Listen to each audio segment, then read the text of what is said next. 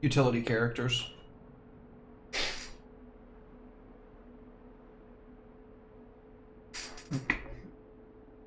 Do you need a scalpel for a backup? Sorry.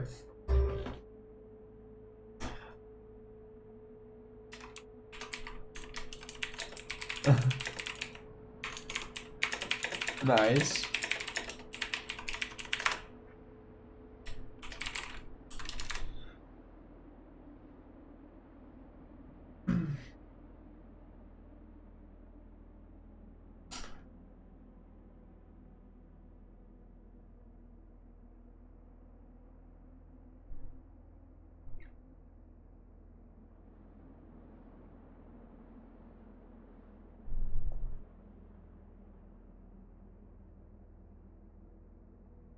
Okay.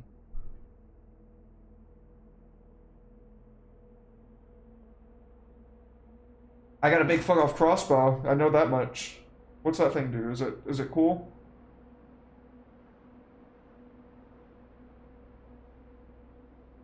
I was talking to Andy. Nice. I was talking to Andy and I was like, "Hey, you remember that dwarf in Dragon Age 2?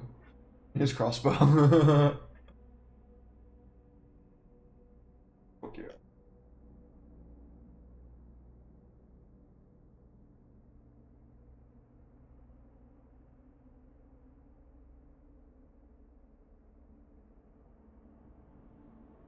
That's cool.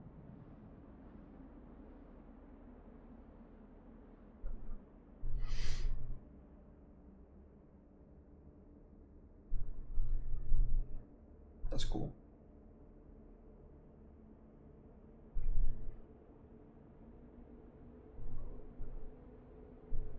I can hear you. Okay. Send me a a picture to put on the screen for you real quick. Tier. Sorry, go ahead, Andy.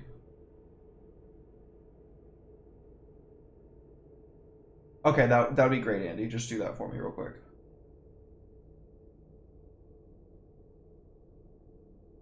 Um, yeah, if that's funny. Holy, thank you for the resub, dude. Oh my god.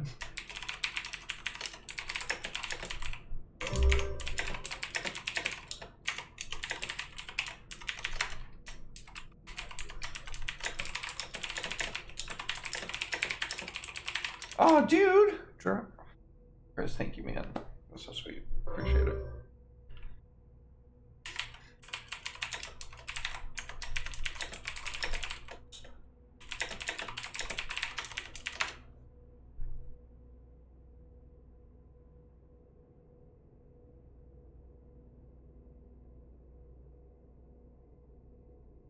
I might need to compress this real quick to this not eating a fuck ton.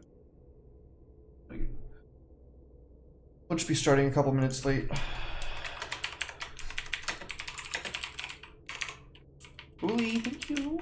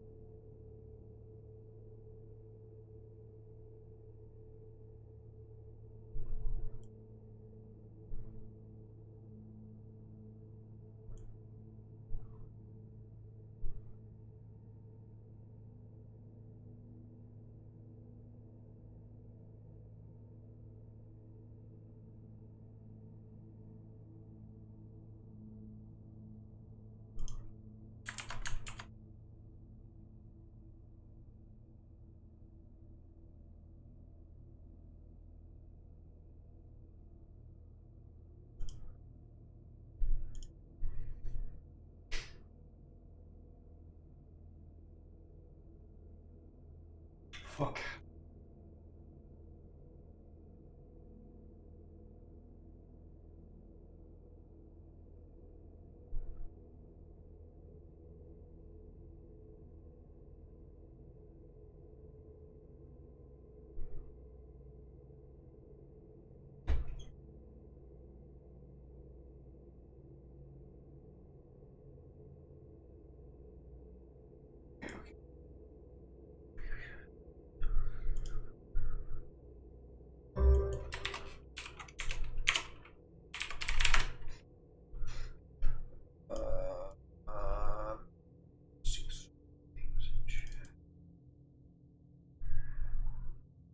Fuck, I can't see there. I'm gonna be on approximate size and try to fix it.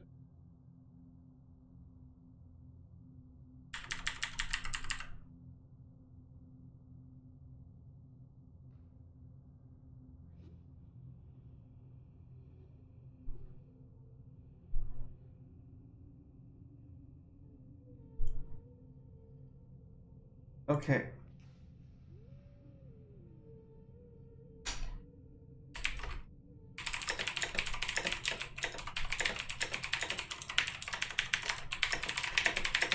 Alright, I'm ready to go live.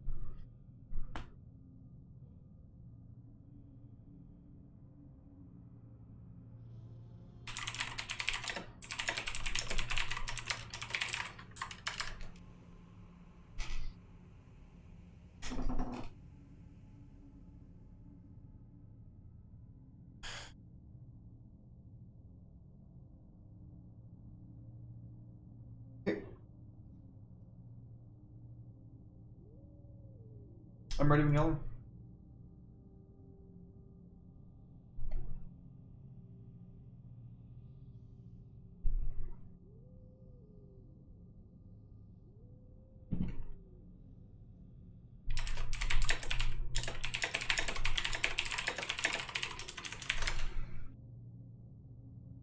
Y'all ready? Alright, 3, 2. We're gonna have an ad run, by the way. It's gonna take like 20-ish seconds. Just don't say anything until I start talking, please. Okay, 3, 2.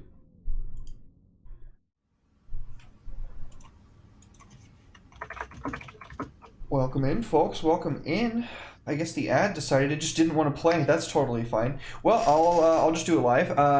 Huge shout outs to Shady Sale and RPGN. You can get yourself a fantastic DMDM Studios case if you use code RPGINN at checkout. It is beautiful. It is fantastic. It is custom. It absorbs sunlight and reflects that back into the world with necromantic fire. So get your hands on that and enjoy. Andy, what's happening? Hello, yeah, welcome in. It feels like it's been forever since I've run anything on the channel. I know, I missed you. Yeah, so I am very happy to be running The Witcher. This game's been on my playlist for a while. When we started in Trial by Fire on my channel at the start of 2022, this was the first game that I ran. Fell in love with the system. For the whole year, I've been like, I'm going to run The Witcher again, and then I had an idea for a wintry themed scenario, which kind of fell into place for running kind kind of Christmas. It's not quite Christmas. It's very much winter themed, not Christmas themed, as a one shot. But yeah, If you couldn't tell, the set dressing is to disarm you, make you feel comfortable, while Andy completely fucks our world up. yeah. The title of the one shot should have given it away that it's not going to be a jolly Christmas event. You can come back on Thursday for Abaddon if you want a more light-hearted, fun Christmas game. But yeah, I am happy to be playing with some people for the first time. It's Donnie from NPC's first time playing a game with me. Played with Tier, Dark Heresy, played with Philly before. You were in my house as the Blooded One Shot, and it's become a little bit of a tradition to invite Sean onto the channel for Christmas games because he was here last year for the One Ring. Hopefully this doesn't end as miserably as that was a long drawn out. Oh God, we gave if it does end. If it does end miserably, though, it's more fitting than it was. It just becomes as tradition. Yep. A Christmas TPK. Yep, Christmas TPK. But yeah, anyway, that's us. I think I'm ready to. Don't have enough drinks for this. Introduce you into the world of The Witcher. I'm probably going to wing some things because I didn't refresh myself as much on the rules as I should have beforehand. But yeah. So to start things off,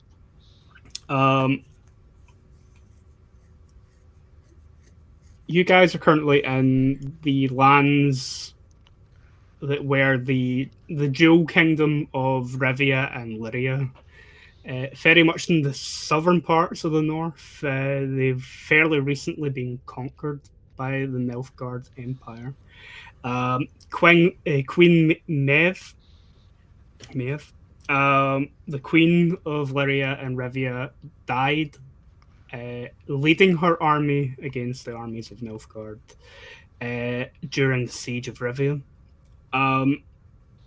And there's been news of other key deaths that occurred during the siege. There have been stories and songs sung of Geralt of Rivia, the White Wolf, a world-renowned witcher who fell defending the kingdom against the Nilfgaard, which is uncommon. So a point to make out is the Witcher video games happen after the book series, and so yeah, things happen between. Most Witchers tend not to get involved with human conflict. In fact, most Witcher schools absolutely forbid Witchers from taking contracts on humans or getting involved with human politics. That their job is purely to hunt monsters, although there are a few schools in a time where monsters are becoming less frequent to kind of throw those ideas out the window. Your party, however, are on a particular mission while it is a time of war. Your party is made up of a number of peculiar individuals. Kahivia Garal, who's Huli's character. You're a noble of Rivia and Lyria. Your family had lands in the northern part of the kingdom, bordering on the mountains, that you haven't really set foot on since you were a child. By all accounts, the land was cursed while you were still very young. Your family decided to leave them, leaving pretty much the peasants and all that lived on the lands to their own defences, while they took up residence in one of the capitals, in Lyria, one of the two capital cities of the kingdom.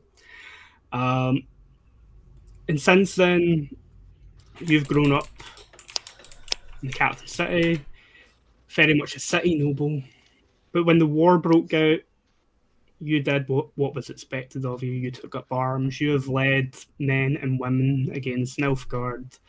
And in the last few months, that fight has been very much a guerrilla warfare. But something's happened recently.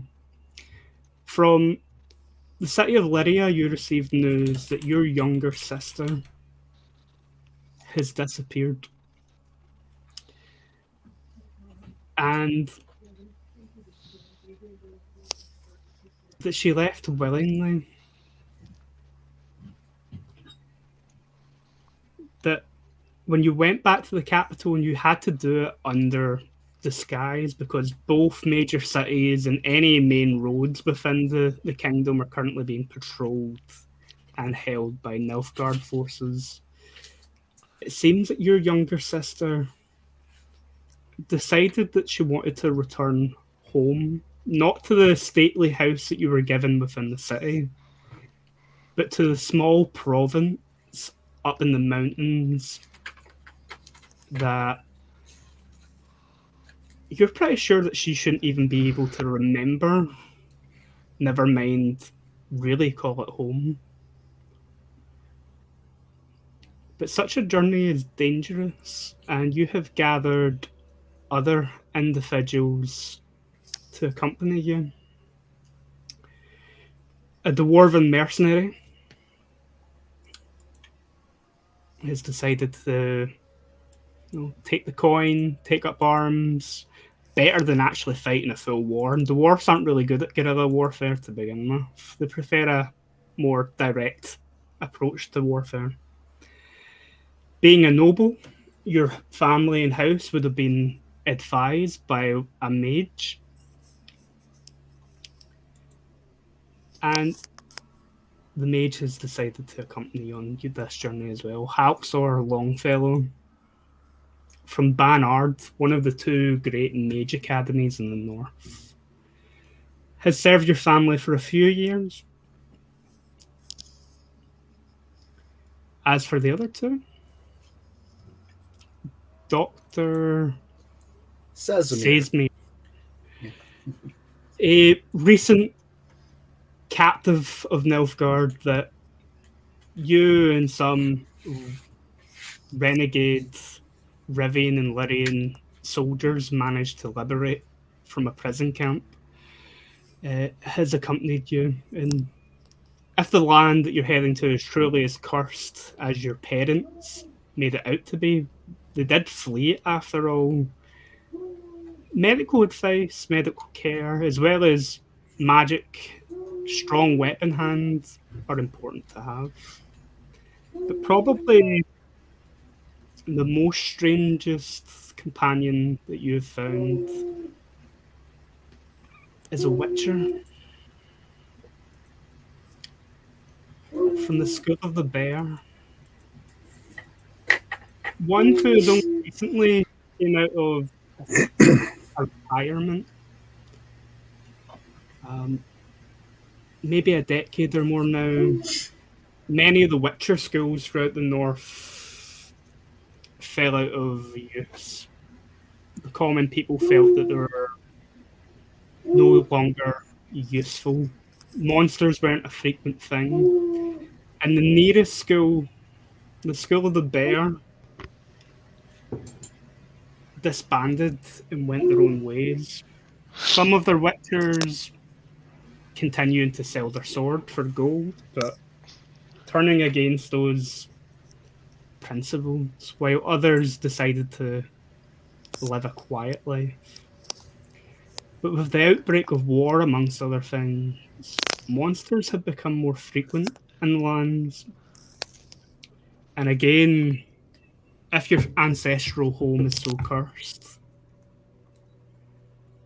someone with a knowledge of monsters and how to slay them is useful to have at your side. We're going to jump in to role-playing when you're already maybe only about half a day's journey from your ancestral homelands. You're cutting through a mountain path that's forested on both sides. There's a light drizzle of snow that is falling on you as you make your journey. The only one of you that has a horse is the noblewoman herself. And it seems to be a little uncomfortable at how cold it is getting as the path takes you higher up into the mountain. It's been a few days since you've seen the last Nilfgaardian patrol on the road. This province is a rural province, not really one of importance since it was abandoned by the nobles that controlled it a few decades prior. And from this point, you suspect that if you do happen across any Nilfgaardians here, it's purely on accident and not because they're in pursuit of anyone in the party in particular. So I'll pass it to you. You can introduce your characters, jump into interacting with one another. I think even though Kai has a horse with her, I think she's going to walk with everybody else. Noble or not, she's still somebody who has been on the front lines of all of the battle and doesn't see herself any more deserving or up above, especially people who are willingly going to find a turd little sister to pick off. So, it makes it easier for everybody to toss their packs on the horse and then get through the cold and snow without having to carry it all. I will offer that option. Aside from that, I'm pretty quiet and focused. Game Master, if I may ask, during this half-day journey, have I been able to take notice of any signs that there might be anything to keep a close eye on along the road? Signs of any beasts or creatures that shouldn't be here? Because if so, then I probably would be a little bit ahead, checking out the signs, checking out the terrain, doing what I can to make sure that we don't get ambushed by any unsightly creatures. Okay.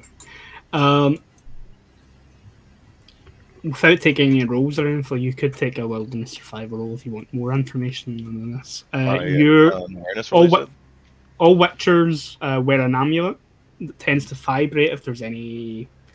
Most supernaturals, uses of magic and things like that tend to react with it. It hasn't really reacted to anything. Okay.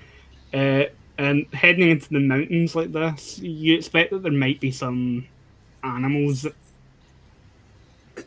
could, if they're hungry enough, pose problems. Wolves, bears, that sort of thing.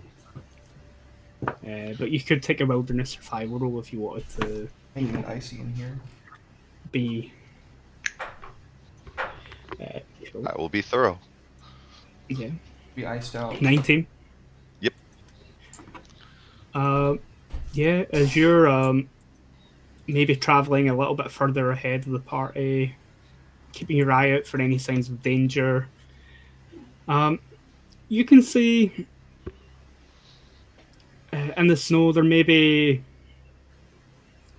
a little bit old by this point as the snow's already started to fill them in, but horse and cart tracks in the snow. Crisscrossing through the trees and along the path that you're following, every now and again you also see paw prints belonging to wolves.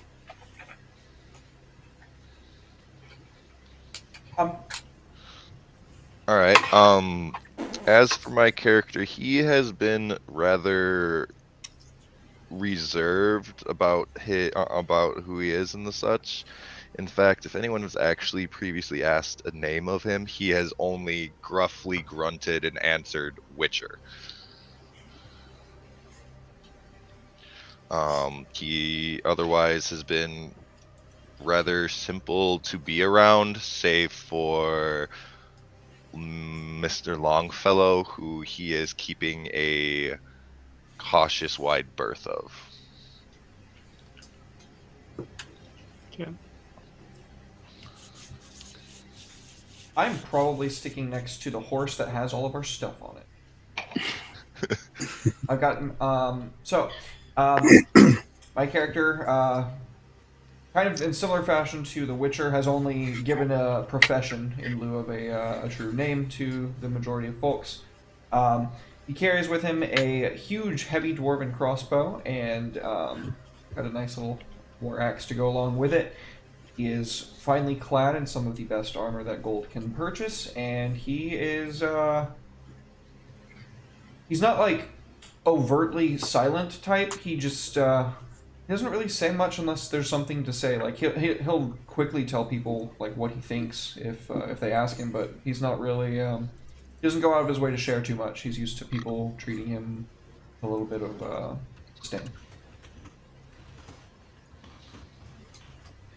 Halixor probably would have put his stuff on the horse that Kai's offering and would be probably kind of close to her, but a few feet behind, walking along. And he also probably is keeping an eye on Witcher, who is keeping a distance from him as well as he can while he trudges through the snow using his staff to kind of keep his balance and keep moving. Well, the good doctor here, used to a life on the road. He is staying somewhat, I guess, more of the cheerfully grumpy. He's not imprisoned, and that makes things nice, but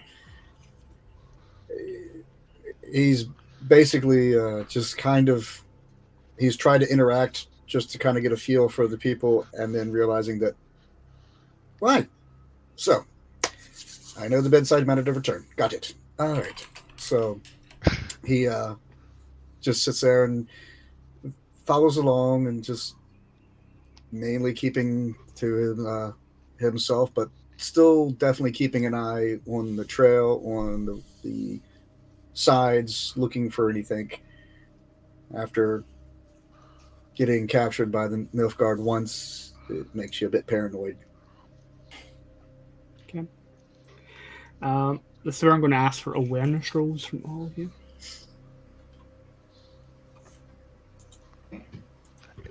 Any special custom modifiers, Mr. DM? Nope. That's what I thought. All these dice rolls have been awful. Ooh, what a fumble. If I may ask, what? Oh, so it says on there when I rolled a 1, it gives the option of a red fumble. What does that do? For certain actions, there are fumble tables. Skill checks and things aren't really one of it. It's more for combat. Copy. I got a green.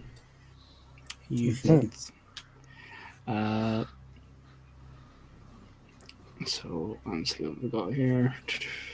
14, 12, 12, 18, 19.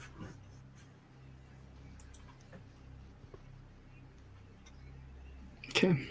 Anybody with 14 or higher.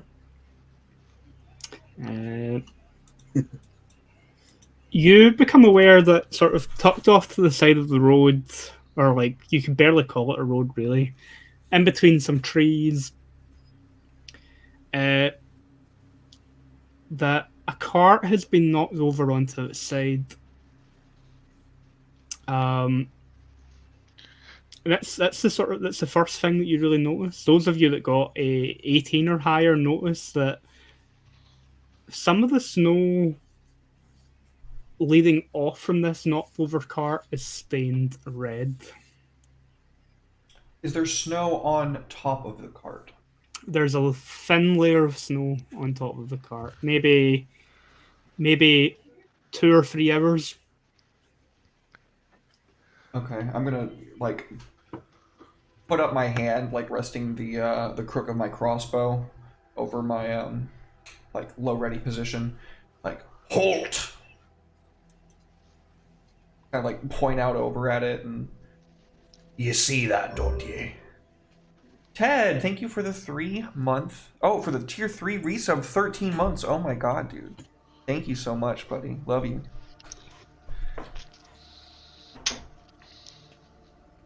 At hearing of that, the Witcher will kind of like get up from the paw tracks, look over and see what he very clearly missed, and kind of grunt before kind of heading closer towards the group. Hand slowly, hand off to the side, ready to make a reach upwards for one of the two blades on his back, or the throwing knives along his belt. Mr. World, I have a question. Yeah. When we start like looking towards this cart, I am unaware on what my sister left with, but I'm assuming any of our belongings would be noticeable-ish. Maybe some sort of noble heraldry painted on it if it was one of our standard carts or something. Is that what we're seeing, or what do I need to roll to know if that's what we're seeing? What would you like? At a glance, there is no symbols or anything really that would indicate who the cart belongs to. But if you get up closer to the scene, I think this system uses deduction as a skill for investigation. Nice. Cool. Then yeah. Once the attention's been drawn to the cart, you approach. You're looking for signs that this cart may have had your sister on it, or may some way be connected with her. Even though your sister would have had a few days head start on her journey, traveling in a cart like this through snow and through mountains would have actually slowed her down, opposed to how you guys have been mostly traveling on foot. You can see that one of the wheels has been broken by wear and tear, just as the general rough terrain has snapped the wooden braces of the wheels, which has caused the cart to like come off the road. Looking around, the initial things that you'll notice are like where the horse has been attached. It's broken as well. There are some tracks through the snow where the horses ran off into the woods, dragging part of the cart with it. Trapped underneath the cart, you can see the driver of the cart, which would have been shielded from your line of sight. How the cart was positioned when you were approaching on the road. There's a lot of blood around the cart there. He looks like he's been mauled by some sort of animal. And a few feet, few meters maybe away from the cart, tangled around a broken branch of one of the nearby trees, is a silk scarf. Material that you'd only really expect someone of nobility to really own. Maybe a rich merchant, but most likely a member of nobility. I'm gonna stay on the road with the horse. Other than that, in the cart, there's a few cases, like luggage type cases. Not too many, maybe one for whoever the passenger was and one for the driver. They left Lyria in a rush and didn't really pack too much to go with them. Taking a deeper rummage through that, then yeah, there are bits of clothing that you vaguely remember your younger sister wearing on some occasions before the war started. So you said there was blood around the cart, besides the blood that's actually there at the driver.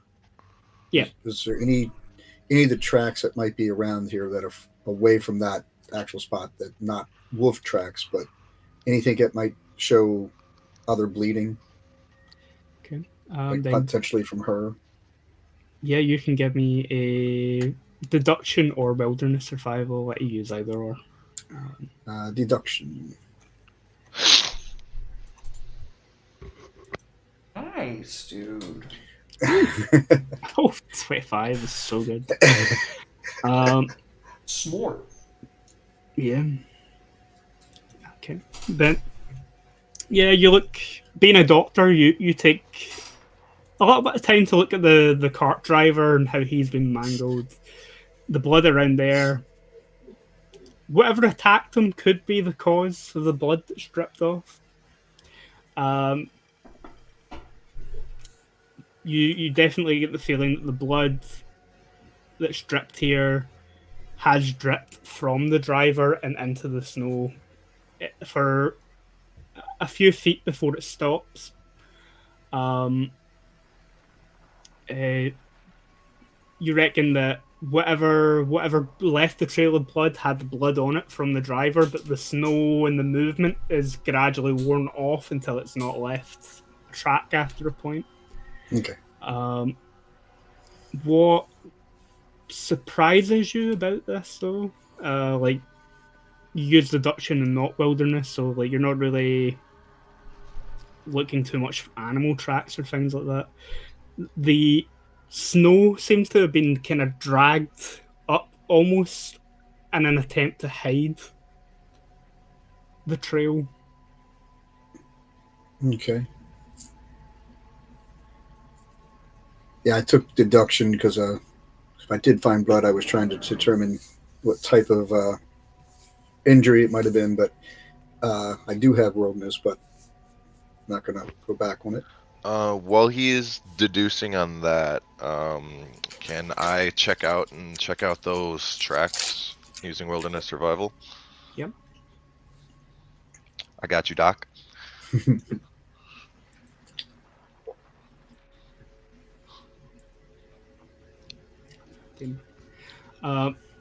The tracks have been intentionally obscured, you can tell as much as that. And that's about as much as the doctor is able to tell about the tracks. What caused those tracks? You're not sure. If it was a wolf, obviously wolves wouldn't have attempted to obscure the tracks like that. It would have been something human, or at least with human intelligence, if they went out of their way to obscure their tracks. I'm going to make sure to tell everybody, too, that I think that this is my sister's means of travel and, point out the clothes and the scarf, too. So if that's helpful of us figuring out or picking up that may be the way she headed and tried to cover herself. Does that look like what happened, Andy? Well, it's a reasonable assumption. Okay. The cart came off the road. The drivers got stuck underneath it, probably really wounded, injured. The horses ran off. Your sister's significantly younger than you. Your character's, what, 28 or something? Yeah, 26-ish. So, yeah, your sister is about 10 years younger than you. You know, growing up, that your parents, you should have had multiple siblings. None of them really made it past like toddler age. Being the world of the Witcher, plagues and stuff happen quite commonly. Your younger sibling is the only sibling that's really. And all of those things combined are all reasons that your family felt that their lands and that the noble house itself were cursed. So, like, yeah, your sister's quite a lot younger than you. She's maybe 17, 18. But it's very possible that in the panic she might have fled the cart. That's a reasonable deduction. Why she would hide her trail if it was in a blind panic, though, is where the issue starts to come in. Well, she's trying to cover it. Might it have been because she thinks someone was following her? Either that or something with human intelligence doesn't want us following this path. So should we follow this or continue on the road towards where you know? There a bounty on your family. No bounty that I know of. A curse, very clearly, but that's something that has been said for years, cause our crops not to grow, foul beasts invading the land, things of the sort, but never any, prices that I'm aware. But I'm sure the anti-human sentiment may lead in other directions. In that case, Witcher, I defer to you. He'll reach up and kind of like twiddle the medallion under it, over his gamberson for a moment before looking in the is he able to deduce which way the attempted covered tracks are trying to head? Yep. They skirt off the path a little bit. Heading roughly in the direction of where the small village that should be near, like within that half a day's travel should be, but not on the path itself. It's fled into the woods, but roughly heading sort of northwest, which is where the village should be. All right. Is there a large gust of wind? How's the weather right now? The weather's still that slow, almost eerily quiet, slow drizzle of light snow that seems to keep falling.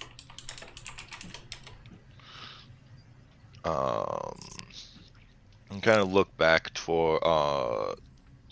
the noble and ask,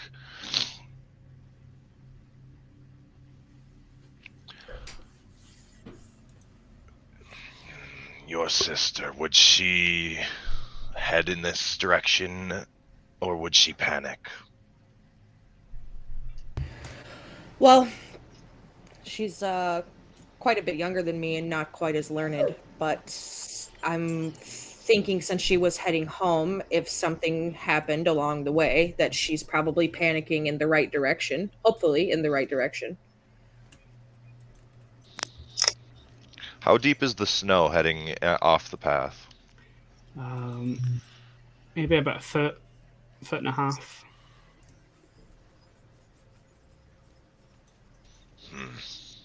I will offer the information that my younger sister and I are slightly estranged and don't really have the details and delicacies of her inner workings, besides the fact of she's my sister and she's an asshole for doing this. After a long, drawn-out minute of thought, he'll look outwards towards the covered path and say, "We'll follow the tracks, but be ready. Something might happen. Keep hold of the horse. Whatever attacked scared them off, so if you all don't want to lose everything, either grab it off the horse or don't let it run." And we'll start to trudge through the snow. Before we leave, I just want to check the cart again and see if she left anything of note or importance, since it looks like all of the luggage was there. A journal, something, anything like that got left behind, or maybe in any of the luggage, really. I want to take a thorough look again before we take off, just to get some clarity or maybe a thought process of why she thought that it was something she needed to do, especially since she shouldn't be old enough to really remember home or consider this place to be home, and knowing that there's a curse there as well, like what kind of pushed her in that direction. Okay. Then you start to rummage through the luggage here, particularly your sister's luggage. Buried at the bottom of the case, you find a leather-bound, it's not even locked, it's just like tightly wrapped journal hidden at the bottom of it. Opening it, maybe flicking to some of the last pages in the journal. Your sister seems to talk about nightmares that she was having while in the capital.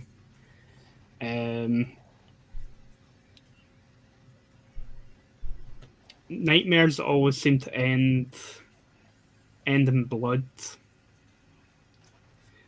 and that in the nightmares there's a manor house somewhere quiet and remote.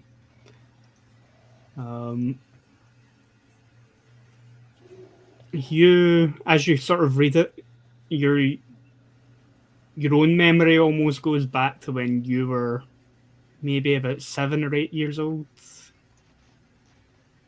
to playing in the courtyard of a manor house out here in the mountains. But your sister was just a baby when you left that place.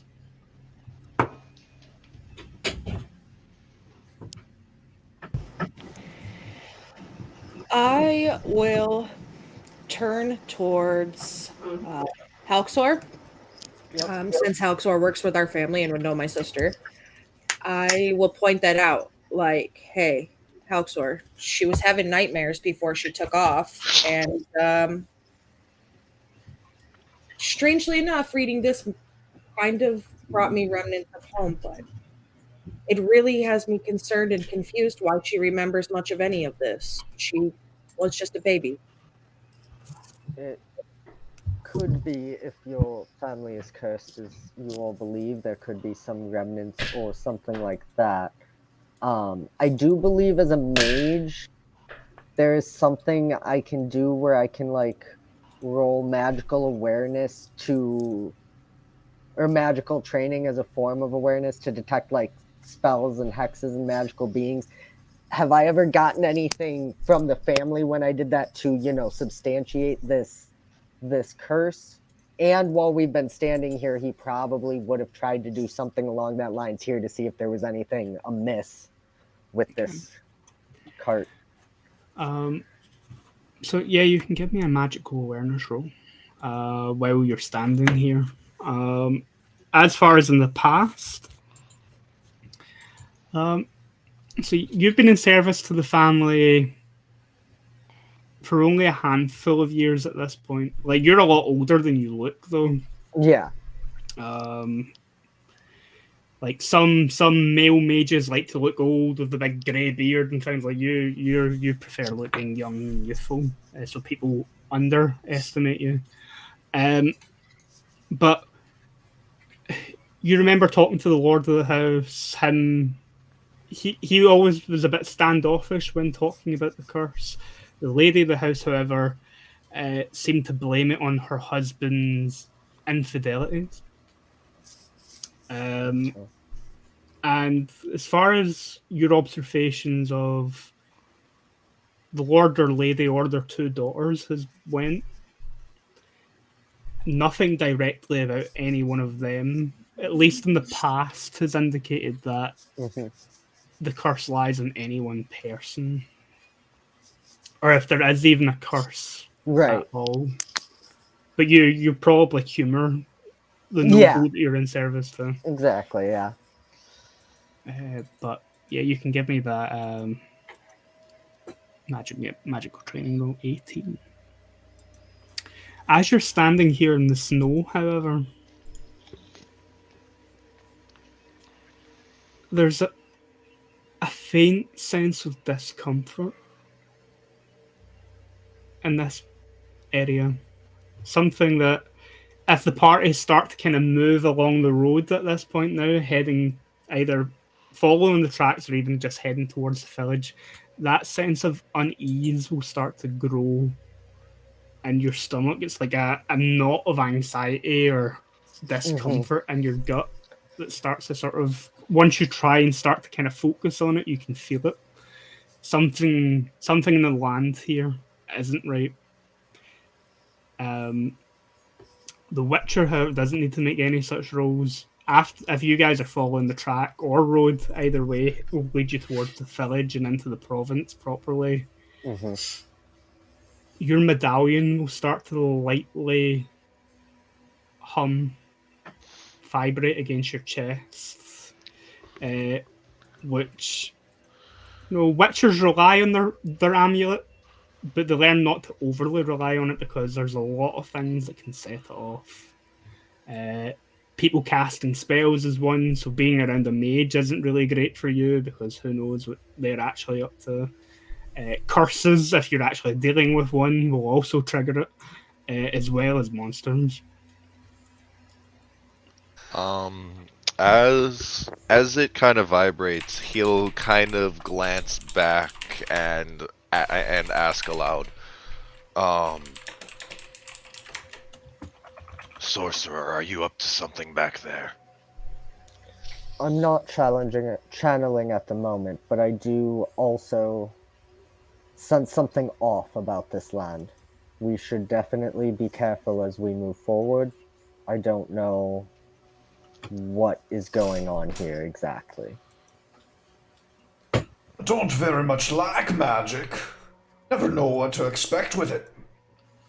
Great monsters. Those things, and I point at the mage.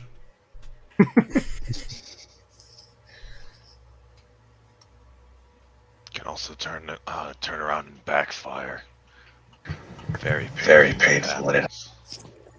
Well, all personal differences aside, and she'll give you a look when you say things about the mage and the magic, as she kind of walks back to her horse to grab it from the mercenary. I think we have bigger fish to fry than a faint glowing of your amulet, Witcher. And I'll head off on the trail. Halxor will silently follow her. Before we get too far from the along the trail, the doctor is going to go over and make sure he has his satchel off of it. That's got all of his supplies, just in the event the horse does run. He at least has the stuff to keep us healed.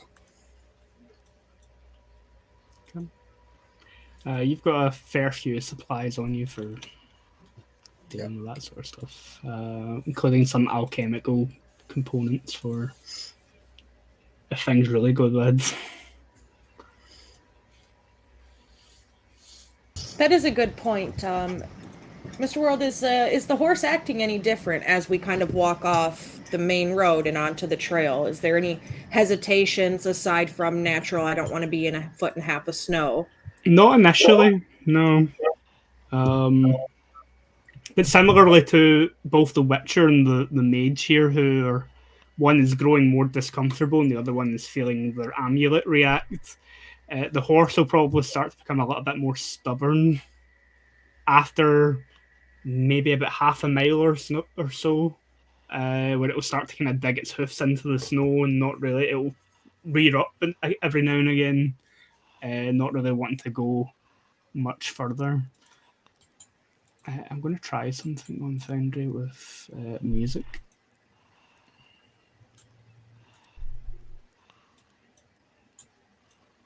I think it's time for everybody to grab their packs. Something has my horse a little uneasy here. Okay. Not surprising, Halxor will grab his things as well.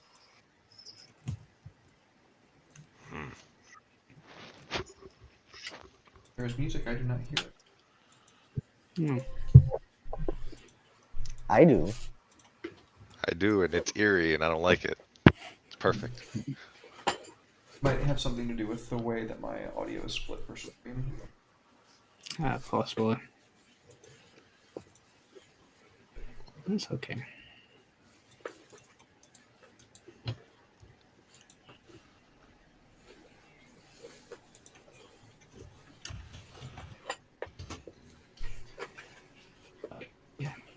Okay. So you're going off the road. You're following where the hidden, like the track that's been sort of covered up is roughly heading into the woods. Mm-hmm. Yes, that is correct. Okay. We're all gonna die. Yep. Okay. Appreciate the sentiment. I can try to save you, just don't bleed out before I get to you. Okay. So yeah, you Don't start much care for heading. curses either. Start heading into the woods. Off the mountain road that you've been following up to this point. Horse starts acting up. You're free to take your packs and stuff off the back of it just in case it decides to bolt at any point. And yeah, as you sort of come off the road, you're about half a mile into the light forest that sort of surrounds the mountains here. The snow starts to come down a little heavier. And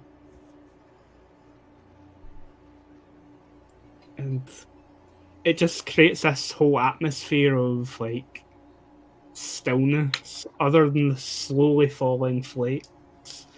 The only noises that you can really hear are the crunching in the snow of your footsteps. Maybe some breathing as the cold air hits the lungs pretty hard up here. Can I get awareness rolls again from people?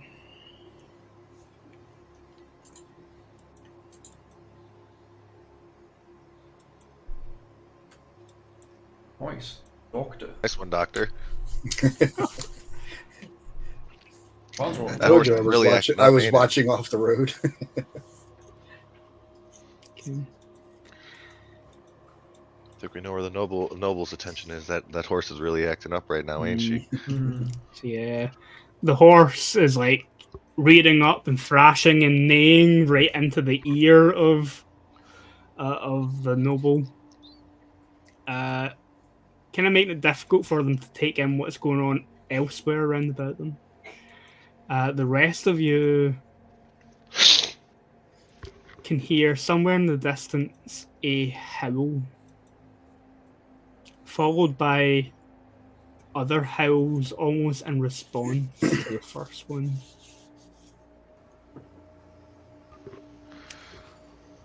Witcher will unclip his steel sword and kind of try and pull it out real quick, not fully unsheathing it to make sure that the steel hasn't frozen tight.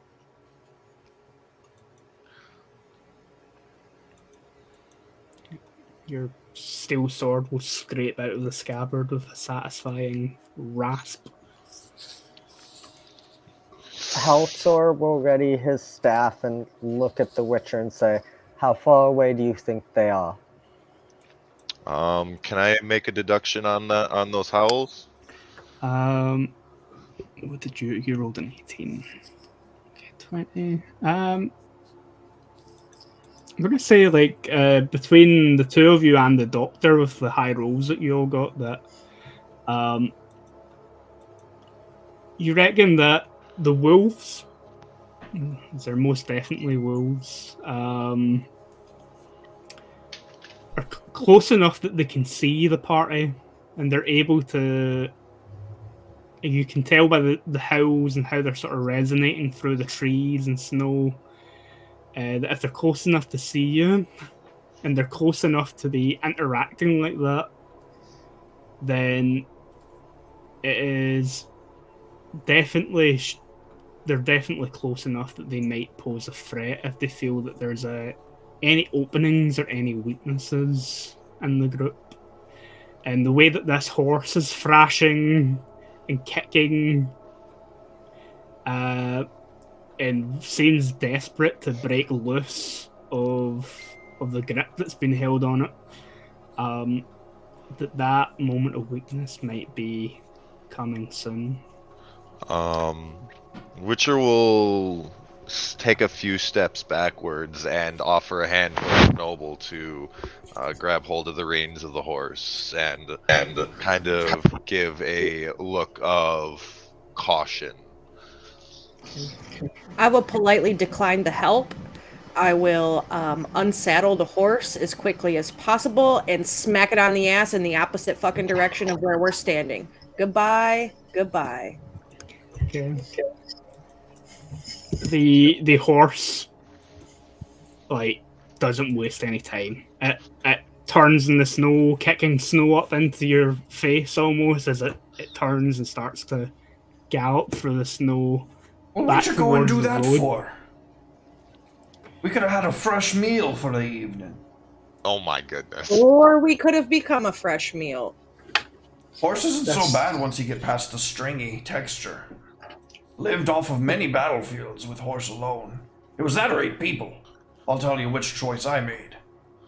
Horse. I'm still getting my bow ready. Just in case. The horse running off into the distance is met with another series of howls resonating all around you.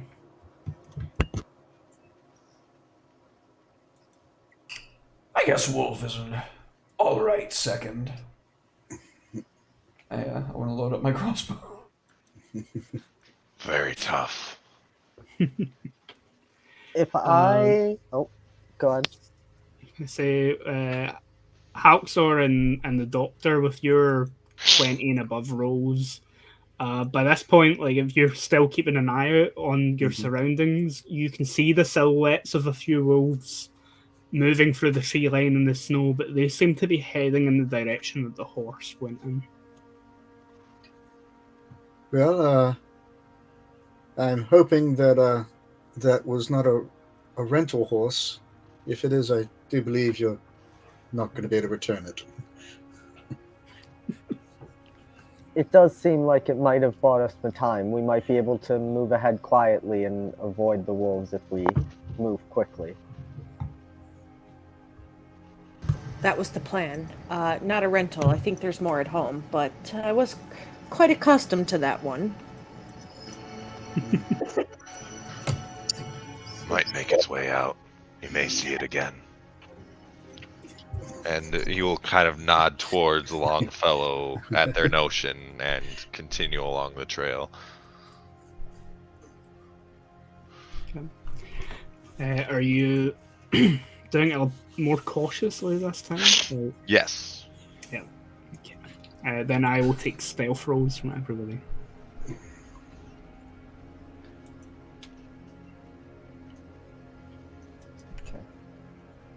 Ooh. Where is Oh, hey. stealth? Oh, there it is.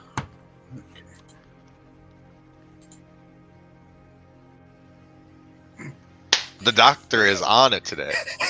Doctor's on it. I told you he was paranoid. None of those rolls are particularly awful, actually. Okay. Then, yeah, the group of you, like, you know that there's wolves around here, that they are hungry. For now, they're distracted by the free-range horse that's kicking around behind you. Free range. But, yeah, you decide to be a bit more cautious, take a bit more time, use maybe the trees and the shrubbery and stuff a bit more to your advantage.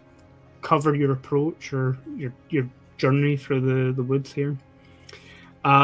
Is anyone still looking for tracks? I will keep looking for tracks. Okay, then I'll need a wilderness survival check from you. Which one was it? Sorry, I'm getting a lot of texts from work right now. Wilderness survival. I do have Although that. I think Oh, the- I don't even the- need to roll it. Witcher's got you covered. Yep. Okay. A few things. Said someone tried to cover the tracks that you were loosely following. And by this point, you've been following roughly the direction that you felt that they should have went in. To your surprise, you reach a point where the tracks stop being concealed. There are a set of footprints small, probably belonging to a young girl, but, you know, wearing boots or shoes of some kind that leave an imprint in the snow. Alongside, although slightly off to the side and from the distance between the steps, a little bit behind these shoed footprints, you can see what looks to be bare feet in the snow. Very light, barely leaving an indent.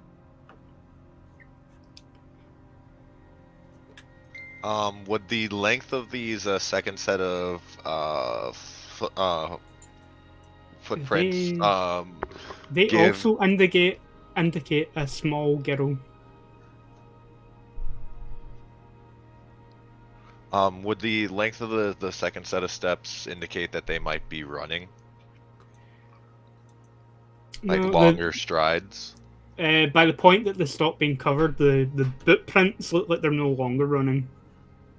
And these bare feet print are not running at all. They are striding across the snow, but not running through it. Okay. When he reaches the set of prints, he will kind of raise a hand up with his fist closed, and be looking them over for a moment, kind of mumbling this information to himself before he kind of looks back towards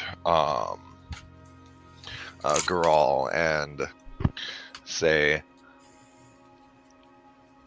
"A young woman's footprints, boots, and something barefooted alongside them. No longer concealed."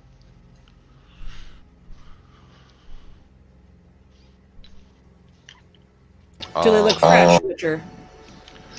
How old do these prints look, Mr. World? These are definitely a few hours old. A few hours old. We must move quickly. If she was by herself and there's a second set of tracks, that could be potentially more dangerous than I thought initially. Well, hold on now. You said curse.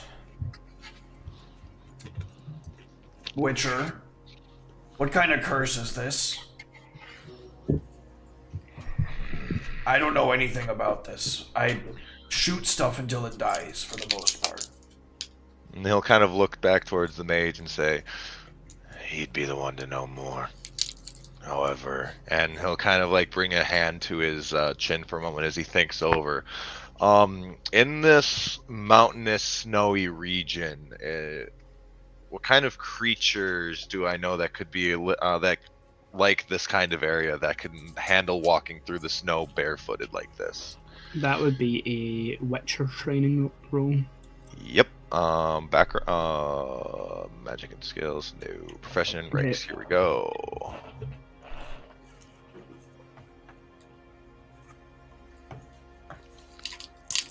Okay. 17. 17. There are a number of creatures that could survive somewhere like this, that hunt somewhere like this. But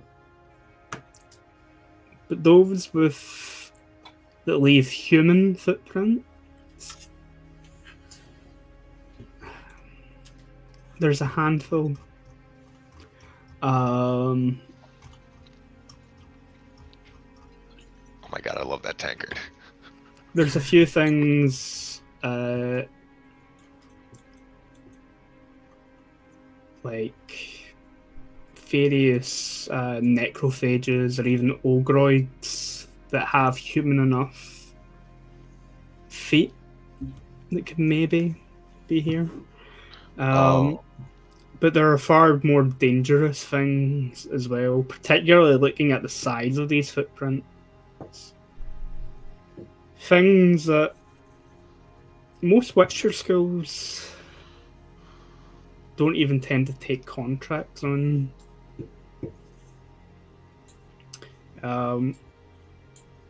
some vampires in particular. Either Alps or Bruxa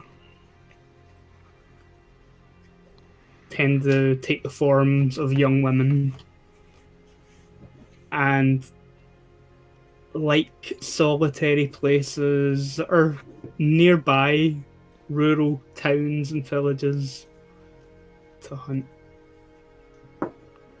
Neither of which would be an easy task to deal with. And both of which are a little bit close to home to you, being from the School of the Bear. I'm going to do a little flashback moment for you, like I did for Huli when she found the journal description of... You think back maybe almost 2 decades now to the School of the Bear, high up in the mountains, like many Witcher schools of training. A nearby village had came to the school requesting that the Witchers there deal with some vampires overseeing the lands that they lived on. Now, contrary to most superstitions on vampires, true vampires don't even need to feed on the blood of humans, and most of them are barely distinguishable. And all vampires, bearing 1 or 2, are sentient creatures, which is why most Witcher schools forbid hunting them. The School of the Bear, and you were present when they refused to hunt these vampires that the villagers said were preying on them. And instead, those villagers turned around and decided to burn your school to the ground. Most of the School of the Bear, yourself included, didn't even fight back. You left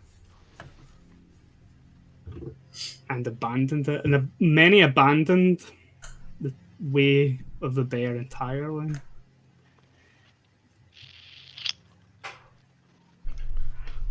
Kind of coming back from that flashback for a moment, he kind of like reaches into the print, picks up some of the stones, kind of like rubs it in his fingers as he's kind of having this flashback for a moment, and kind of looks back, and his face is stone, but his eyes are sunken at that thought, and he says in a low tone enough for everyone to hear, "Be careful of every step. We may be in grave danger."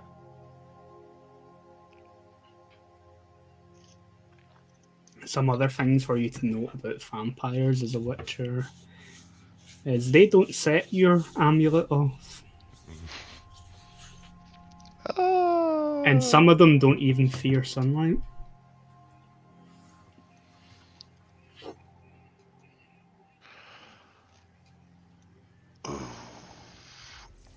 How far away from where the old school used to be are we? Are we like way far away?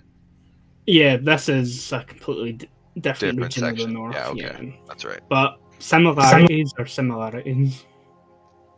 Yeah, there's a lot of similarities to this area to that one, because my family left when the lands were cursed. We left, but like, you know, our people were here. The stewards of the land and stuff were still here. There's still the village and all of that. They were just left to their own defensive devices. So there is the village nearby, which would be easy pickings with no noble backing. So it could be a thing. Above the table, anyway.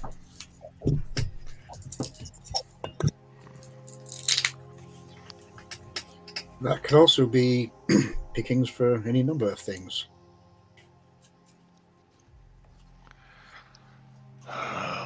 Doesn't have to be monstrous, just an attitude, that is. Oh yeah, this kingdom is war-torn at the moment. And with war comes a lot of depravities. Thinking over the options, he will look back and decide to indulge them on what he has a feeling of, and explain in a few short tones what this may be. Will look as human as us, will not set off his medallion, and forget all your superstitions. If this was only a few hours ago, this one walks in sunlight. We may have a bloodsucker on our hands.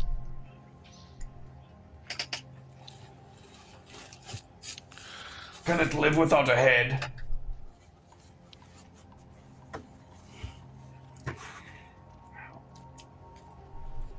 Nice way of thinking, but it won't get you far. Seeing as though I have no substances, would I know if I could find wolf aloe leaves or verbena in this area? I had a note of alchemical stuff that you can find in this area. It's a good thing I play Witcher so much so I know what I'm looking for.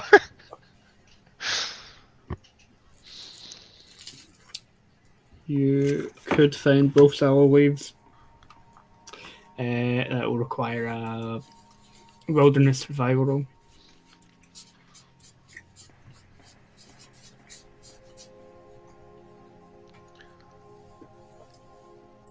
Ooh. Let me double check what the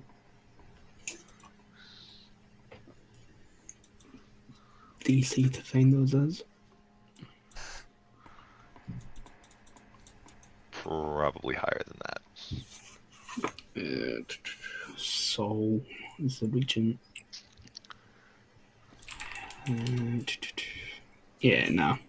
Unfortunately, as you kind of probably still in your crouched position, take a quick scan around your immediate area looking for any of the plants that would grow the wolf's aloe. But in the immediate area, you can't seem to see any.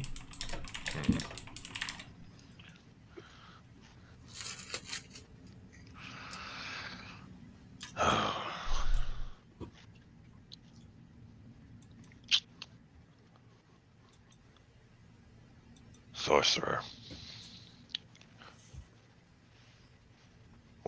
How do you feel? You seem to be looking sunken when my medallion started vibrating.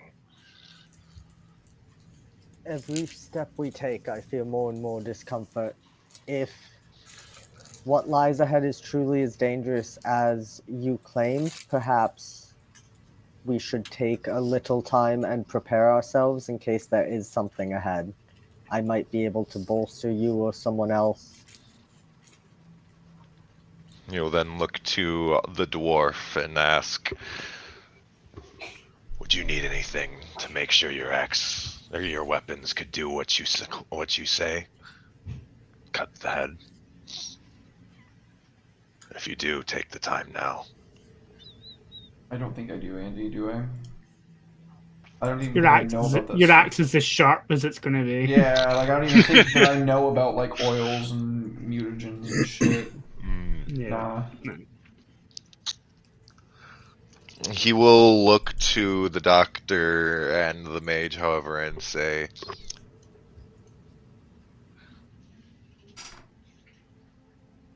I'm having trouble keeping my head on my shoulders. I might need some help finding a few plants, if you would be willing to offer assistance. Well, I've been known to try to forage for a few things. What are you looking for? I need wolf's aloe leaves or verbena, but I believe the verbena doesn't grow in this area.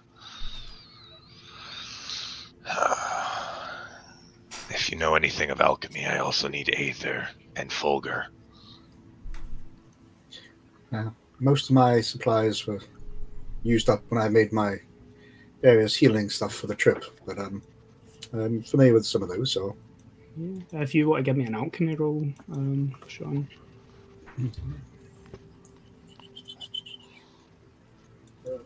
there you are.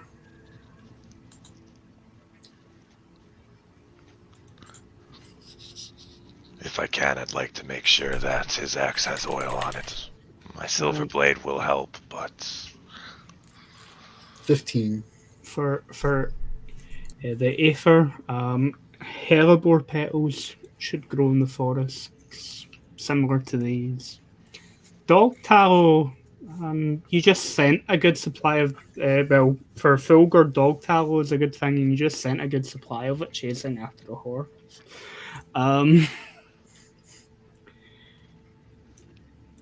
So, the ingredients he's looking for should be available. Might require hunting those wolves to get some Fulgur. But the other two should be available from plant life here somewhere in the mountain. Okay. So do a wilderness to see if we can start looking for that, Yeah. or Yeah.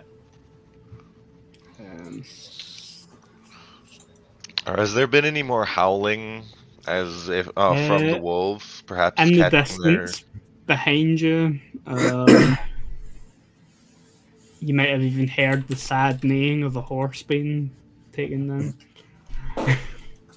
Brave horse.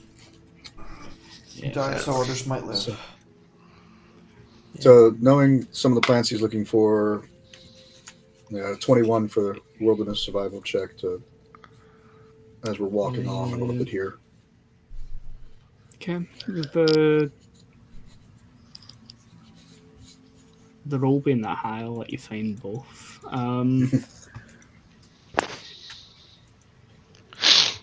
You find some flowers are kind of almost covered in a thin layer of frost. That have been protected somewhat by the overhangs of the trees.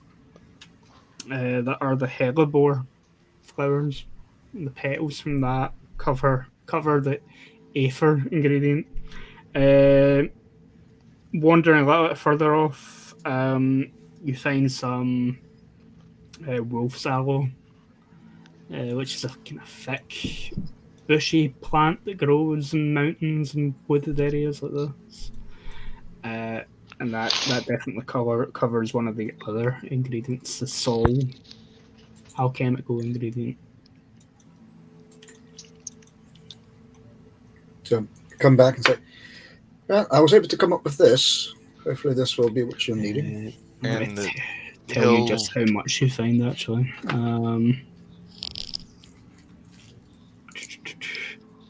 Can you roll a d6?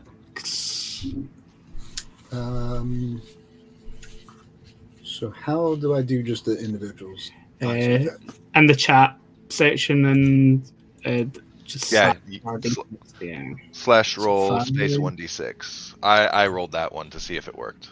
Yeah, slash RD6.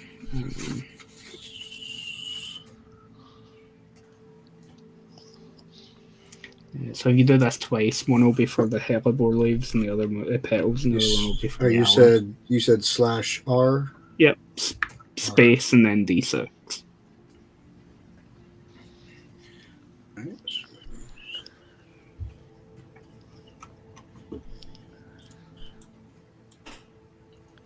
Okay. 4 for the first one. 4 hellebore petals. It's like a single flower, just surviving underneath the snow. And 3 on the second. Yeah. Your dice look cool.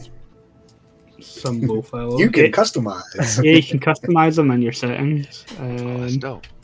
While If you go to settings, configure settings, and go down to dice so nice, you can adjust how your dice look. Oh, cool. I said I was on here for a little bit yesterday. While he was foraging, Halxor would have pulled a couple pieces of like chalk and glass and a few things out and started doing a magic circle I believe it takes 5 rounds.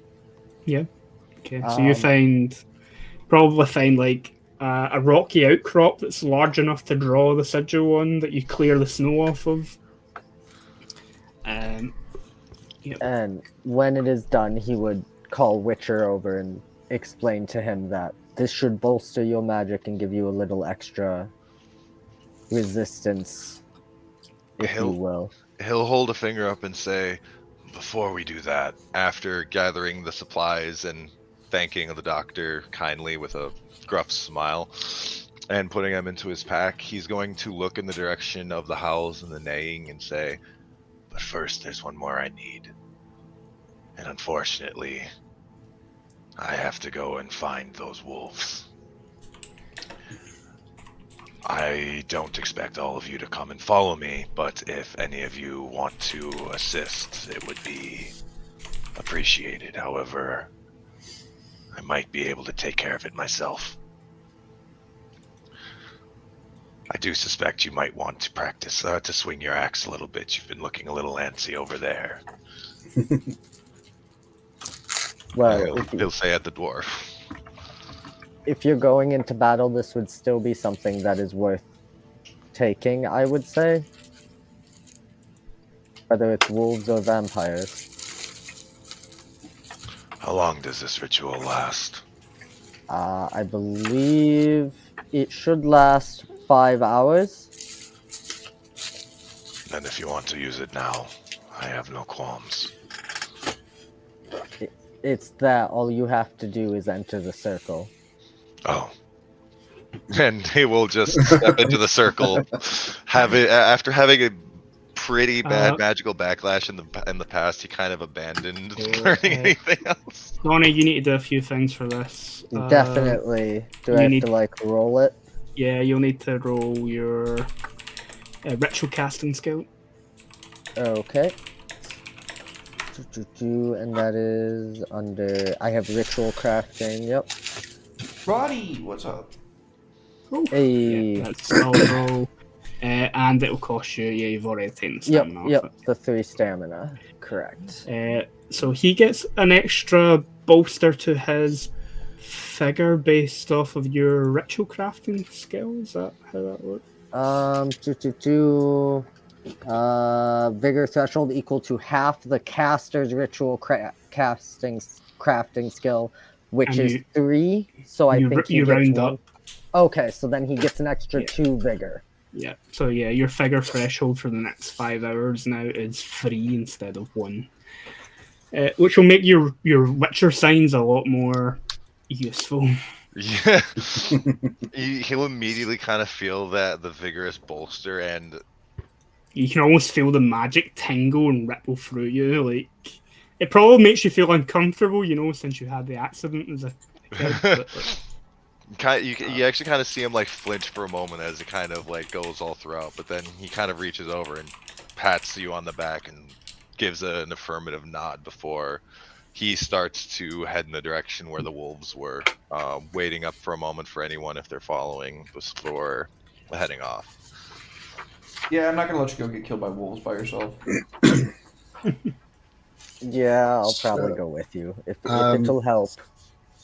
Yeah, he basically kind of looking over at Kaya and is like, well, I wouldn't suggest us splitting this all up, so maybe we should just kind of stick together. And motion to follow along. Yeah, I'll go. Definitely not taking lead though. We'll move at like a normal pace for a little bit until we start to get closer. I'd probably say like a couple 100 meters before getting low and close. They'll probably he knows that they probably can already smell us when we get that close, but it's their ears we want to worry about right now if they're in the middle of eating.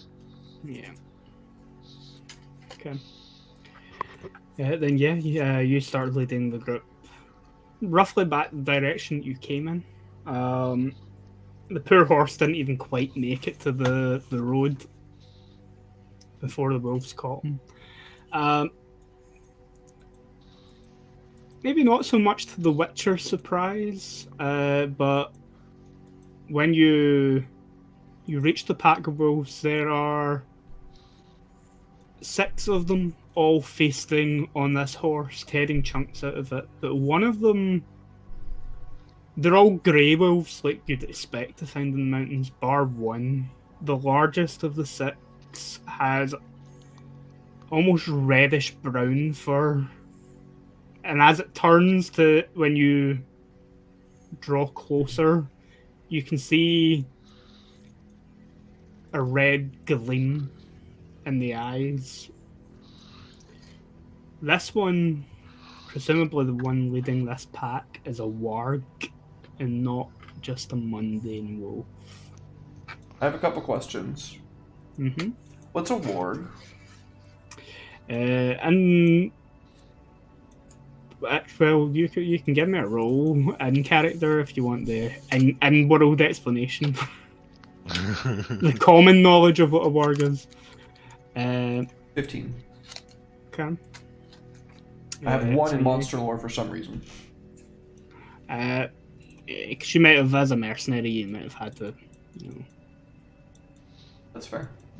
deal with a monster every Staying now and alive. Yeah. And away from them.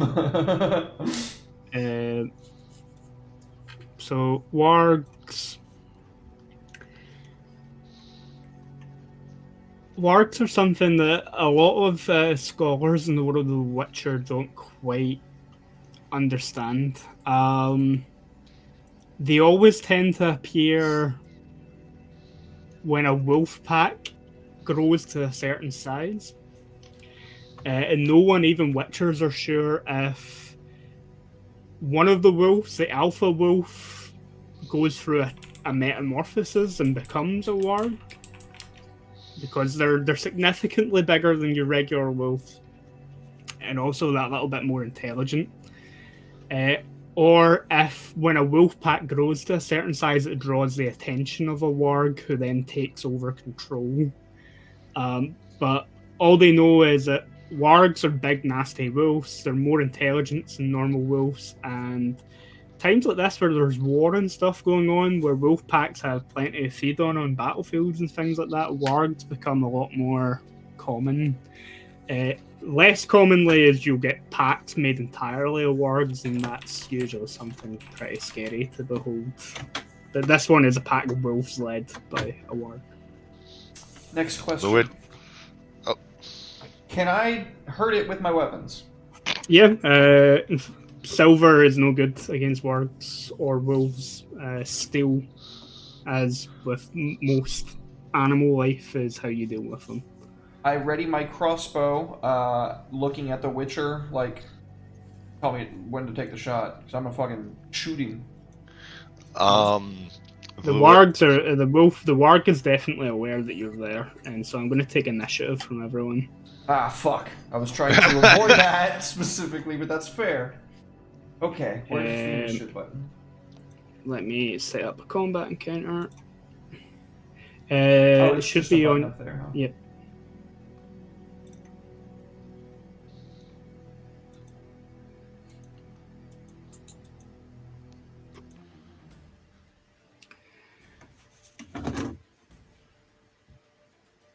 Look at all the fancy Oh dice game. Jesus! All the dice. All the dice. I see everyone's went and customized their dice. Do we roll twice or do we roll once for initiative? I'm sorry. Just once for initiative. Gotcha. Okay, so initiative order is Kahivia. You're up first. The pack of wolves have kind of, as you guys were drawing closer, you're kind of, readying crossbows or taking in the fact that one of them is a warg. They've kind of slowly stopped eating and they've kind of turned to look in your direction with like the blood and viscera from the horse still kind of dripping from their jaws. And the warg lets out a low growl, but you are first up in the initiative. Yeah, I just want to shoot it. That's it. Just want to shoot it. think I did this right. We'll see. Ooh! Wow. Uh, Owen Wilson, wow. MP4. Owen Wilson. Yeah, you know how always in every single movie that he's in, he goes, wow.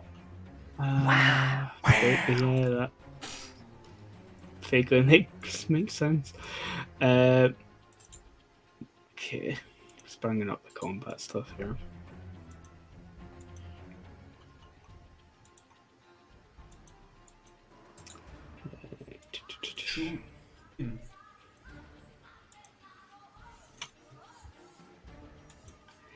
Okay.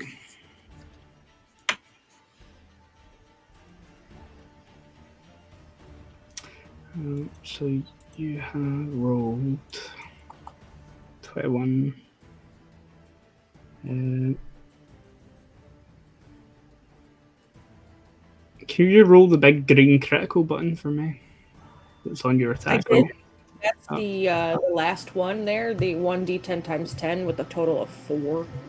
For a total of 25, 4 of them. Total 25. Let me make a dodge roll with. Is it the warg or one of the wolves that you're shooting at? The big nasty one with the glowing red eyes that looks the most Oh. dangerous. Probably could eat us all at once. Okay. So that's a critical hit. You have hit it for. You beat its defense by 7 or more, so it's a simple level critical. Gives you an extra 3 bonus damage. And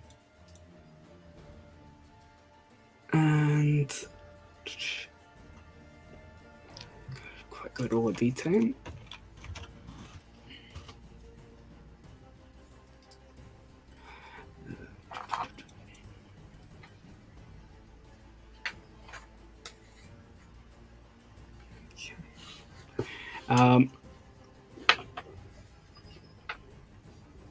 So yeah, you hit the warg pretty solidly. Maybe like in the collarbone, you're just a little bit short from hitting it in the head and taking it out straight off.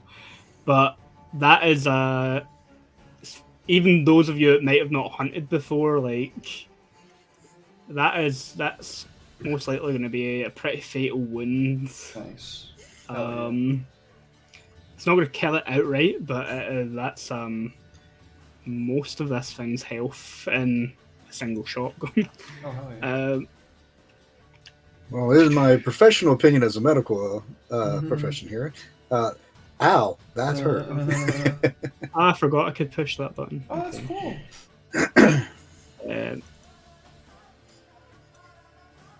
So then, yeah. The Witcher, you're up.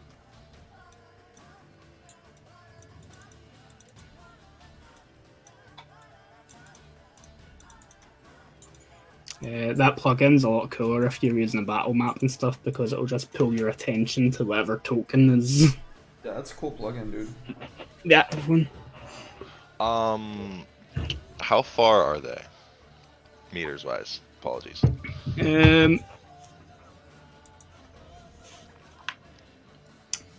What's your speed? 21. Or well, my speed's 7. My run's 21. So if you're running is a full action.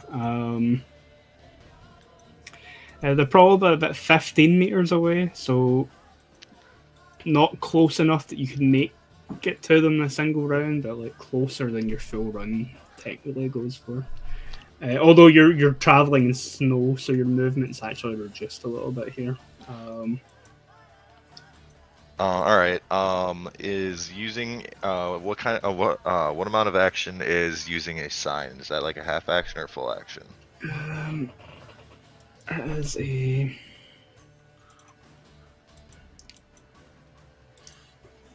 I think it's the same as an attack.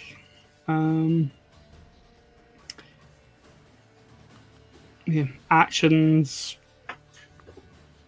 attack, cast magic, use a skill to do something, run,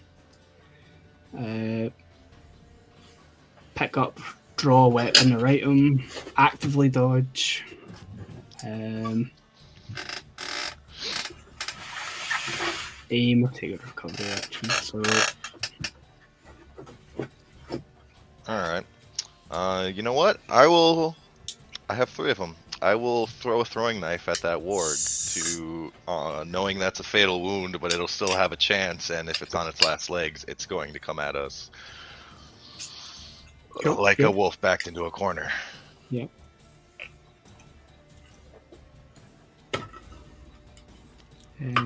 Just give me the attack roll. It is, you said about 15 meters, Yeah, so about medium range. Since I got medium 40. range. Yeah. Right, medium. We'll do it normal. Ah, so close. That's fine. I need to spend a point of stamina on the wolf, the warg, so it can actually do a second dodge. And dodge escape. Okay. Yeah, you've hit. What's the damage on the throwing knife that isn't in the thing? Is it a 1d6 or? I think it's just 1d6 for the throwing knife. I've got like 3 copies of the PDF open. Actually, if you click the damage bar on the Oh, on the throw- damage bar is empty in the thing. That's why. Okay. It's just 1d6. Got it. Yep. I just had to do the search out on that one. 1d6. I think most small weapons like that are just 1d6. That's cool. Those are cool dice. 3. Okay. Yeah. You throw the throwing knife. It buries itself into the side of the warg. Still not enough to finish it off. Ooh. I will put my hand back on my sword, and that's me. Cool. Readied up.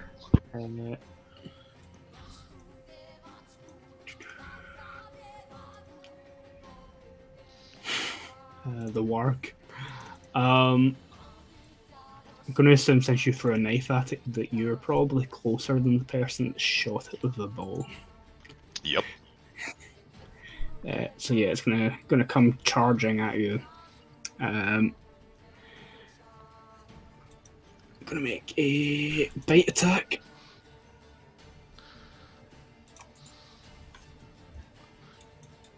Location, random human, normal strike. There are multiple strikes that you can do in The Witcher. That do various things. I'll talk about that in a minute. Once we get into melee combat, it's important. Yep. Okay. Yep. You just need to give me a. You can either block with a weapon, which would be your swordsmanship roll, or you can dodge, which would be a dodge or escape roll. I will do a block. Cool. Yeah. You like bring your sword up kind of in between the teeth of this warg as it kind of stumbly, bleeding across the snow, lunges at you, and you're able to kind of hold it off as it growls and tries to maul you. I'll kind of Actually, half sweep to kind of bring its side so I'm not blocking it for my allies. I am actually going to spend 3 points of stamina to make a second attack at you. Oh, no. Ooh. Okay. So if this is your every time you defend yourself after the first time will cost you 1 point of stamina. That's something to keep in mind. All right. I will spend the 1 point. Yeah, again, you're like the warg manages to get itself. It's jaws locked off your sword and then comes at you again suddenly, like more suddenly than you're expecting. But again, quickly you're able to bring your sword up and kind of bash it off to the side or something like that to keep it away from ripping your throat out. And yeah, I'm not going to spend any more stamina on that. The doctor. All right. Well, seeing that everyone seems to be going after the big boy, turn my bow onto it and take a shot.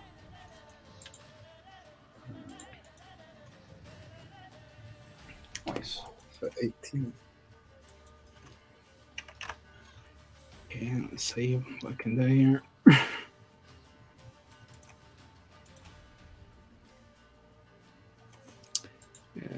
Yeah, no, that's a hit. Okay. So it doesn't give me a bar to roll. So let's see.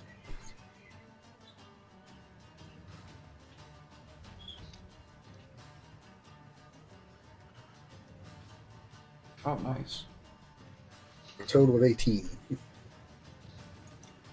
Shit. Good Yeah. shit. Kerplunk! Yep. Your arrow finds a place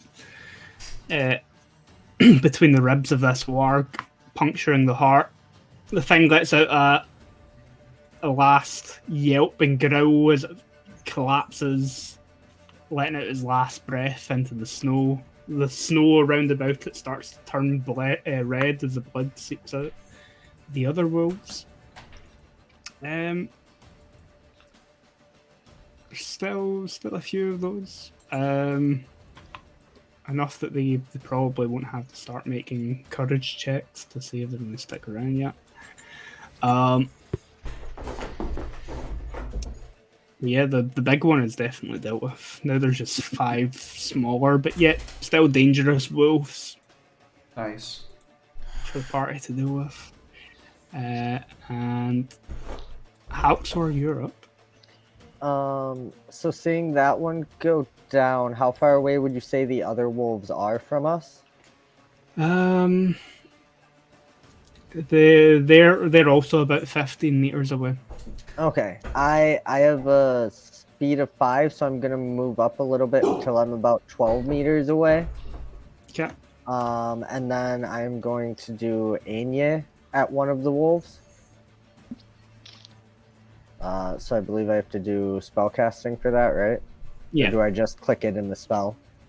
I think you can just click the spell. I'm not Oh. sure how well these sheets are. Okay. When I did Igni, I just clicked the name and then it asked a few things. Yeah, the spell Yeah. should. Okay. 17. Uh, That's a single target. Yep. So one of those wolves, and then I believe it's dodge, block, or magic shield. Yeah, so I'll try dodge. Oh, Oh, okay. Ooh. Managed to dodge. Yeah, it you did, yeah. point your staff at it and like let loose this ball of fire towards one of the wolves that quickly sort of jumps out of the way as the fireball slams into the snow with a sizzle as the fire hits frozen water.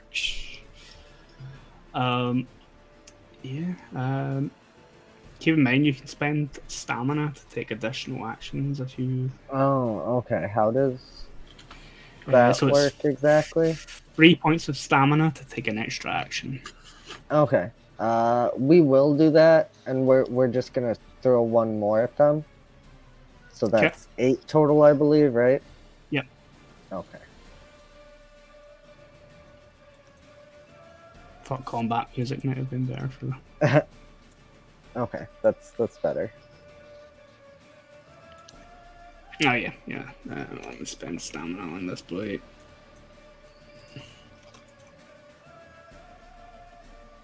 Dodge that one. No. That's hit. So that's the damage, and then there's a 75% chance of lighting the target on fire. Which you have done. You rolled a 19 on that 75% chance. Oh, okay. Nice. Okay, I see it. Yeah. Is that like a D100 for the 100% one? Yeah. I assume, yeah. Every turn, it takes 5 points of damage.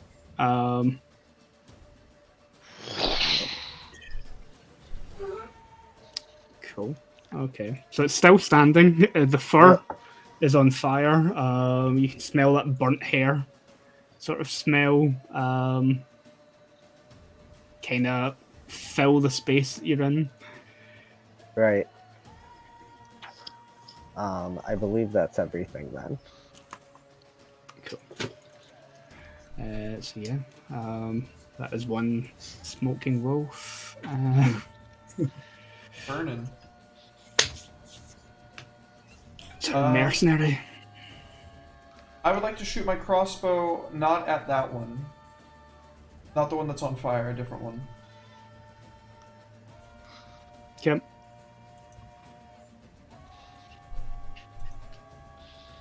$19.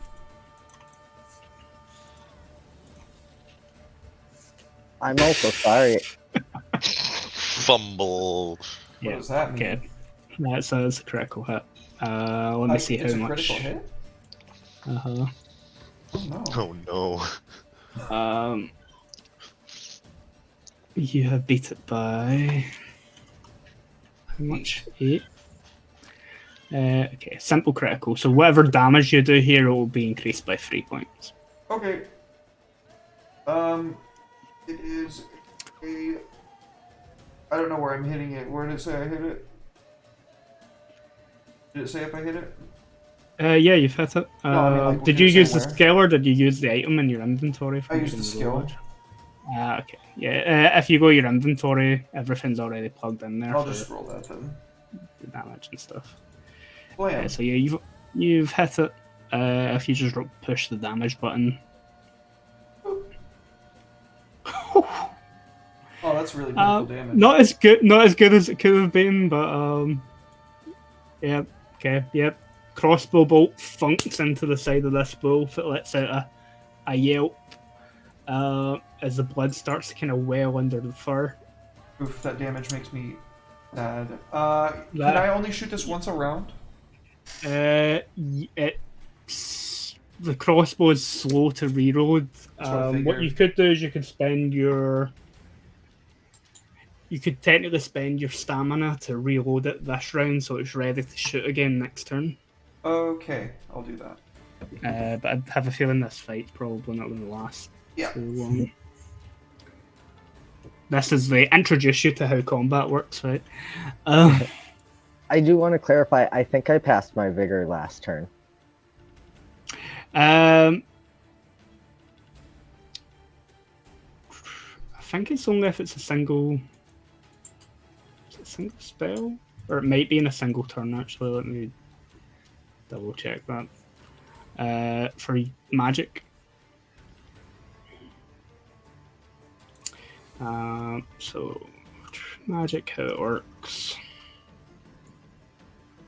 I was going to say, I think it says it under derived statistics vigor. Yeah. Dangers of magic.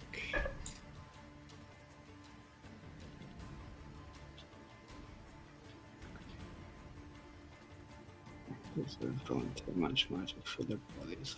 Excuse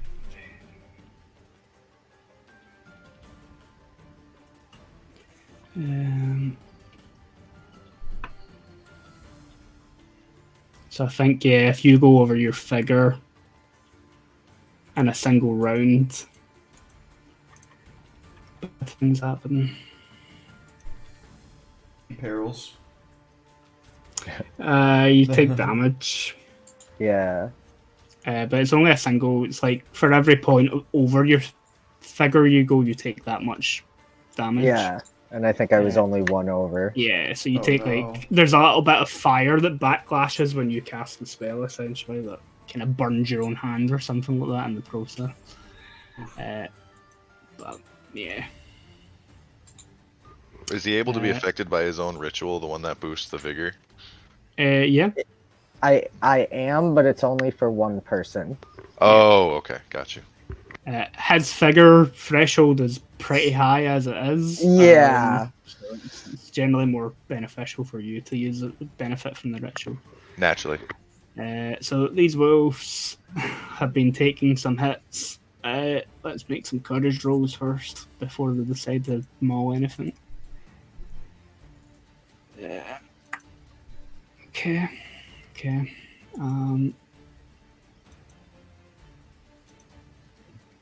So this first one is going to go for probably, again, the Witcher is the closest target. So Bring it on. first wolf going for the Witcher. 17.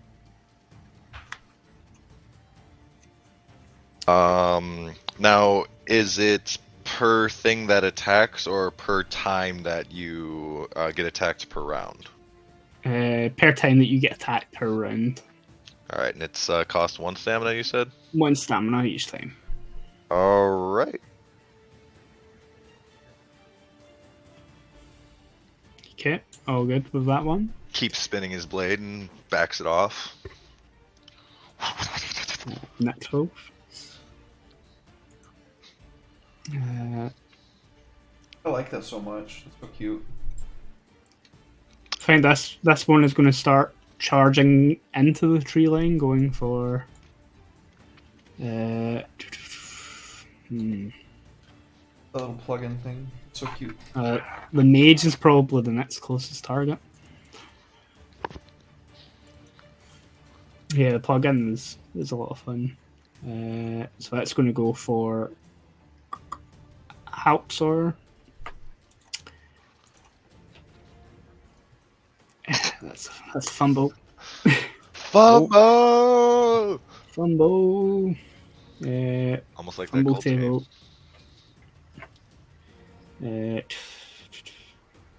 Let's make a let me make a D10 roll. One. Ooh. Oh my. Double ones, folks. Double ones. I believe That's that okay. no major That's fine. fumble. Yeah, no major fumble. It just kind of snaps at you and maybe slides on the ice and snow and misses you entirely before kind of getting up onto its feet and kind of shrugging the snow off. Next one. These ones are just going to move their full run into the woods to go towards the people that are shooting at them with range weapon. So one will be going for Kahivia, won't quite reach and be able to attack. Another one will be going for the Doctor, and the last one will be going for the Mercenary. And then we're at the top of initiative again. You said I need to spend stamina to reload. You're only using a bow, so you can reload and fire in a single. It's only crossbows that take a full round to reload because they're. Yeah, well, that's what I'm using as my crossbow. Oh, is I've it got crossbow? it. Okay, then yeah, you need to. You can reload it now and then spend stamina to attack. This wolf is almost on you in melee range, though. Oh, I guess I could move forward and use my sword on him, huh? That'd probably be a good idea. I'll do that. That's what I'm gonna do. That's it. Maybe. 20. Okay, dodge.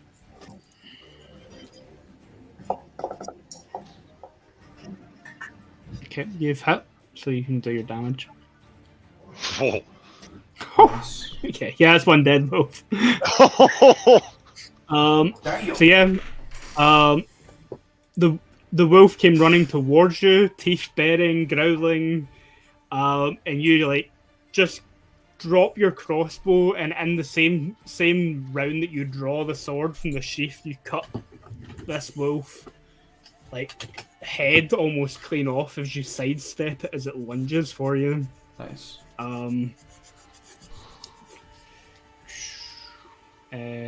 Cool. Okay. That's that wolf dealt with. Nice. Good shot. The Witcher. Well, considering I have a sword or a wolf right directly on me, I will swing at it. We will just do a random, or we'll just do a normal strike. Yeah, so there's 3 types of attacks you can make. There's a normal strike where you just roll your weapon as is. Fast strikes, which allow you to do 2 attacks in the round but have less damage, I believe. Or a heavy strike, which you take a penalty on your attack roll, but you do more damage if you hit. All right. It's 24. I'm going to assume this wolf is not going to dodge that. No. Okay, and that is it's a big critical. Yep. You are what, 12 points over? Yeah. So that is a difficult critical. That's 8 extra damage on there. All right. That is enough. 23. That is enough for you to slice this wolf from head to tail. Hell yeah. And like- just leave it steaming in the snow as a pile of blood and fur. Keeping the spinning blade, he'll kind of like bring it on the underswing, catching it from the bottom. I can still move after making an attack, correct? Yep. Yep. All right. I will also then make the motion to head towards our robed artillery, getting close, and I will spend stamina to take an extra attack at that wolf. Okay. Don't like mages, but I know keep them from getting caught in melee. You know they're squishy and you need to keep them alive. They're useful.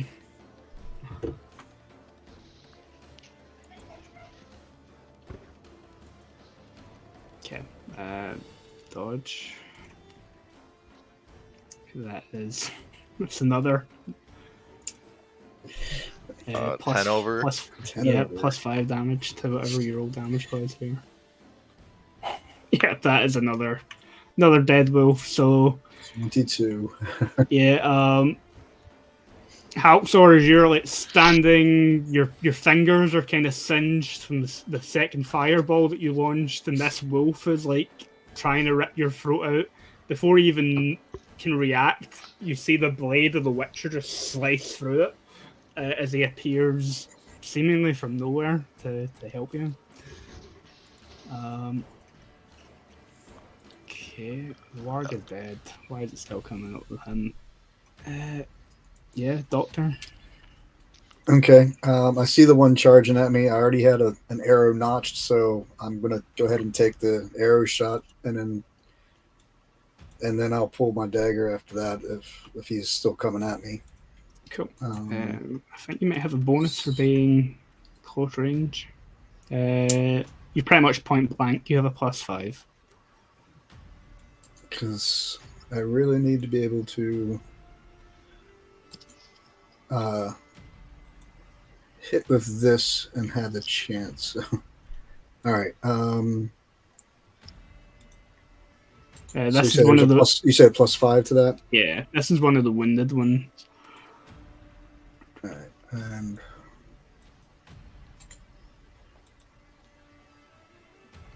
so just a 13. I don't know. Yep. Yeah. You take the shot. You're maybe a little bit shaky when you're firing at it, and it sort of Yeah. weaves to the side just as the So- arrow leaves the string. As I shoot, I will drop the bow as I pull my dagger. And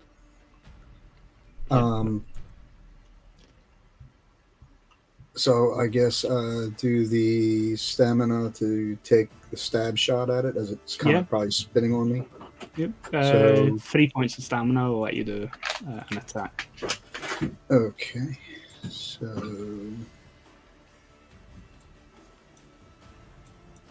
there we go. All right. And dagger. And So this is just straight roll, correct? Yeah, No modifier. Okay. no modifier.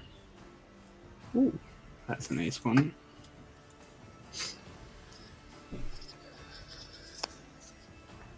That is a hit. Okay. Um,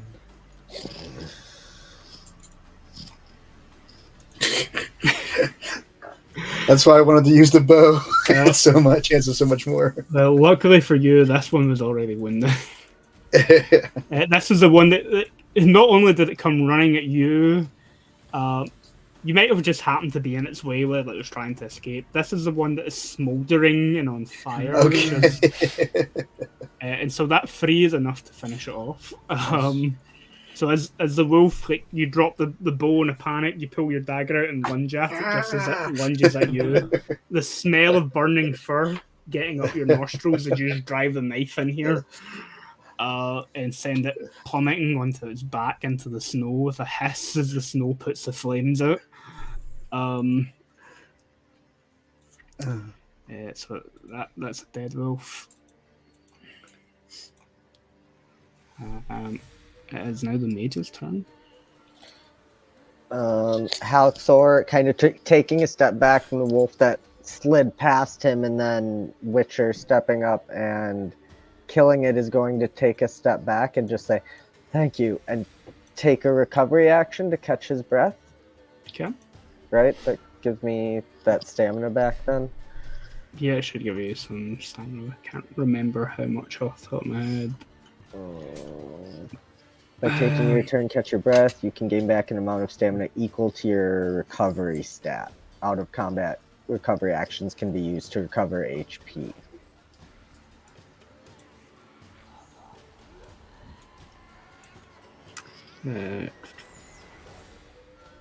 So that's the wreck derived stat, so you can get 7 stamina back. Cool. Okay. Then there's one wolf left. It's the one that you just shot with your crossbow, Derek. It is coming right for your throat. But you're getting to act before it does.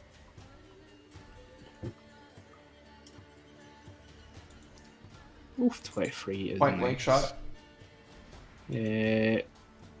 Did you spend the stamina to reload your crossbow? I did that last turn. Yeah, cool. Then yeah, point blank shot +5.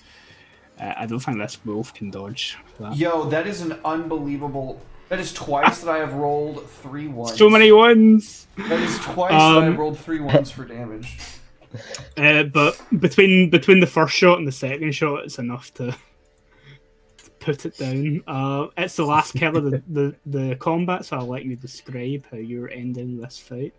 Yeah, so as it just comes like running at me, I use my low center of gravity and my thick stump-like dwarven legs to just like lift and like smash on top of its head, and then just like callously shoot it in the back, like right in the spine. Nice. That's almost exactly what I had in my mind for how you would do it. So, who's good for wharf stew? I'm not so sure about the warg, but definitely up for maybe some of the wolf. This one's already mostly cooked. Mostly cooked. Once the fighting's all done, it goes back to that eerie quiet. The snow is falling a little bit heavier. The snow underneath the wolves is starting to kind of turn deep red as the blood soaks out. To harvest the materials that you need for these shouldn't take too long. There's handy little loot tables already here for it. I'm gonna recover my crossbow bolt out of the chest of the warg too. If I could also get my throwing knife, that would be amazing. When the warg is dead, did my medallion stop humming, vibrating? Your medallion is still... It's probably lessened somewhat since you've ran back closer to the road instead of being in the woods where that sense of unease and stuff. was. I think I can.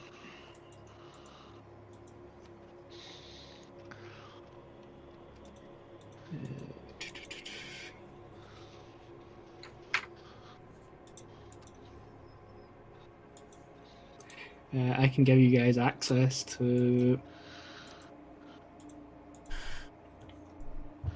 So if you'll go into the actors tab, there should be a wolves look Hmm.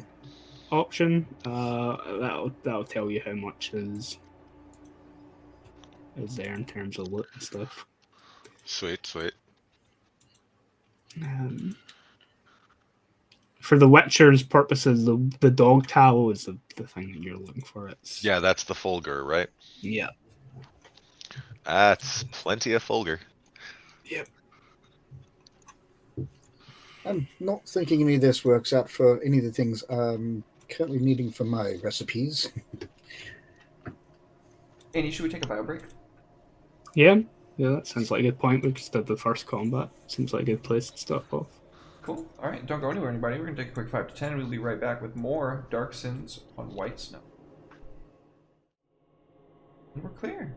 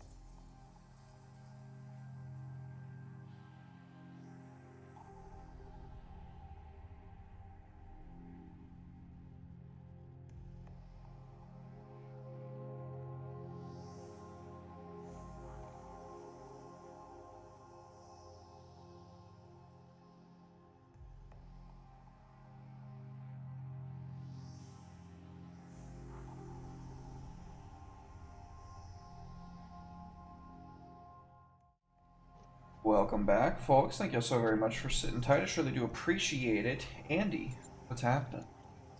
Yeah, welcome back. They jump into part 2. You guys just murdered the entire pack of wolves just to get their, don't know what, innards so you can make potions and stuff with. Seems legit. And stew. And stew. Come on. Definitely need to make stew. Hot meals. Some pelt, Gonna keep them Well, some we're around. pelts also- and stuff. We were also avenging the death of the horse. And truth be The told, horse that we sacrificed. yep. Truth be told, he intended to grab hold of the horse so we could possibly keep it alive and get the wolves for the dog tallow, but that's her horse and was her horse. So, horses and horse heaven then. All good. There's still Yeah, some because it parts wasn't of it that broke. haven't been chewed on by the wolves. If you'd like, I could put that in the stew. No, I think.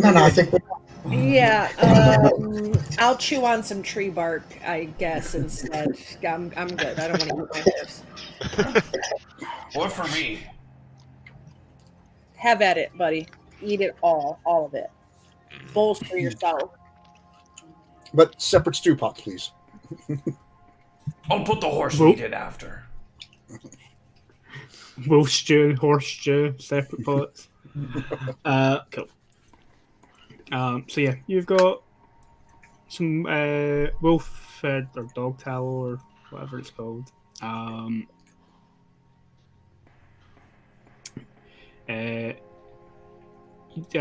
just like seeing Austin typing in the components. It's like there's the icons there. All you need to do is put in the numbers. Ah, Oh no, yeah, you need to actually add that. That's weird. Okay, I thought you just added in the quantity. No, you're doing fine. It's fine. Okay. Wolves of there Flame. we go.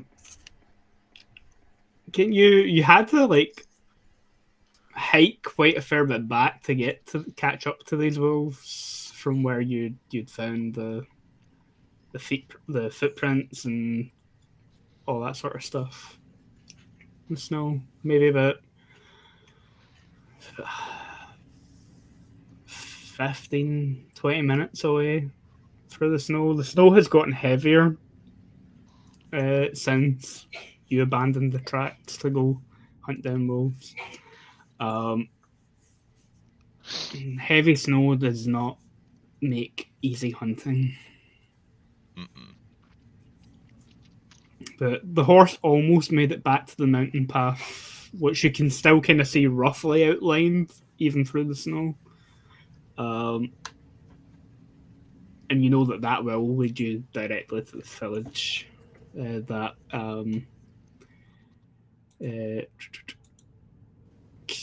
Cahivia's family once.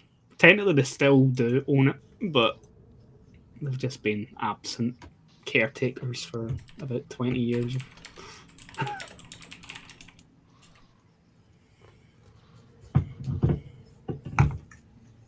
Oh, let's see here. Is it smart to stay on the road, or should we go back through the woods where the tracks were leading?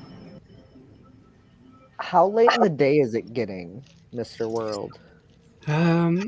Late afternoon, which if it's the middle of the winter, it means it's probably already getting quite dark.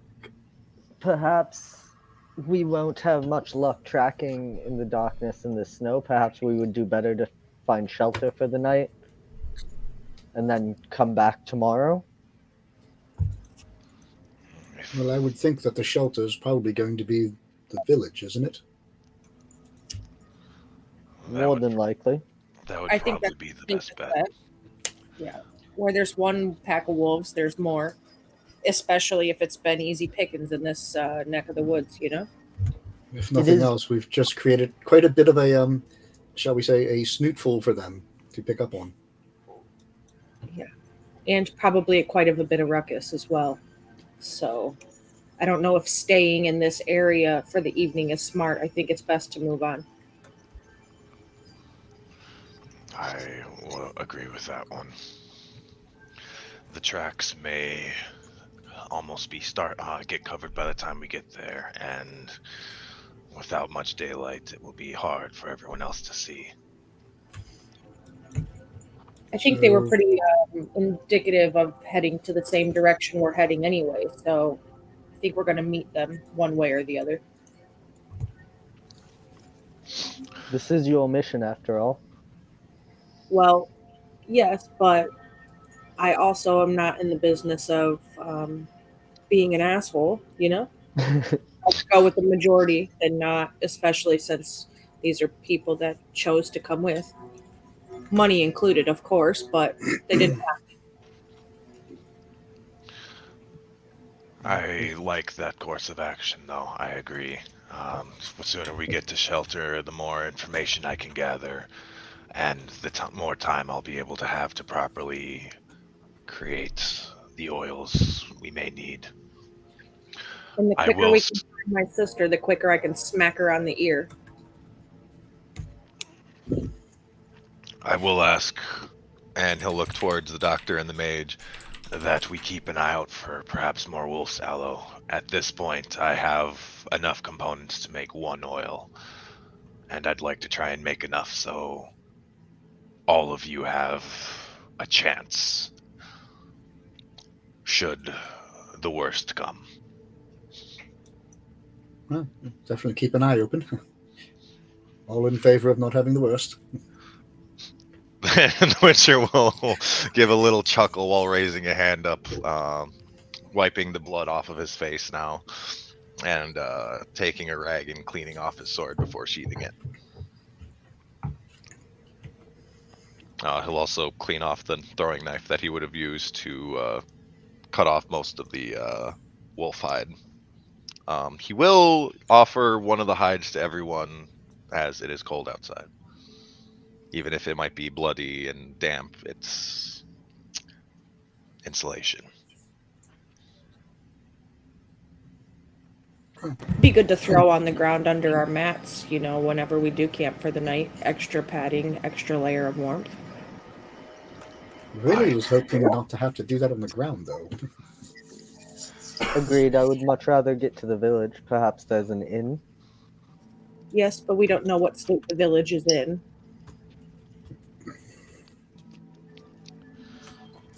We'll take Doc will take one, and Otherwise, if we're not sure of the town, however, we could head back to the wagon and prop up a small little protection, though it won't offer much against the cold. I vote for an inn. A nice cup and... Oh, maybe they'll take the wolves, make it into a nice stew. They probably have more spices than we can find out here. The Witcher will take a couple cuts of meat off of the horse, and he will throw them further into the woods, away from the trail, to give us at least a little bit of a wide berth in case there is another pack coming after the scent. It'll have been fresh on the wind for long enough now.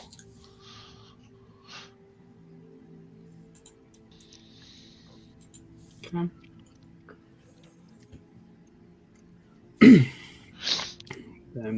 Is that most of you are wanting an inn? well, it is Yes. preferred, but if we need to make it towards there.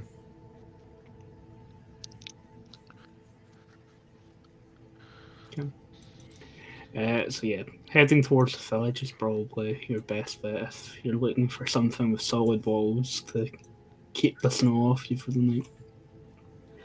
night. You can do it by pushing yourself quite hard to march through the snow. It's going to be already nightfall by the time you start to see the lanterns behind windows and stuff in the distance that indicate that the village is there. It's simple, kind of medieval Eastern European type architecture, like the kind of whitewashed walls with like wooden planks with like the stone upper levels if they're multi-storied, with like mostly thatched roofs, but a few have tiled roofs. Particularly the largest building in the village. It does appear to be a tavern or inn of some sort. You can see the sign sort of swing outside the front door. As you draw closer, you can see that it reads the Tawdry Hound. There's light coming from inside it. It doesn't sound particularly busy from the outside, but it is somewhere that should be a roof over your head for the night, away from wolves or whatever else might be out there in the woods. As we're kind of coming when we're about like a half mile out from it, can I make another check to see if I can find some more wolf sallow? More wolf sallow, yeah. Give me a wilderness survival roll. All right. Because he did ask us also to help keep an eye out, so are we able to do as well? Yeah. Awareness rolls. Awareness or survival? You're looking for Awareness roll too. for the herbs. Then yeah, wilderness survival is fine. You're looking for a 15 to find any. Cool. Okay. Then both of you roll me. Again, the doctor's got 5 over what the target number's looking for, so I'll let him find some of both the hellebore petals and wolf sallow, and the witcher, you were specifically looking for wolf sallow, so if you roll me a d6 for... Okay, so 5 wolf sallows leads for you, and Dr. Sismere, you can roll So is the 2d6. Yep. Okay, here is the one for the aloe. Okay, 1, 1 and the hellebore. and How do you spell the last one? that one. Hellebore, Yeah. Hellibore petals. Thank you. Okay, That one, four, that second is a little better. 4 more Alright. of the hellebore petals and 1 more. So, All right. so yeah, as you guys are sort of making your way up this mountain pass, you can feel the slope starting to kind of climb up when you reach the village. As I said, describe the inn that you see. The two of you are able to find some more of those bushes and flowers that are hidden underneath some cover that provide some extra regents for some alchemy. But yeah, brings us back to the inn. Doctor, time for your flashback.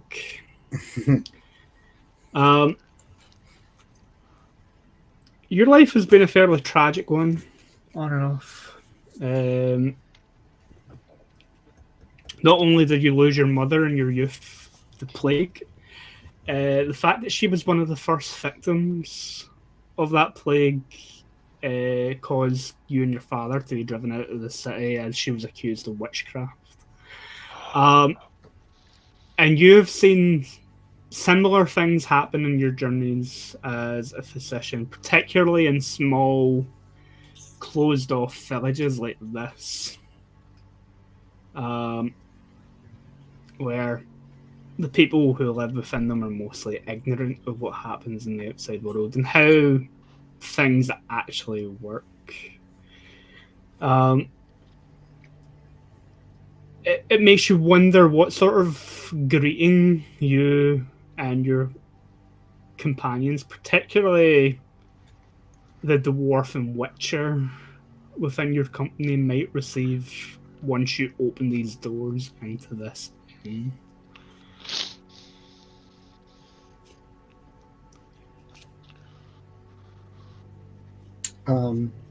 Sit there and turn to I'm sorry, is it Kia or Kivera?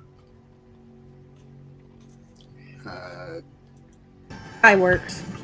Kai. Okay. Kai. All right, so I turn to Kai and just like, So, are we going into this to sit there and um, are we letting them kind of notice that you are the nobles that abandoned them, or are we going to try to mask that? Well, you see, it's not really something I'm proud of. The sins of your parents tend to carry on, and I'd prefer to keep my hood up as much as possible.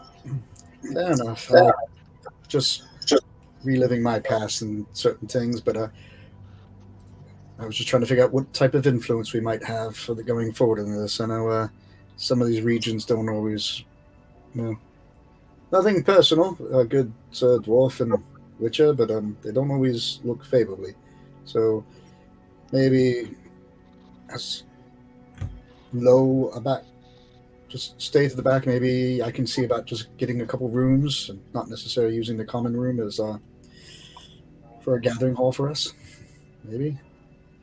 I think that's probably best. I'm not really sure their current state of view on my family and I. Not that they would maybe even recognize me, as I was very small when we left, but the less chances we take, the better.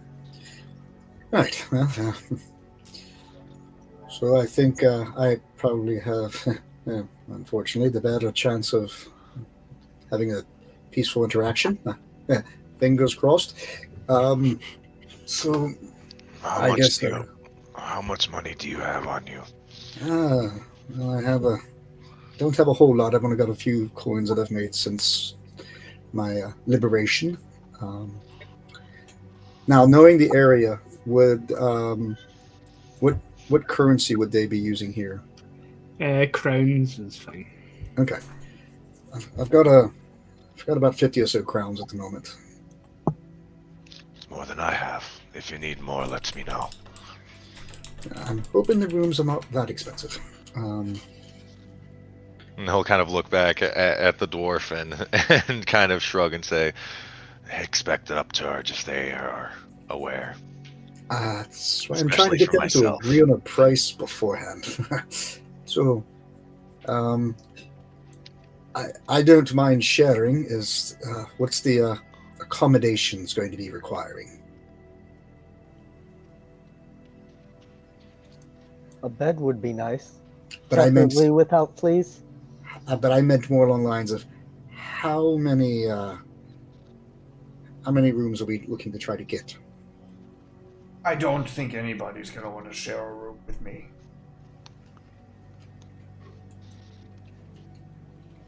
I'm gonna get ripped roll and drop. That's good for keeping a low profile.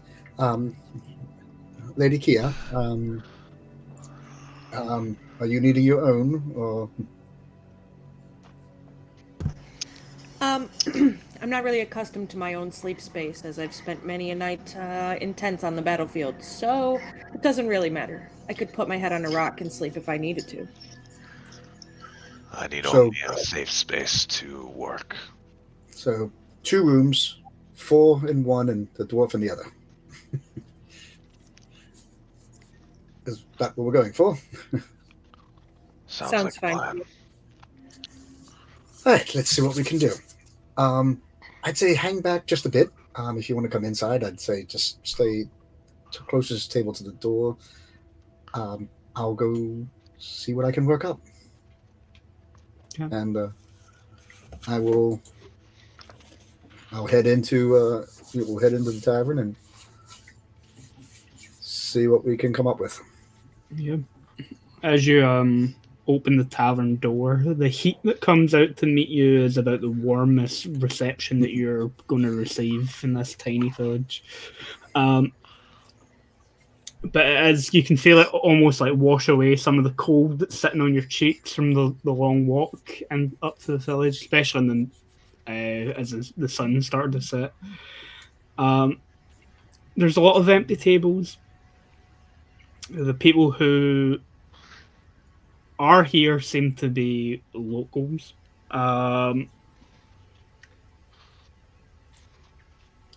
Does seem to be a mixture of young and old. maybe families or maybe coming to the inn or tavern for a few drinks or something after a day's work. And behind the bar is your typical like fantasy barkeep, big fat fellow with a dirty apron on, cleaning mugs, who raises an eyebrow when you come through the door, and there is a genuine look of surprise on his face that there's someone that he doesn't recognize stepping foot inside. So I walk in and it's like just give him a general look of, in my face. Let him see the look on my face of like, warmth, and then make eye contact and start walking towards him. He straightens up as you start walking towards him, stops. The cleaning goes from quite vigorous to like slowing down gradually until he just sets the mug down. Are you lost? Oh, not quite lost, but definitely found warmth. That is, our cart broke down the road a ways. Well, the snow went off, and it's not quite recoverable at the moment, and just need maybe a few rooms until daybreak, if that'd be possible. Maybe 2 if you have it. Are you a merchant? I basically have don't have any real wares to show at the moment, but yes, I've definitely lived the merchant life. You can see his eyes kind of lighten up with the idea that you may have gold on you. Yeah. 2 rooms, you said? 2. Yeah. I think I can make space for you and your party. Well, that would be most appreciative. What might be currently going for? Need to make sure I save some food for the bellies and such. How many beds are you looking for? Oh, I'd say if you got maybe 4, and a couple of them, they don't care about sleeping on the floor. Can you get 2 rooms for you? 2 beds in each, if that works. That'd be fine. So it'd be 10 crowns each. All right. Would you be willing to at least throw maybe a mug of ale in that cost?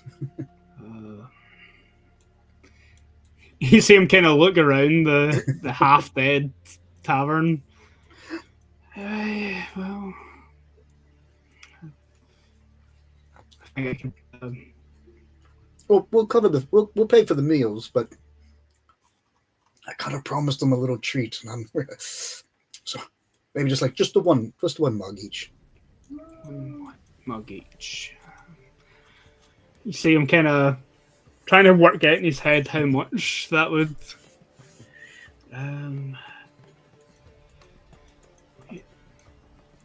I think, yeah, one mug each should be fine. Thank you so much. But yeah, so if you, I know, got anything particular on sale for the evening meal going?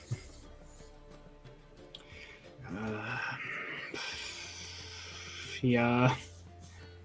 He kind of looks to the door behind him in the bar, like where the kitchen should be. Like you typically expect to come into an inn or a tavern like this and smell cooking. There's no smell of like fresh cooking going on.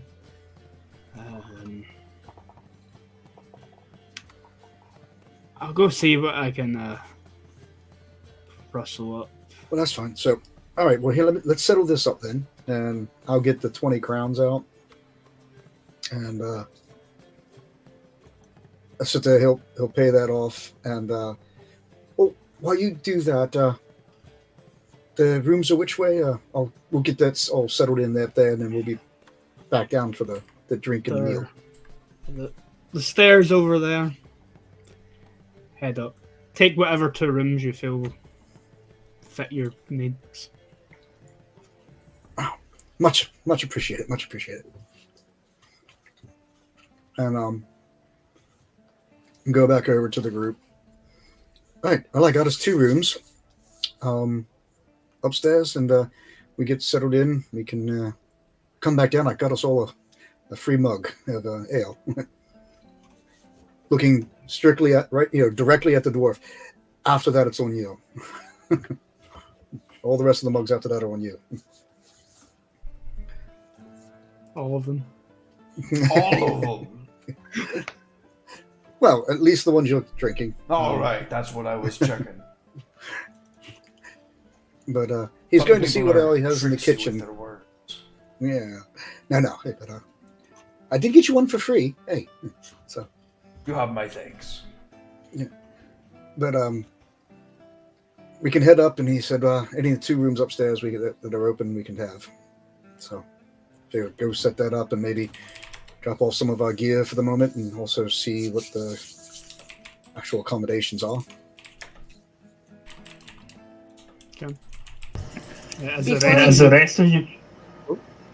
I was just gonna say, before we go in, I want to take my silver signet ring off and tie it like around my belt with a leather cord, and then tuck it on the inside of my belt, so like it's tied in there, but I don't want it showing.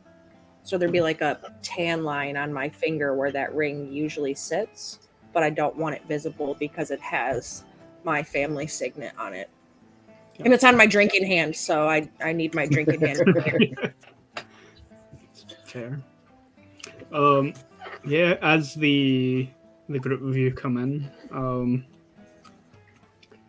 the innkeep is still kind of slowly counting the coins that he was given. The other townspeople here look up like a little more curiously now that they've heard that there's a party of people coming in. Like the mage very much looks like a mage. that draws some attention. But it's the dwarf and the witcher in particular. Like dwarf is dwarf, there's no mistaking one. The witcher has some telltale signs. Even if there wasn't, he'd still be quite an interesting figure with the large scars that go across his face, crisscross it. But the almost glowing blue eyes that he has are also a giveaway that there's something not quite natural about him. Take into account the 2 blades on his back. Yeah, it doesn't take many people. Everybody's heard stories of witchers.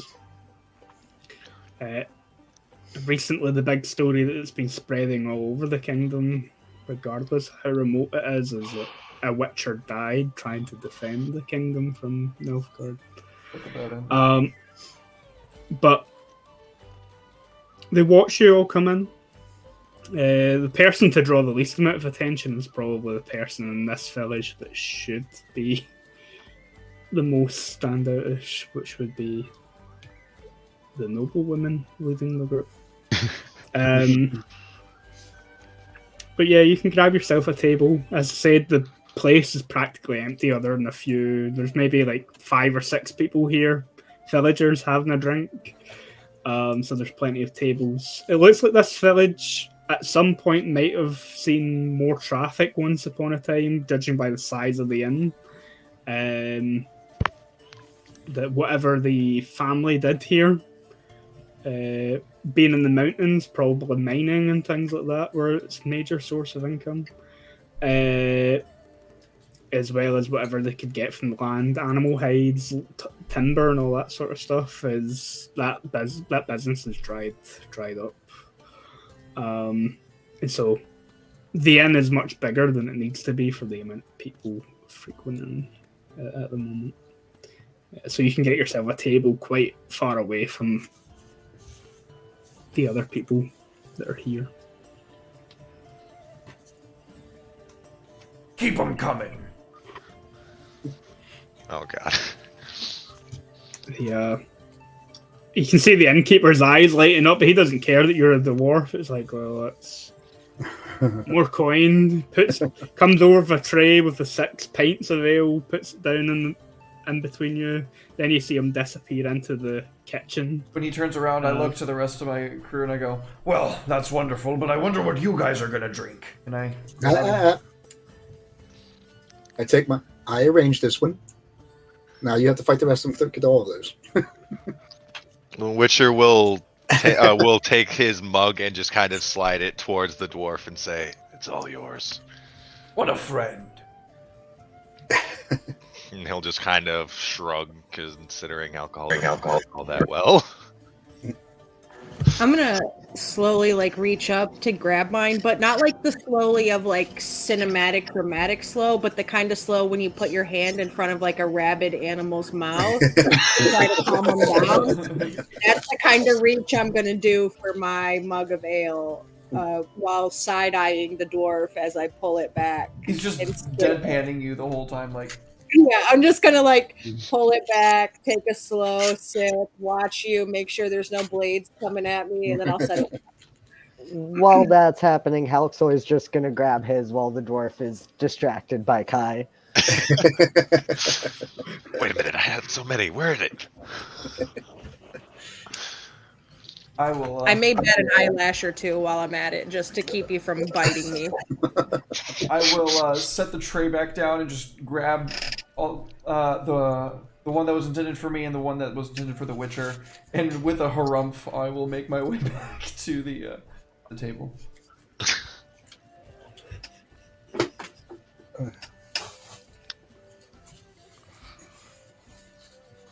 All right, so enjoy the warmth of the tavern and the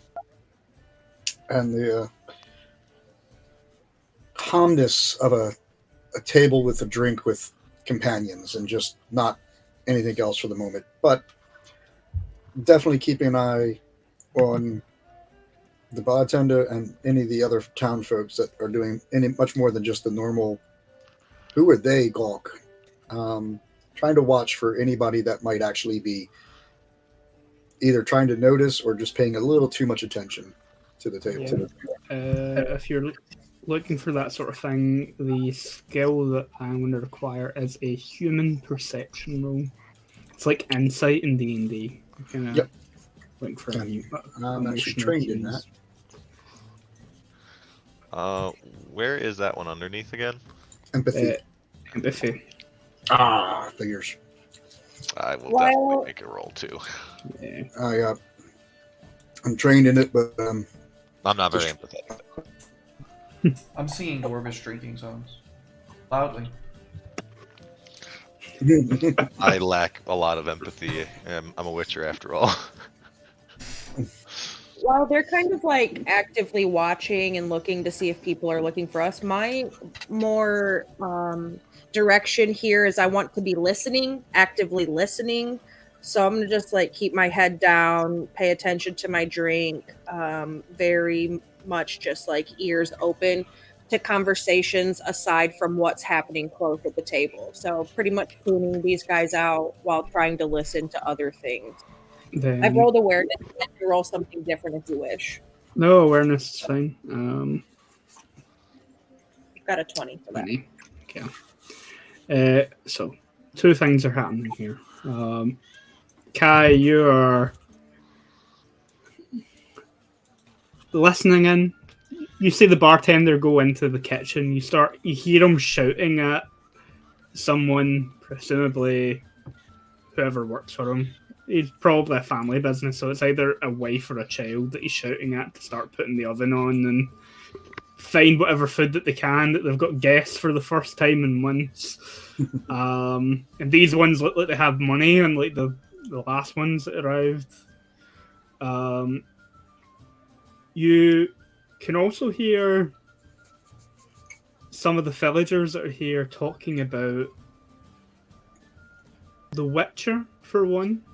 Like, he's got 2 swords, look at the eyes, like, can't be anything else but a Witcher. Traveling with a mage.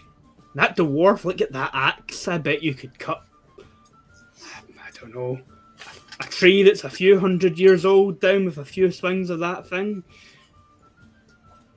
Cut to me singing a song about chopping down mighty trees in one blow. Their big fuck off dwarvish axes. But the thing, none of them take any notice of you in particular. And the doctor who came in did all the talking. They don't really speak much about him either. There's nothing too standoutish about the two of you compared to the fact that you're traveling with a mage, a witcher, and a dwarf that's armed to the fucking teeth. Our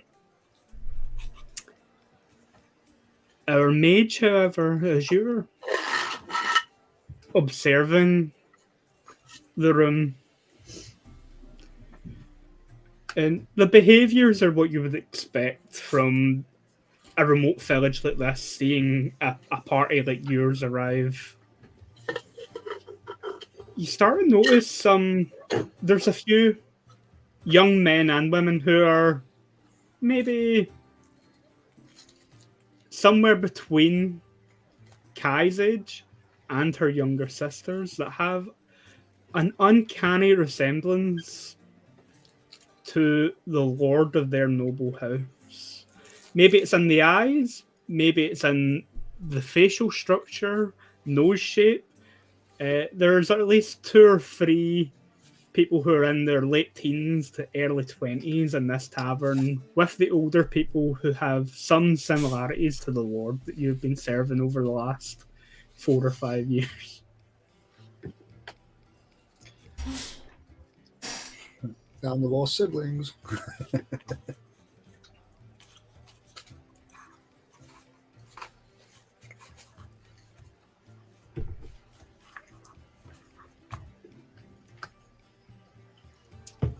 He probably won't specifically mention that down here, just in case anyone close by overhears or something.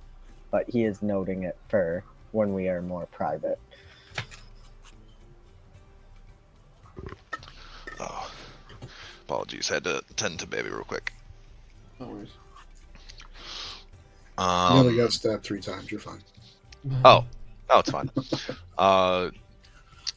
Yeah, Witcher, he would have probably gone up and asked at least for like a drink of water, so he had something to sip on, and would just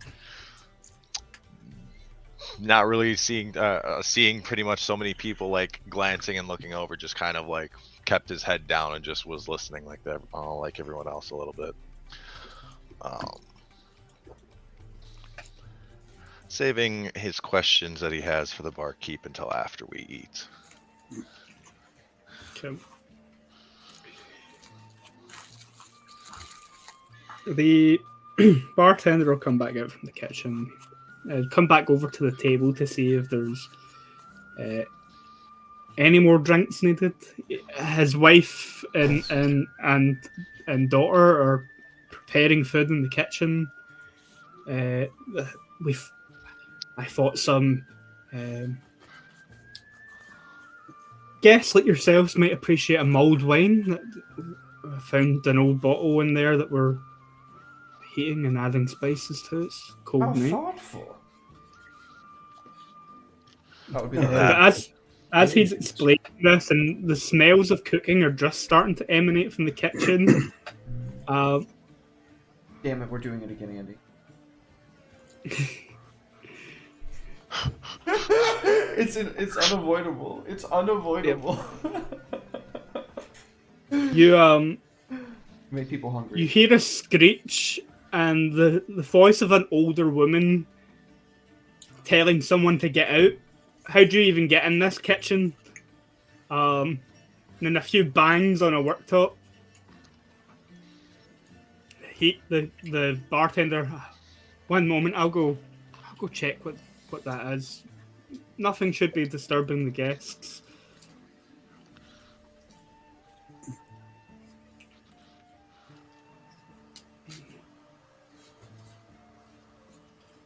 Am I the only one that's curious who got into the kitchen?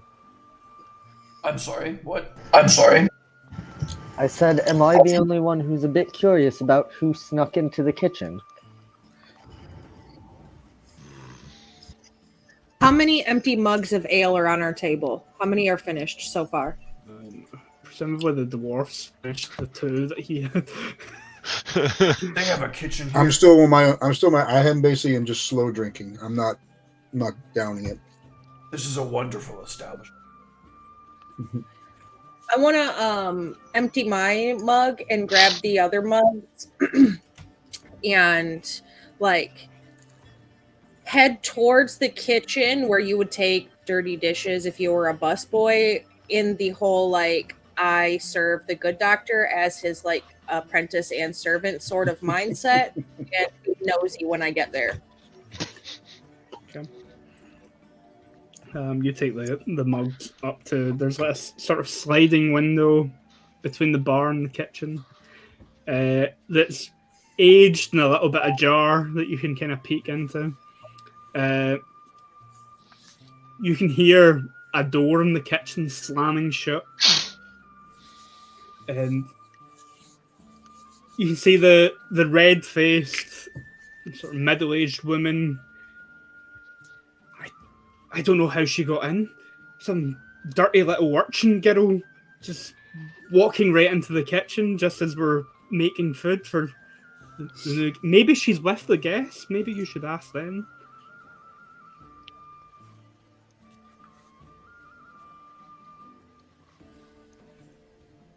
I will.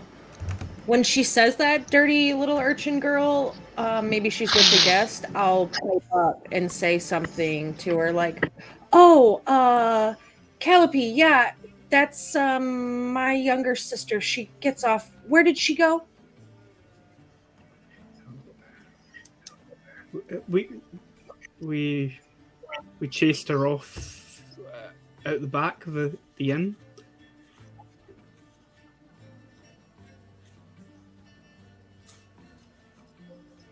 Do you mind if I cut through your kitchen so I could get to her quickly? It's a bit cold out and we're not from here. I don't want her to get lost. You can see through the gap that the innkeeper's looking at the kitchen isn't the tidiest or cleanliest of places, and I suppose if you need to. I'll keep my head down. I won't touch anything. I promise. Thank you. And then I will, if I'm able, I will go like jet through.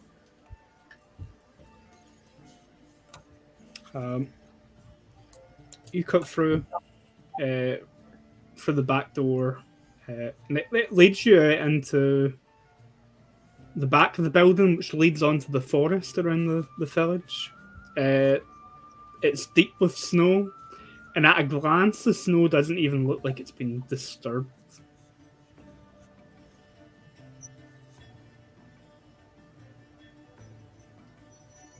It doesn't look disturbed? Oh, hell no. I'm going to walk around the front of the building and go back inside to my group of friends, and I'm going to bend down to the Witcher, and I'm going to whisper that something is out there.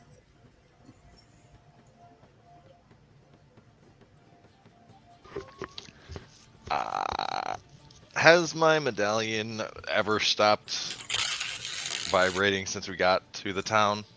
It's Mr. always lightly vibrating.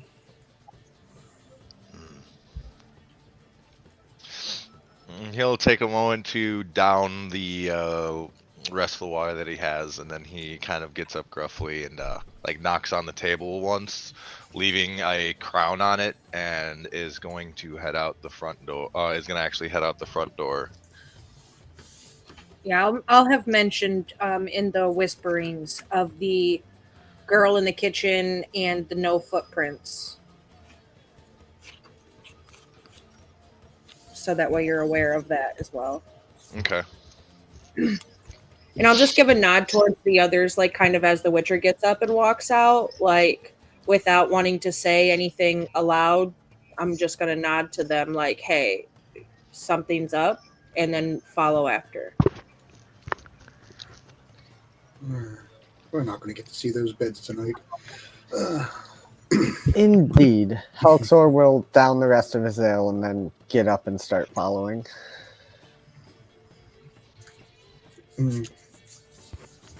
Casimir does not finish off his ale.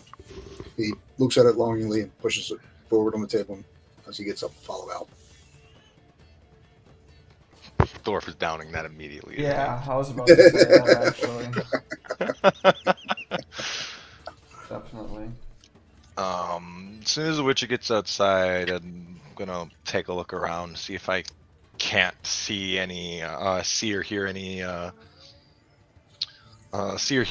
specifically hear any scampering or someone like kind of like, hey, get out of here, or something along those lines, if they're just kind of running into places.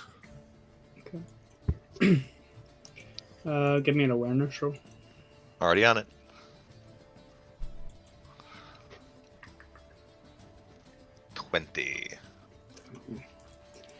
You step outside, peer into the darkness. Well, your senses are a little heightened compared to most humans. Night vision isn't quite what you have. That requires potions and Yeah. concoctions. So visually, you can't see anything that stands out, and audibly, the sound, even your own breathing here, seems to be kind of muffled a little bit by the snow. And how dense it is seems to stop sound from travelling as well as it should. But somewhere around the village, you can hear the hooting of owls. Probably snow owls or barn owls. Definitely nocturnal birds communicating with one another.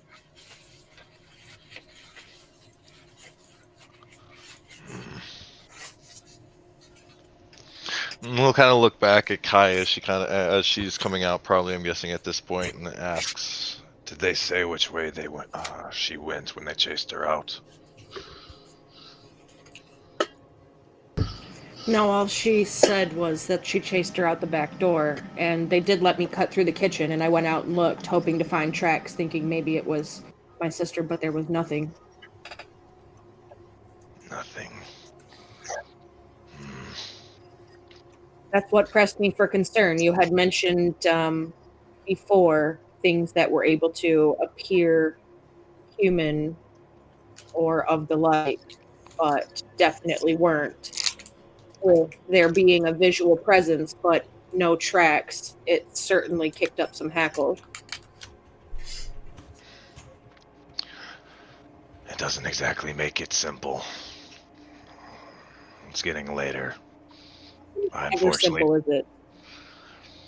Unfortunately, I don't have cat eye, and I don't quite know the recipe myself. It's been a bit too long since I did this, to be fair, but you never truly forget. I'll go ask around a little bit, see if I can find some things out. For the time being, we're not best tackling this with our eyes covered and our ears muffled.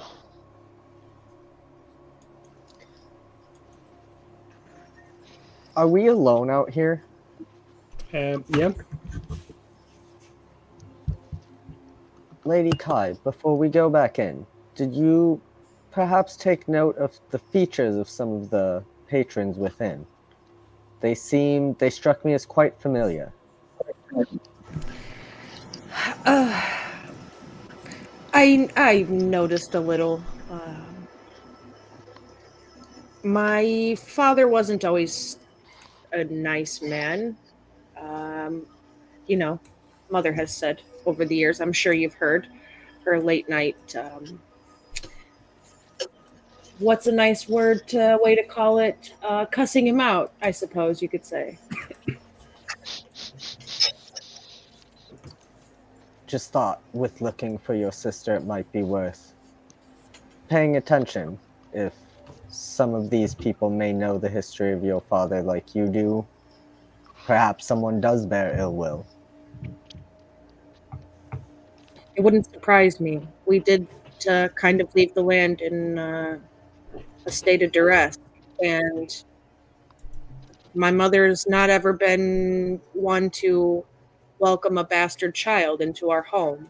So, scorned lovers and you know, estranged children alike.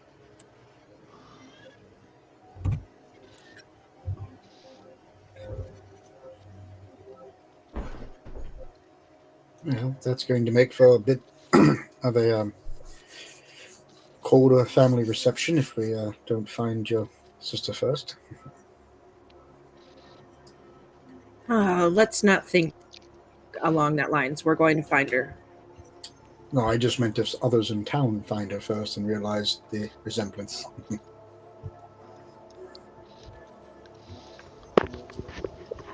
Well, That being said, oh, it could actually benefit her. He's got, from the looks of it, several illegitimate children. They maybe just mistake her for another. I was just going to We say did- it's entirely possible, yeah, that one of them found her on the road when she was fleeing and helped her to get here or something. You remember a couple of weeks back when we let that servant girl Natalia go? I had heard some rumors from some of the others that she was engaged in relations with my father and mother didn't like it. So, it's perfectly plausible. Yes, but then we come looking for her. That's my concern. Maybe if she ran to where she thinks others would be comforting, they may not see it as we're trying to rescue her. But at any rate, that would all depend on where we find her. So,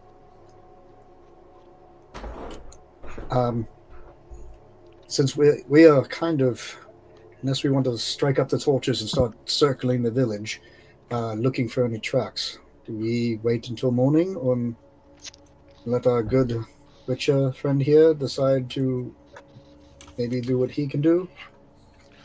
I'm just going to walk the village real quick. If you all want to head back to the rooms and enjoy the meal, I'll be less than an hour.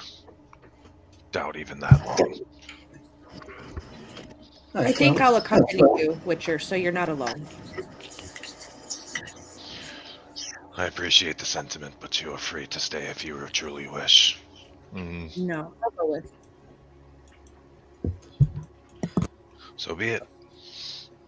And he's gonna actually go start to make a walk around the village. He's gonna kind of like the path he kind of wants to take is kind of walking along the path and like checking around the houses, the shops,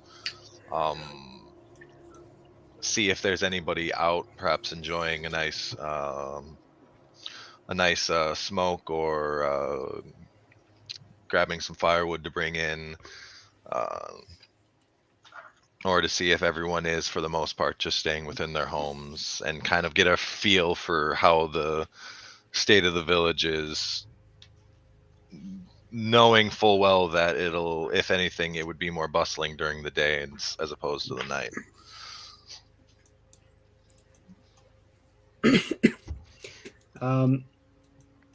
This late at night with the snow being heavy as it is, you're not surprised to find that there aren't very many villagers out. Can I get awareness rolls from the two of you as you're wandering the village? The village isn't particularly big. I'm probably not even going to take anywhere near an hour to walk around.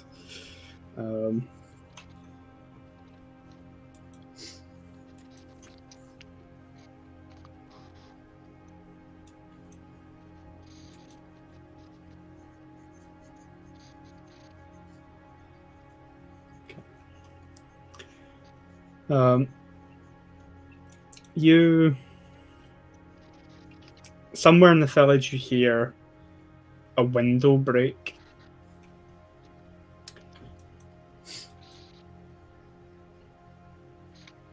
Upon hearing that glass shattering, he's gonna head in that direction, kind of moving at a quickened pace to see if so as not to miss out on what it might be this time. Yeah, I'm gonna follow.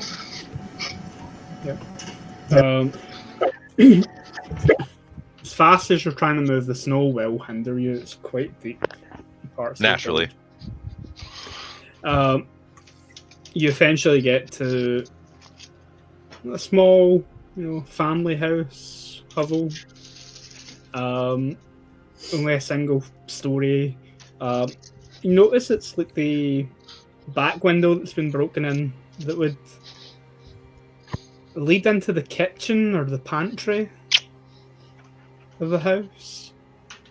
But as the two of you are kind of running to the house, and just as you get there, you can hear the owls hooting again to one another.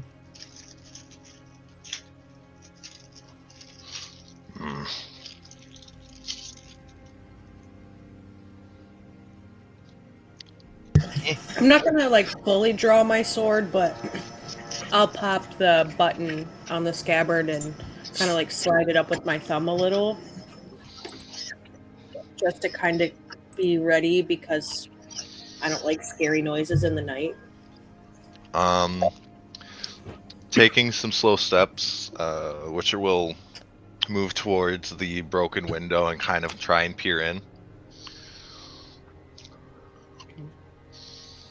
As you're peering in, a lantern light starts to illuminate the inside. The owners of the house have, probably woken up, heard the noise, had to light the lantern, come tumbling down in to see what happened. It's like this older man, maybe in his 60s or 70s, so that you're also in your late 60s, which you don't look at though. They sort of blinks for a moment. And then you see him look. Thief! Thief! He stole a loaf of bread that was at the window. Thief! Does it look like he's like literally pointing and looking at me? Yeah. He'll kind of grunt and ask and say, "I heard the window break. We're looking for someone, a wretch who just broke into the kitchen of the inn. I have no loaf on me." Sort of takes a moment to look you over, eyeing you suspiciously, even though he can clearly see you're not holding any bread.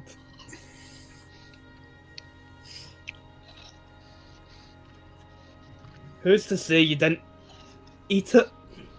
Sort of eyes the two swords over your shoulders. Because I have plenty of wolf meat to stew for myself. Seems about right. Kind of spits. I thought babies and children were more your kind, Witcher. If that were the case, then you have nothing to fear from me. Is what broke this window already gone, or do you think you're alone in that house?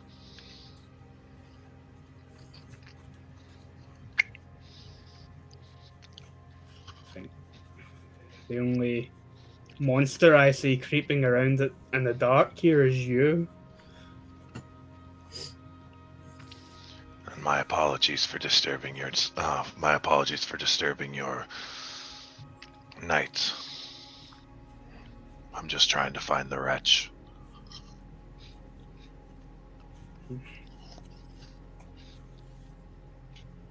Sort of grumbles, and you see him kind of turn his back to you and carry the lantern out, grumbling that he's going to have to board up the window.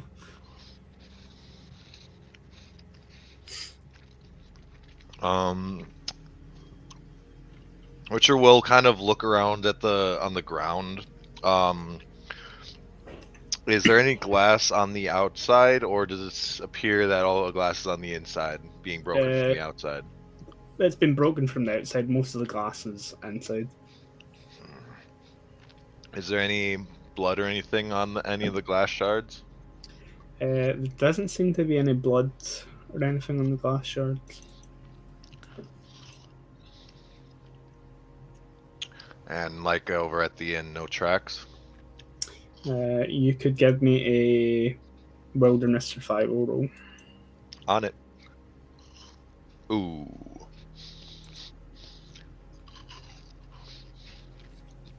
No. Yeah. The snow doesn't look like it's been touched at all, other than your own footprints in it.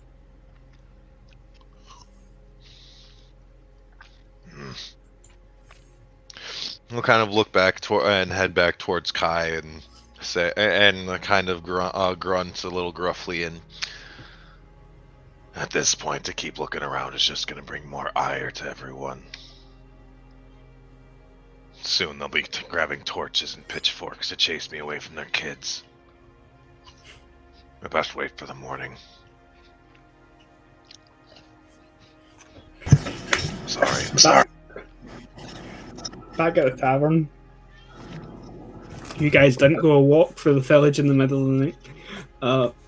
You're back in the warmth and light of the tavern. While your two companions are away looking for any signs of the whoever tried to break into the kitchen of the inn, the innkeeper will come out with some like a jug, a warm ceramic jug of mulled wine.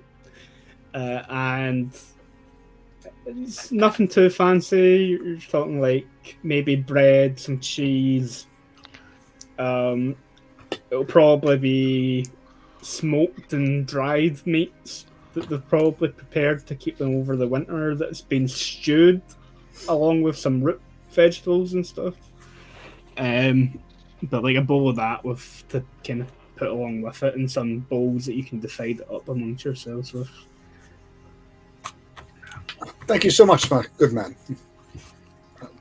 How much how is this going to be for us? You see him just kind of pull a number, and the number is always going to be 10 because that's how many fingers he has. 10 crowns for the wine and the food, and Okay. Can we settle up after we eat then? My other two friends will be back here shortly. suppose you're spending the night here. I can always. Yeah, we're not going anywhere. So,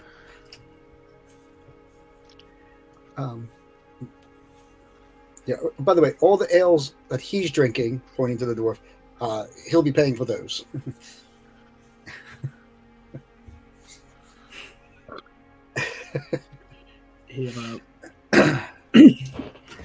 I'm not even going to tell you how much the ales cost them.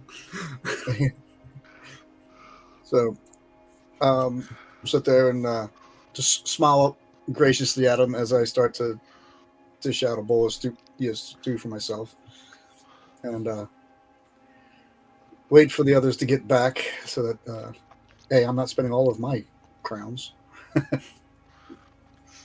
While we have your attention, what happened in the kitchen? Do things like that happen often?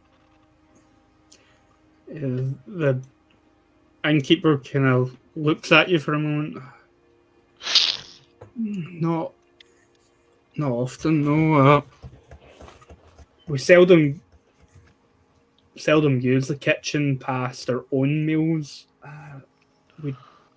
We haven't had guests in months. Longer, maybe, if I'm being honest. So we're the first new faces you've seen in quite some time. I think it being true, but definitely.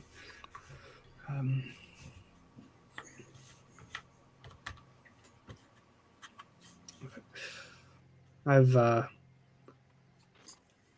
my parents owned this, and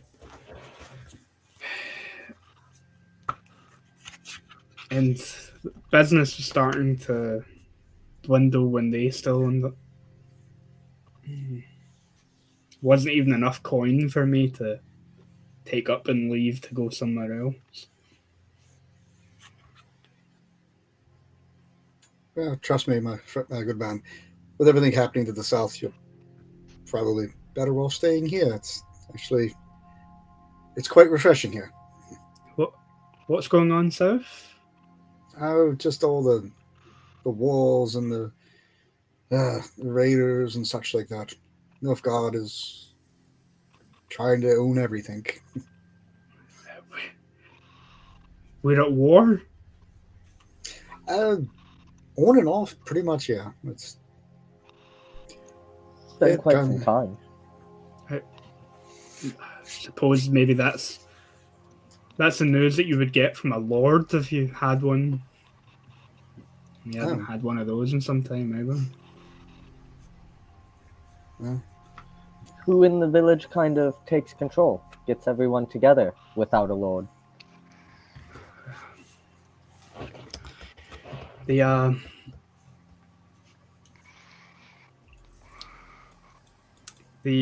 Borlet family, they used to be the overseers for the mines here when the Lord did reside, but they've taken more authority since. Although we barely mine anything these days. No point when we get no traders and merchants up here, and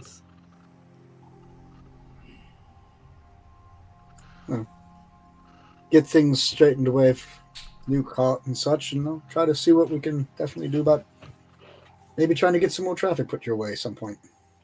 Although may have to wait until after the winter. Those roads are treacherous. he goes to walk away, and you'd think if the kingdom was at war, a village like ours that mines iron, they would need it for steel. If you don't have a lord here, maybe they've forgotten. Sometimes in a war, that's not a bad thing to be forgotten.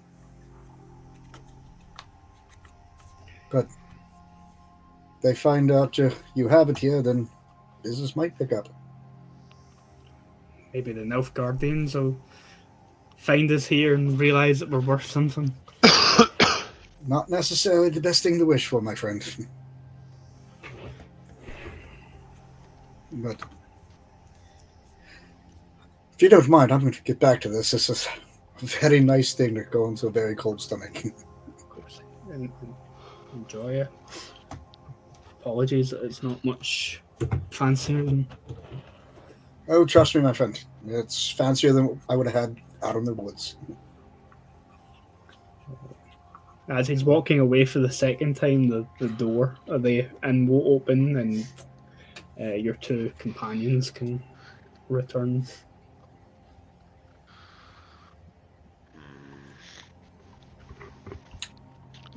So, as I guess as the two of you come back over to the table and sit down, just kind of looking at the two of you, it's like, no luck.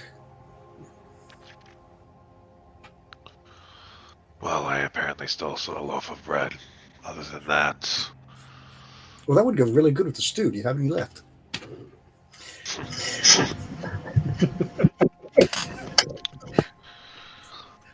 from what I can gather, if this is your sister, she's hungry enough to steal food, but this also brings into question my other worry. There's still a lot of things we don't know, and we won't be able to know until the morning, I suspect. One thing to note, if she was coming here and had written that she was going home, it would seem quite odd for her to then start stealing things instead of talking to the villagers. Mr. World, Mm-hmm. far from the tavern is my house. The manor house that you and your family would have lived in is about a mile and a half outside of the village. Is it like looming up above, like you could look out and see it like up on a higher Yeah. part of the mountain? If you're looking, if it was a clear night, which it isn't because it's overcast with the snow, you'd probably have been able to see it looming over the pine trees, overlooking the village. During the day, you'll probably be able to clearly see it. Okay.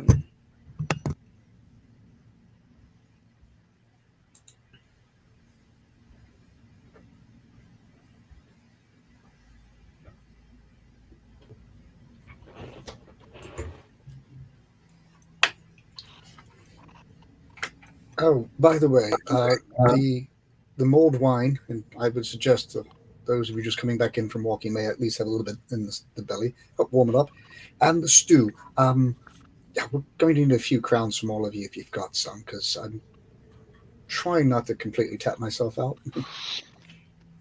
It's a 10, so if you each got 2. Folks If I'm worry not too much about mistaken, from the views of my inventory on my sheet, I've got flat zeros in every Same. of currency. Same. You folks Witcher worry will too much pull about out- money. Witcher will pull out another 4 crowns and add them to the one he left on the table and slide it forward towards the doctor.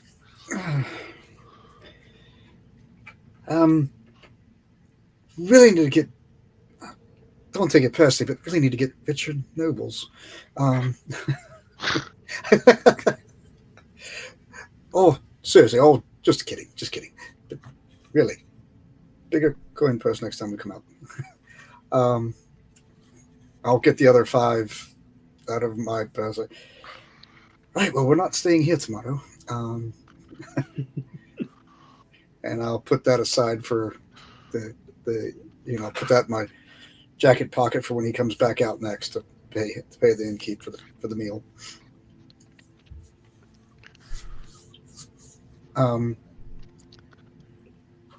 Sit there and finish up eating,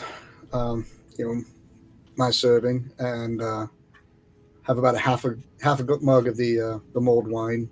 Not definitely not imbibing quite a bit, just enough to get a warm belly and a good taste of it, even though it's probably some really close to turning wine. But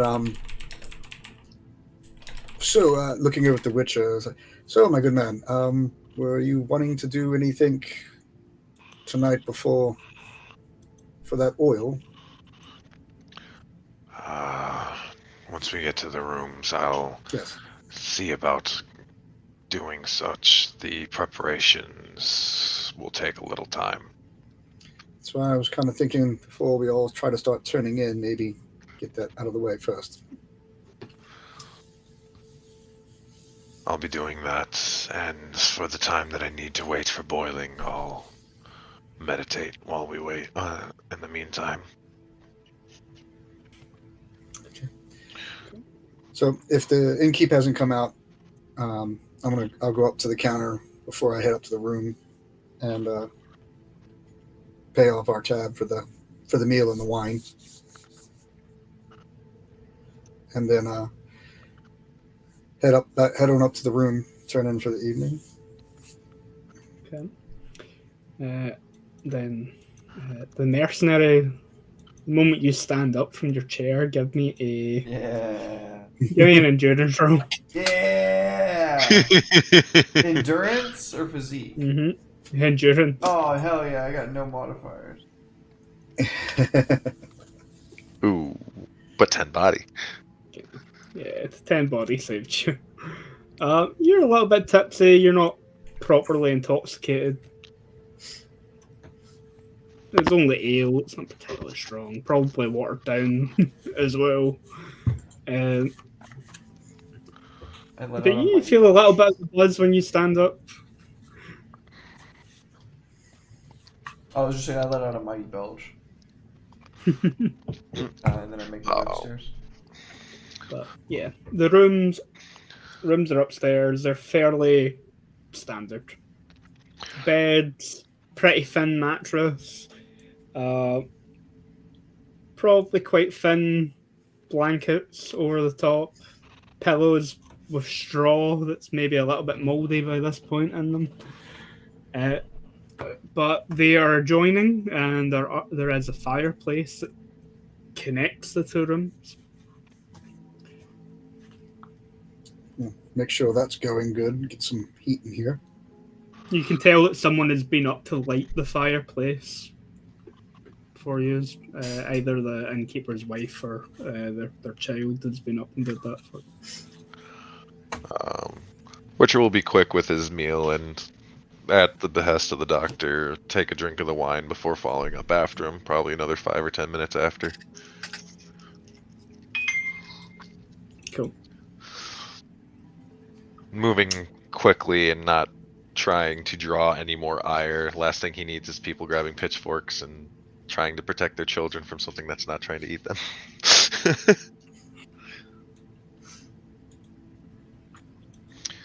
I'm gonna hang down last, kind of, by the tavern main fireplace, and do some writing in my journal before going up. Like, while they're up there doing whatever they need to do, I have a few minutes to myself. Okay. You're the last one. Like, the townspeople here all start to kind of wander off back to their own homes. You're the last one left down in the bar. And just as you're about to get up and leave, you hear a voice as clear as if the person was standing right next to you. It seems to resonate inside your head. You're his daughter.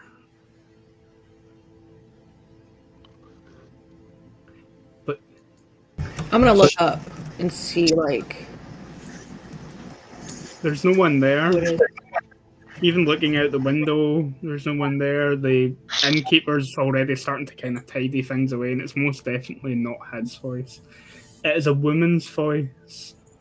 Soft. There's maybe something quite enticing about it as it resonates in your head. That makes you her sister. She's safe with me. You can take the mutant and that wizard away from here. I won't hurt her.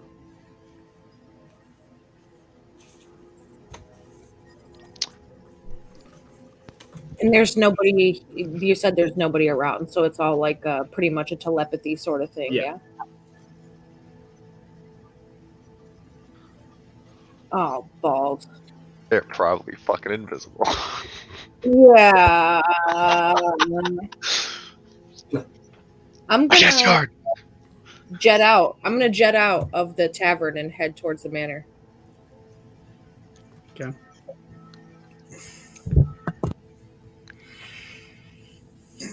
You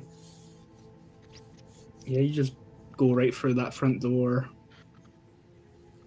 Like your second nature kicks in. You vaguely remember growing up around this village and where your house should be. You start to take off for the road that takes you through the woods up higher up onto the hill.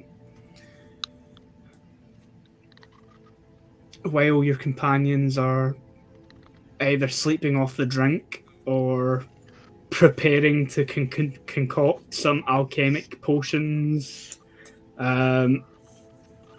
which for the mage, who, backstory-wise, is a little bit obsessed with the idea of witchers and monsters, seeing a witcher actually concoct some unique potions is a once in a lifetime. While they're doing that in the safety of the inn, you head off into the night. The hooting of those owls that you heard around the town starts to grow more regular, more a lot louder as you start to get closer to the manor house.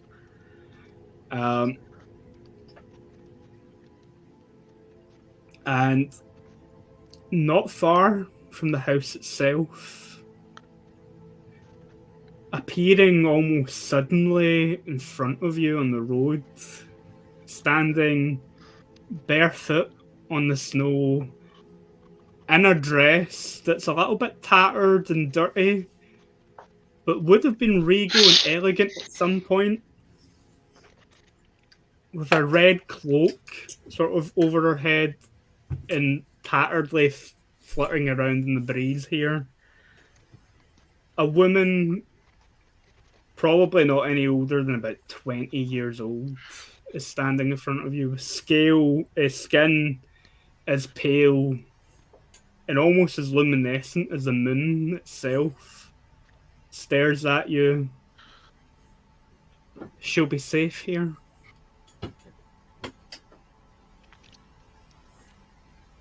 I think I would be panting from like moving so quickly to try to get there, but still like as on tip as possible, and I'm just want to know who she is. Like, who are you?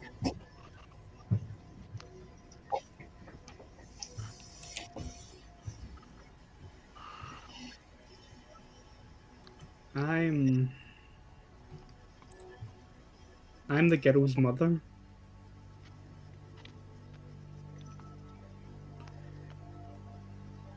I'm gonna look at her confused because, as far as I'm aware, she's my mother's daughter. Is that what he told you? And that woman, she went along with that?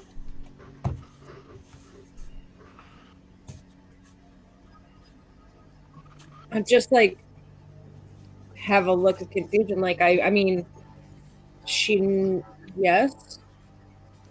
Question mark.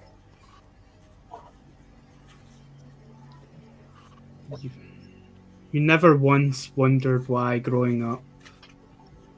Why it was only months after your father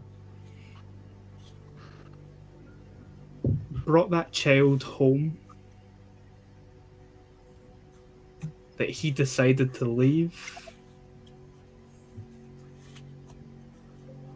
I was young. I didn't understand the schematics of being a noble and protecting your land. No, I didn't wonder. I was a child.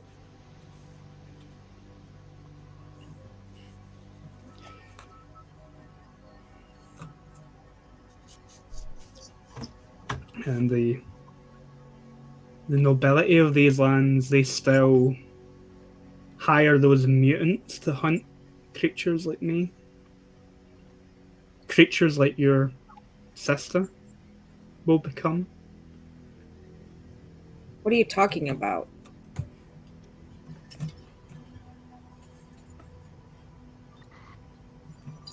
Speak plainly. It's late and I've been traveling for a very, very long time. Yeah, I know how long you've been traveling.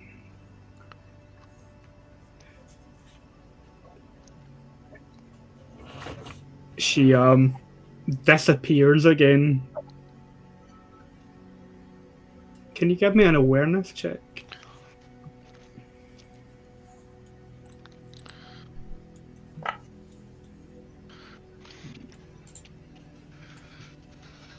Again, she vanishes.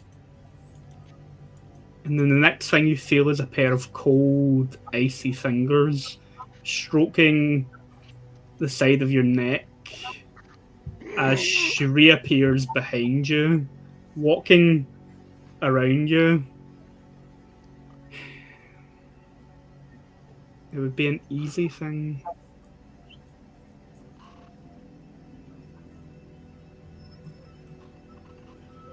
Well, if you want to get fresh, you should have at least bought me dinner first. You are the dinner. Well, you will I've be. been called dessert before, but being the main course is certainly a step up.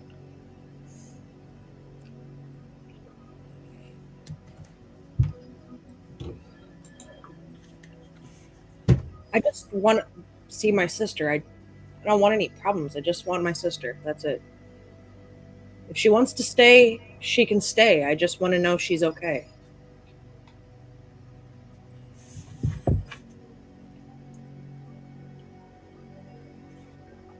Your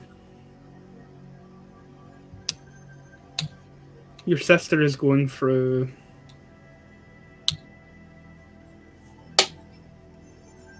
something I don't think you would ever understand. I have self-control, which is the one thing stopping me from opening your throat wide up. She doesn't. She spent her entire life believing that she was one of you.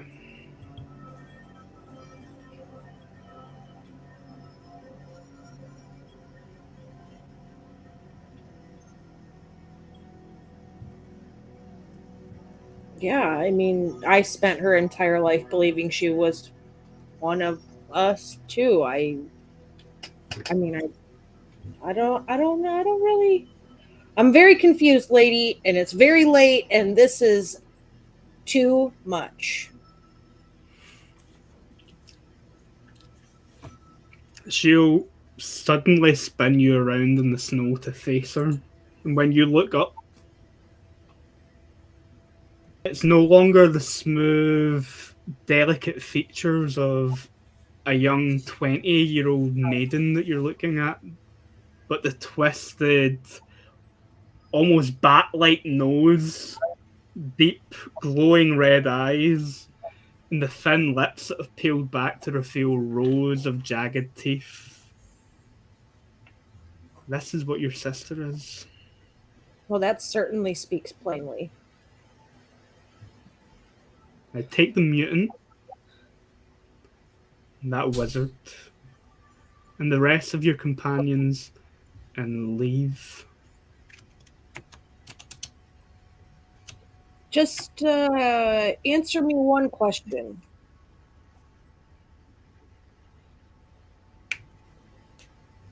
What is this curse on the land? Does it have to do with my sister?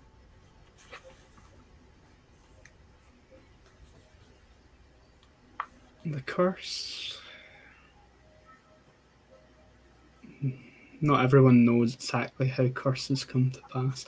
I know I definitely cursed your father and mother and shed blood in the process when they took my daughter from me and fled. And since this village has struggled,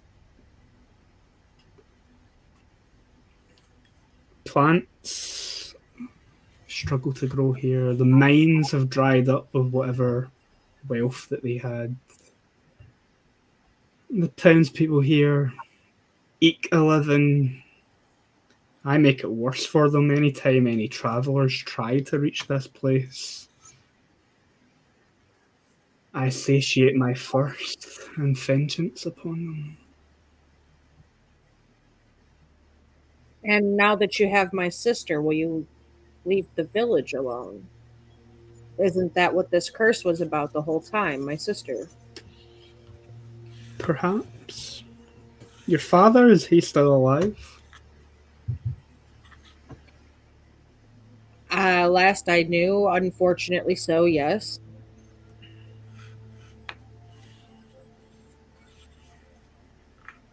In one of the cities, no doubt.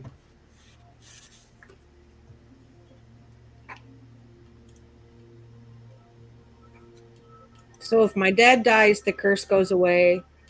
You take my sister and you leave these people alone. That's what I'm hearing? I think that would balance the scales. Huh. All right. Sounds great. Pleasure doing business with you.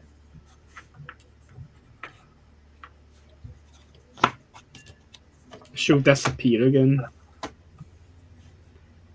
I'm going to go back to the inn. Okay. Back at the inn, while all this is going on, you guys are preparing for some alchemy. So, potions are being brewed, oils, I believe. Yep. The intention is to make 4 vampire oil. Okay.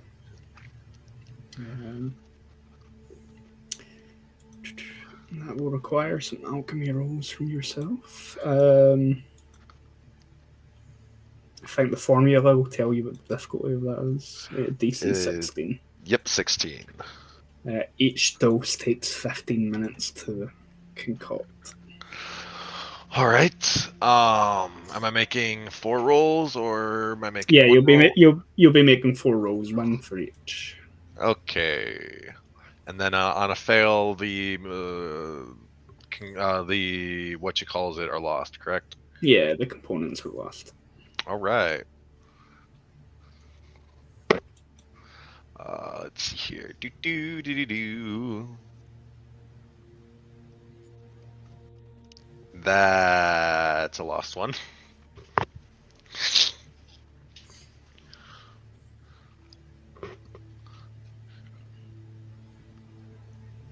Okay, that's 1. All right. And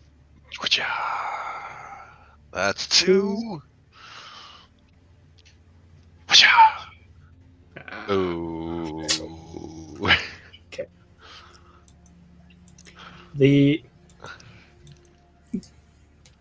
other two, the doctor and Major, in your company as you work in these, and you almost sort of go into a translate state as you're working your alchemy. The good doctor and Major probably skilled at making potions, or at least have the basic fundamental knowledges of alchemy. But the concoctions. Do you have my journal out? Just kind of while he's not really paying attention, making some notes. The concoction that the Witcher is making is a lot more convoluted, complex. There's some intricacies to how he changes the temperatures that he's boiling the different regions at before combining them, that just sort of over your head while he's doing it. But it comes second nature to him, as if he's been doing it his entire life, and he probably has been. What he makes, or at least the first attempt, doesn't end particularly well. The concoction starts to overflow and bubble and is wasted. A few minutes of cleaning out the different parts of his alchemist kit. The next 2 attempts seem to go well. He's left with a phial of a thick, dark, almost blood red oil that could be coated onto a blade or onto arrows or crossbow bolts or whatever. But the final attempt, some of the files and stuff that he's using to create the concoction with break in the heat. And a foul-smelling gas sort of fills the room. It doesn't do any of you much harm, but it makes your eyes kind of burn, the room unpleasant to be in. Do these have windows in the room? Yeah, there's windows in the room. That is opening up. Yep. Oh. Even Witcher kind of coughs for a moment, and as he kind of looks around, he looks at the doctor and he looks at the mage, and then he kind of looks quizzically to them for a moment and says, "Wait, where's the woman?" Last I saw, she was downstairs near the fire, writing in her journal. Yeah, she was doodling or something. But could you just throw that out the window, please? Oh god, that reeks. Please. He's already kind of doing that. He'll actually take like a little bit of a rag out of his pack and kind of like dump it into it, saturating it, and toss the rag out the window. The smell permeates into the adjoining room, so the dwarf is also enjoying the smell. Oh, he's got to be awake for it. Yeah. Mingling in with the smells that are already present in there. despite the smell, that was truly fascinating. I wish I had more time to deconstruct what you created, see if I could figure it out. Perhaps if I was better at my craft. I wasted half the materials. But we still have enough. Though, I will be frank and honest with you. This and everything else I could possibly make to prepare. I don't want this to end in a fight. They do have a tendency to something more than wolves, from what I hear. The tales don't always work out the best for those that are not on the other side of your blades. So even with your blades here, I'm guessing these are not the things that we want to be fighting. Allow me to explain something. My school was burned to the ground, denying contracts. We normally don't hunt things as intelligent as you and I.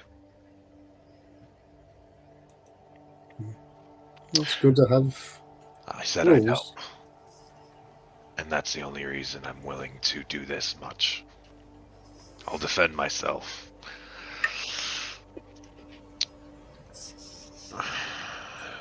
But you would be very scared to find out how many higher creatures of this variety walk and rule amongst the lands.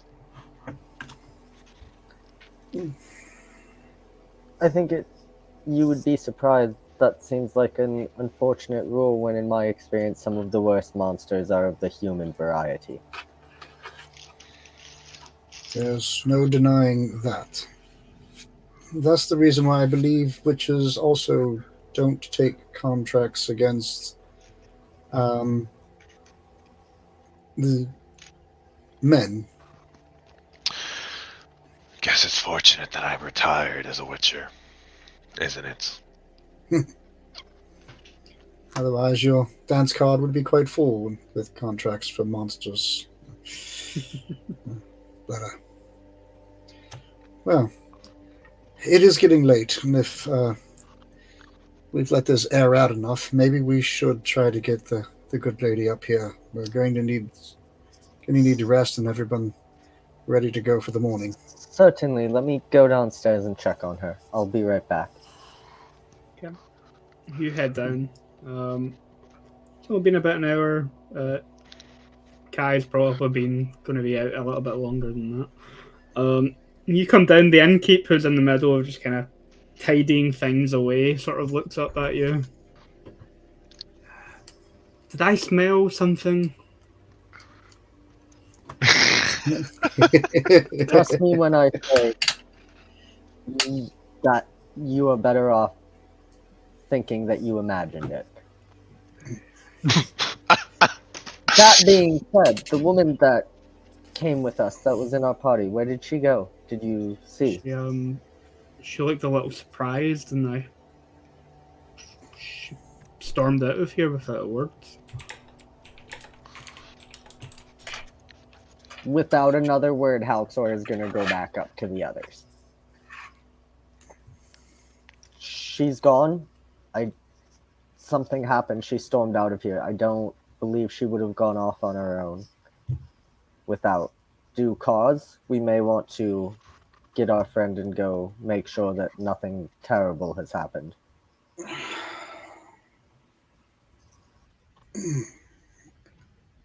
Wait. Right.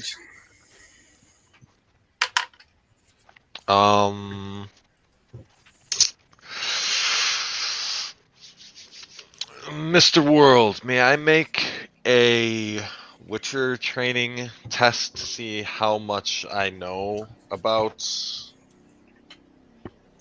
vampires and such? If I knew something about their telekinetic abilities or invisibility other than the base tax? Yeah, give me a roll. Ooh. 16 bare basics. Yep, some vampires can be invisible, some vampires can communicate telepathically. Those vampires that do such a thing match the footprints that you would have found, those human footprints. And again, same conclusion. You're either dealing with a Bruxa or a Alp. If I had made a bet on it, I'd have a 50% chance of winning some coin.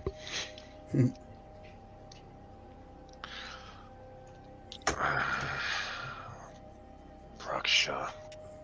Fortunately, though, while Bruxa and Alps are intelligent vampires, they're at least not higher vampires or true vampires, which are Nigh immortal.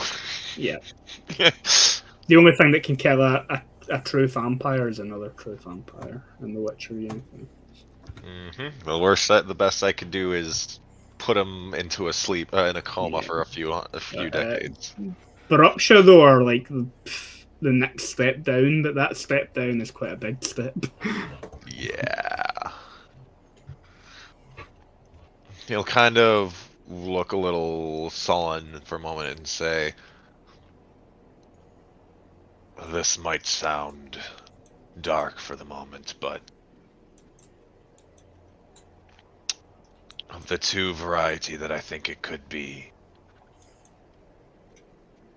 if it's one of them, it was probably already following us, was within an arm's reach,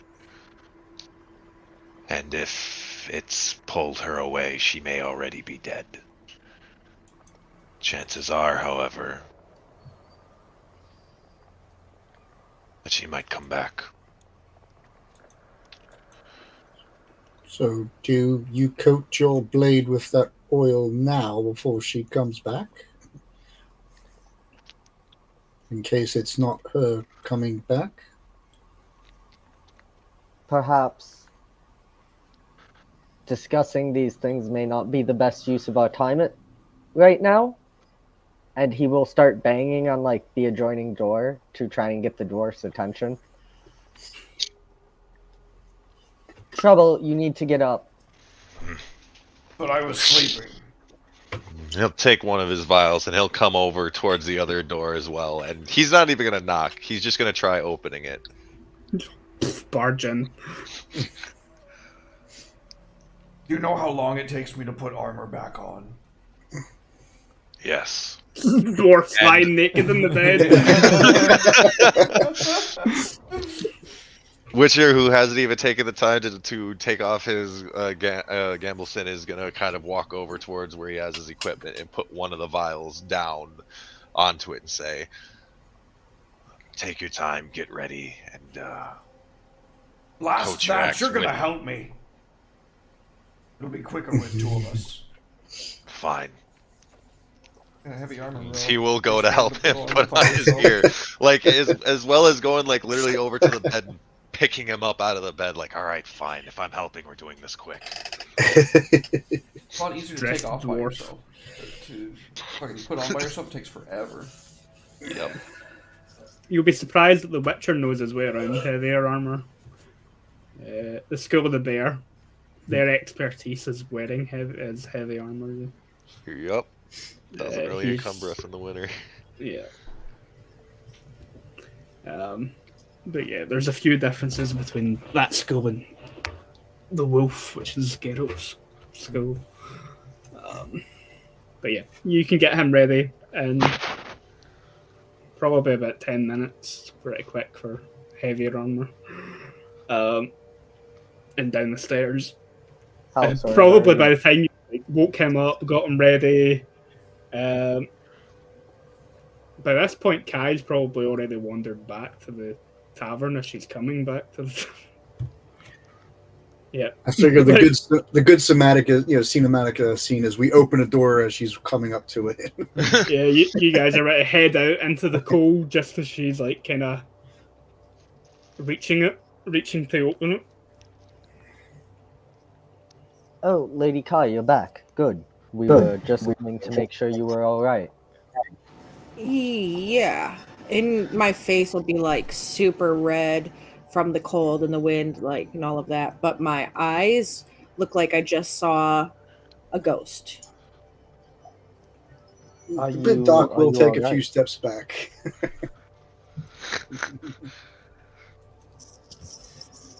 You look ill. Do you need some rest?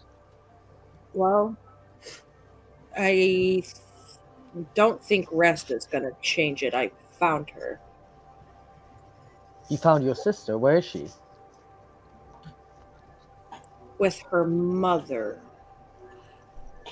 But your mother's back in the name No. of the city we started in.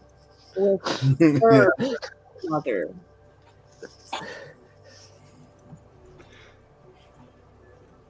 It seems there's a few more skeletons in my father's closet than he would like to share with the rest of the class. So you're saying that she's safe and we should head back? I'm saying it's not a conversation we should be having out in the open in the inn. And Keeper goes back to quickly brushing up, like. I'm gonna put my father gets around. I'm gonna put my signet ring back on at this point. My father got around.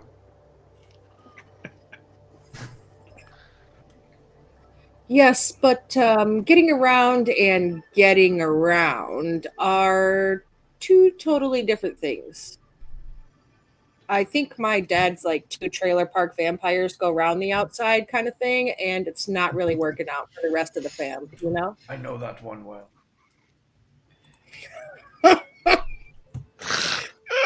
So shall we then adjourn upstairs? Yes, I think that's the most intelligible at this point. We're going to need another round of it. Just give me the cask. I think I'll actually take a drink this time.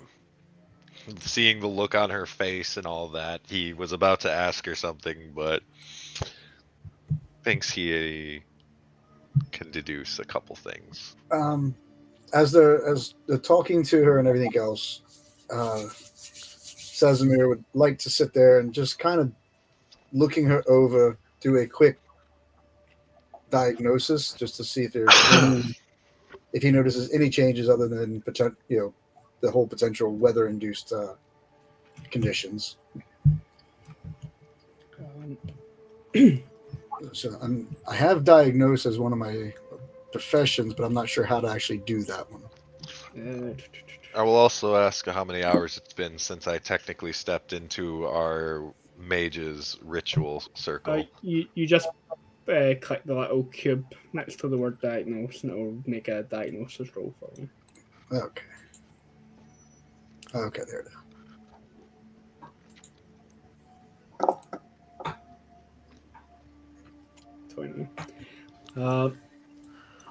Take a moment. You try not to be too obvious. Try and get a look at the neck and things like that as she's coming in. But Kai doesn't seem to be harmed in any physical way. Maybe emotionally, but not physically. Other than maybe a little bit of reddening around the cheek and nose from the cold. Okay. He does feel a little more comfortable, but he just follows the group back upstairs.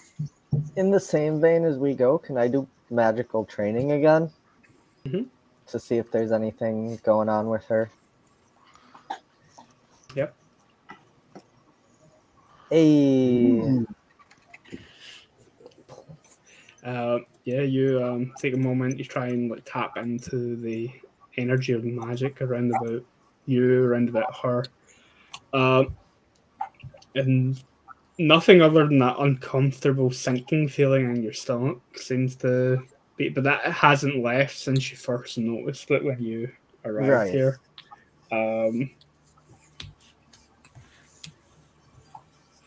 Good to know. But yeah, you can head up into the room. Mr. World, how many hours has it been since the ritual circle? By this point, the ritual circle's probably worn off. I was afraid of that. When we all get into the room, immediately after closing the door, Witcher is going to, just to be sure and be careful, is going to create a large magical circle from the door, a Yurden, just to be sure that we're not being watched from directly on top of us. Probably covers just about most of the room. Yeah, that'll be a spell casting.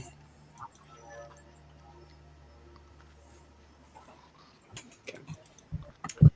Yeah, you're fine. To cast the sign.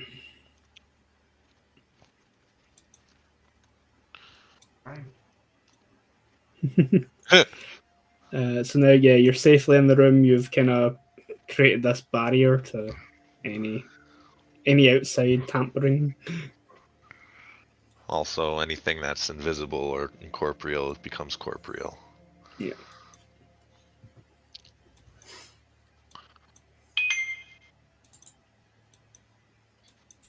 Okay. So you all squeeze into the one room. So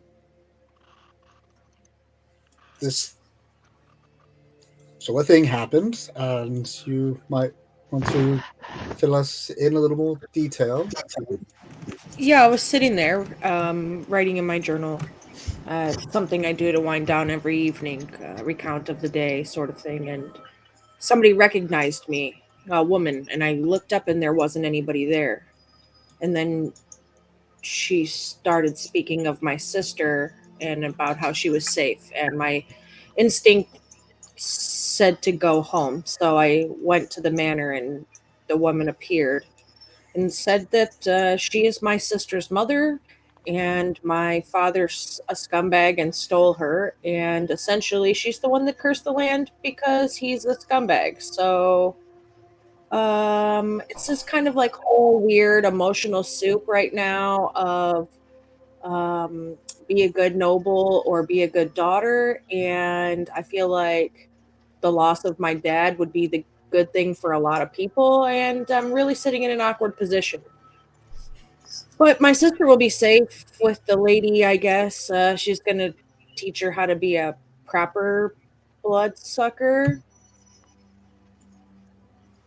Sounds like you're going through a lot, right? Might I offer you a nice ale in this trying time? You know, that is actually putting it lightly, good friend. I will take 2, please. Oh, woman after my own heart. I just handed mine. I will just ham-fistedly slam back the first one.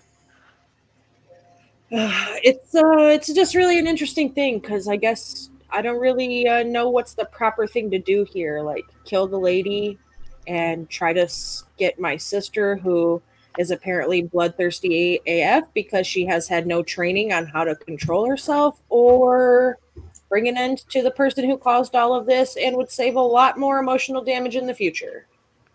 Because, I mean, there's no love lost between my dad and I. But I think, yeah, but there's like probably like a severe penalty for, you know, killing nobles and such. No. So No. You know how long I've think been them there, that sweetheart. That's not the right. The correct answer is yes. There is a big penalty to doing that. I should probably prison point time, out that I death. am technically in your father's employ. If you're So- caught. killing the man who pays me is not really high up on my We'll get more money Goals. off of his dead body than Yeah, well, it's not really about money, really. Really, it's not. It's more about like a mercenary. It's a little bit. this woman. She said that she's the reason there's no merchants here, no travelers. The mines have kind of dried up. The lands are unplantable, and it's going to be that way until my father passes. And that puts I don't see this as a negative. We ice him. She stops making these people's lives miserable. It's a win-win. She is as Yeah. many people have put it, a bloodsucker, though. Are we sure that she's not going to just go and murder people anyways? Well, I'm not really one who's ever been in much supernatural dealings, but Butcher. I've done my fair share of paperwork in the human world, and I don't know, do vampires have paperwork? Like, you put your bloody thumbprint here, and I put my bloody fang print here, and we agree to never do the thing that this paper says we don't do? They house the same intelligence that all of us within here do. So if you feel you can't trust a human on their word, What he said. I'm not thinking that we're going to get her to sit there and agree to a paper contract that she'll. It might be fine for a while, but what if she gets hungry because things get lean again? Town becomes a little more prosperous, more people, more temptation. Yes, but I came to save my sister, not kill her. I'm not saying to kill her. I'm just saying I don't know that either one of these is a good option. If you're saying for certain that we've got bloodsuckers up there and your sister has zero control, that would be literally inviting us to try to kill her as she comes to try to kill us. Or we go back and we kill your father, which is just asking us to try to sit there and not get caught up in a whole entire noble mess of they're all now looking for us. And I'm not really sure if I want to kill my dad or just have a good come to Jesus meeting. And he just makes the decision on his own. okay, so from what I'm gathering, you've got a village full of your father's offsprings that he ran away from. I'm not thinking he's coming to any kind of conclusions other than I'm not going back there. I mean, I don't know the man. And Lucky for you. Hexalor, I mean, you're the one that would. You're in his employ. I mean, what is your opinion? Do you think he would even consider making amends with this creature? From what I know of curses, they generally have a very specific way to lift them. If what she is saying is true and that she cursed him and that the only way to remove the curse from this land is for him to die, there's not usually much alternative. Do I know, can you also break a curse by, like, killing the caster or something like that?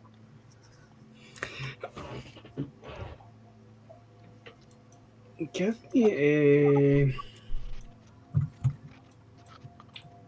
This might actually also fall under magical. Oh no, that's when I see a magical thing, not to recall. It would be a education roll.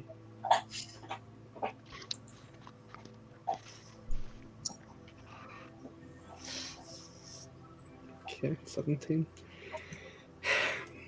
In most circumstances, curses are never ever lifted by the death of the person who inflicted them. It's usually only when the very specific Conditions. conditions are met. Yeah. Typically, most curses can only be lifted in a very specific way, parameters set by the person who cast the curse or hex. I do not believe that your father coming here to make amends will be able to do anything for these people.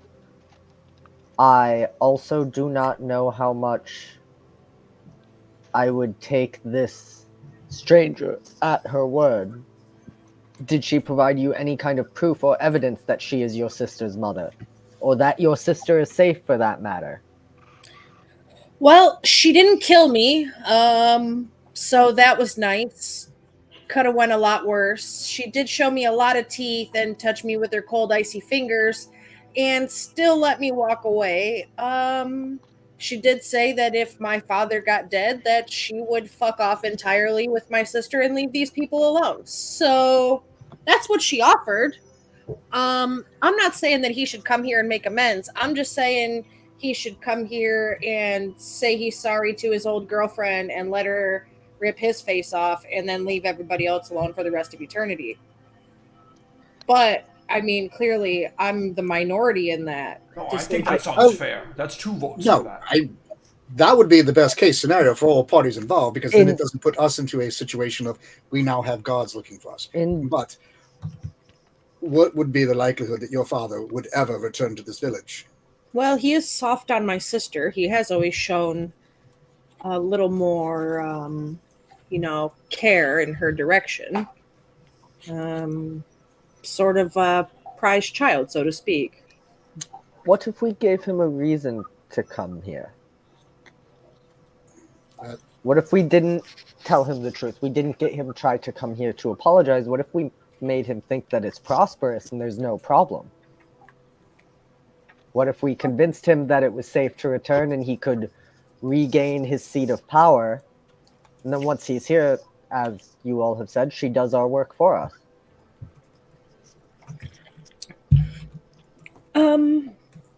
Yes, Halxor, and there is the matter of who will be signing your paychecks after.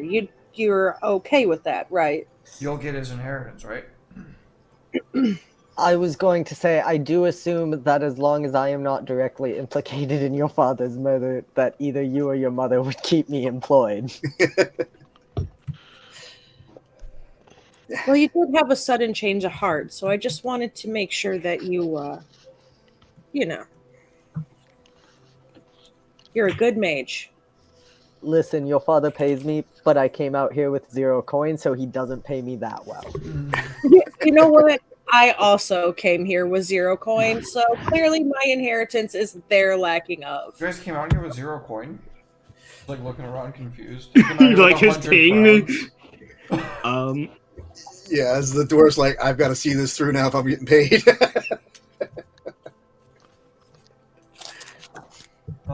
Keep in mind, the kingdom is currently occupied by Nilfgaard. What about, you and I do know your father, but what about Witcher knows more about these creatures than anyone? What do you think our best course would be?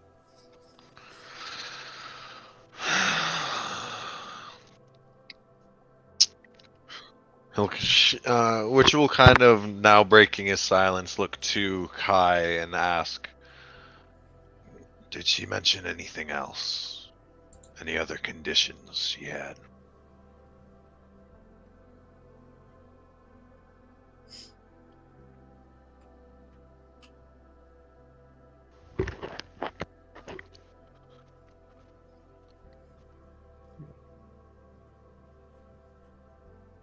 hello? That was a question for Kai. Question, yep. I spaced. I didn't know that was for me. Repeat. Oh, sorry. Was there any other conditions that she No. gave? She was pretty straightforward. Did she already know of us all? There was one thing she mentioned. Take the mutant and leave. Don't forget the mage. Oh, yeah. Well, that too. The mage.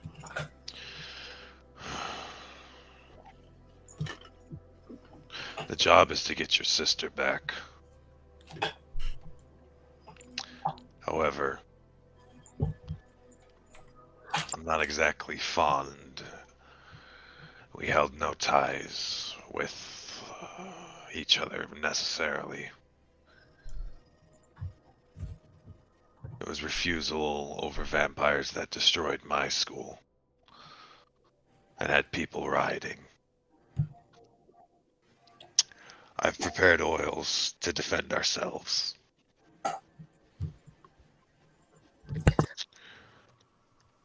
But at the end of the day, I'm here for coin.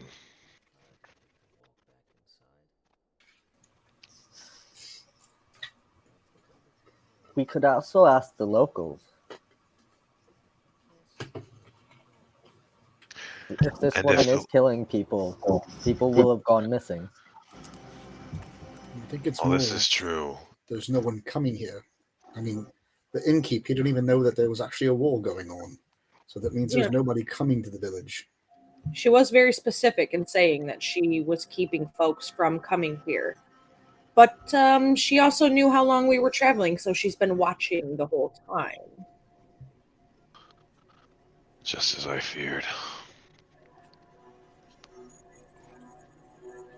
Can you all give me an awareness roll? Is it all of us? Yeah, all of you. Good thing it stops before your dice hit my die. I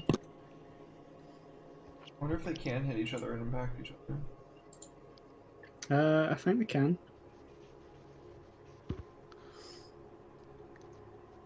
Why is it? Why?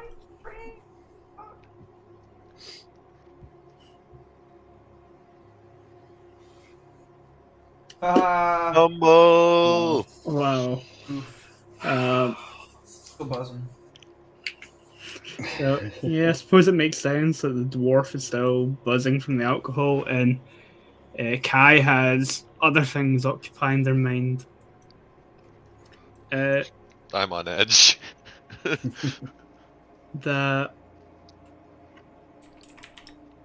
The other three noticing that the window that's been left open to let, the smell air out of the room, sitting on the window ledge is a large, white, snowy owl that as soon as you take notice of it, starts to fly away into the night. The Witcher can give me a Witcher training roll. You know what? I will use 2 luck points on this to increase it by 2. Bringing me to 4.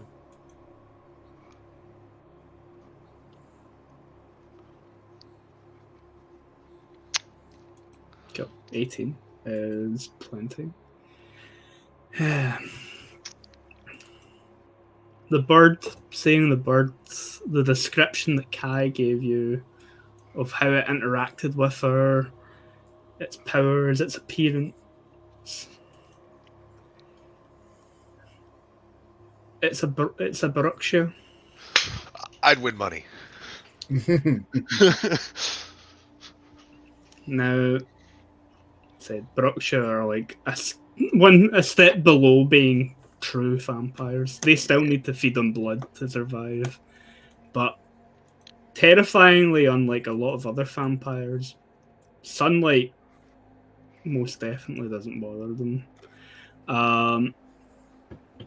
That they are cunning enough to generally disguise themselves as being human for the most part, or just keep out of sight of people in general, because like a few vampires, they have the ability to become invisible, which makes them, if you do engage with one, really hard to kill. On top of that, unlike like most vampires, they are also supernaturally quick, far beyond most humans, and even beyond most witchers. They are dangerous, but generally solitary.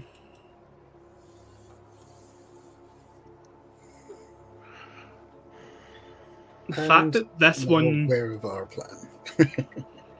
The fact that this one has brought another to it is worrying as a Witcher.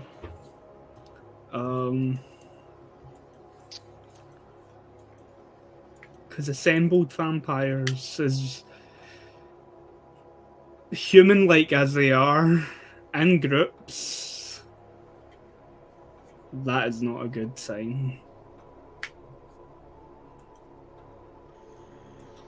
And with Lyria and Rivia being at war, being run by Nilfgaardians, with people dying and disappearing regularly, it makes a perfect breeding ground for vampires and other monsters to indiscriminately satiate their hunger.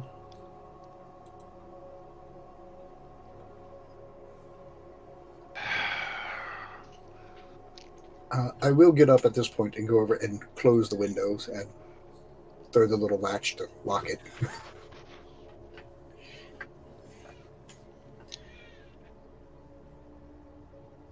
The war and everything. Solitary creatures of this variety. If she's bringing her daughter, as she claims, under her wing, then a very bad problem might be on the horizon. With people being killed on the roads from patrols, from invading forces, from the causality of war, where even brothers in arms will backstab for their wants and needs. It's the perfect ground. And he'll kind of look to Kai with like a stern look for a second and ask, If what she says is true and your sister is like her, are you sure that she wouldn't drink your blood? No, I'm not sure, but I don't know. My sister spent the whole time growing up on her own with no ability to quell those thirsts, which I've been away. We've got a big age gap. A lot of stuff I don't really know from how that worked, but all she said was she was safe and that she was going to help her. That could be bad, that could be good. I'm in way over my head. I thought my sister was running off to quench some nostalgia, and it ends up being my sister being pulled back here by her mother, which isn't my mother, and it's a lot of stuff that's really above my realm of sword swinging on the front lines of battle. To be fair, I'm pretty sure this is a Bruxa. And if none of you know, that's about one step, a large step, but one step down from something even I cannot kill. Most of you will probably not be able to see it move, and defending yourself is risky at best. If you want to do something about this curse and quell your father, that's of your decision. But if you were to go grab him, take his head and bring the body back as proof, there may not be a village left. If she's keeping people from coming, eventually the supplies of this town will run out. If the mines have dried up, and we already know how well vegetation is growing around here, with wolves grabbing and eating at the last little remnants. This may turn into a village of them. So I'll ask, if it's needed, are you willing to do what has to be done when it comes to your sister?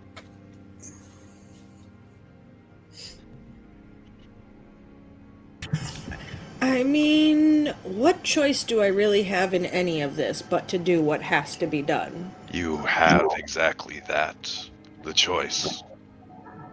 And he will come over and reach out and put a hand on her shoulder if she doesn't like back off, and says, When I took my trial, before, every Witcher had to make a choice. None of us entered the trials unwillingly. You have a choice, and I must hear it.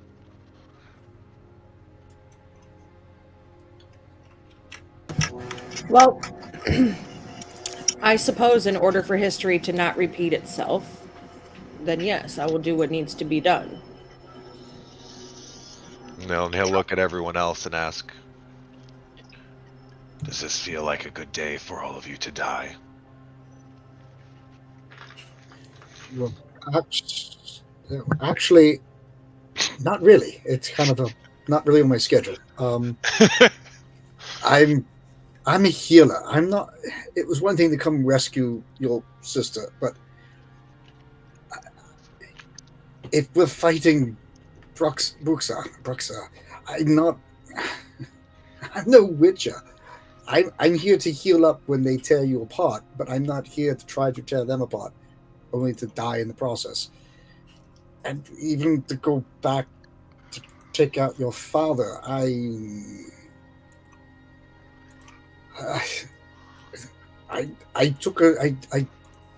followed a path to heal those. I don't know that I'm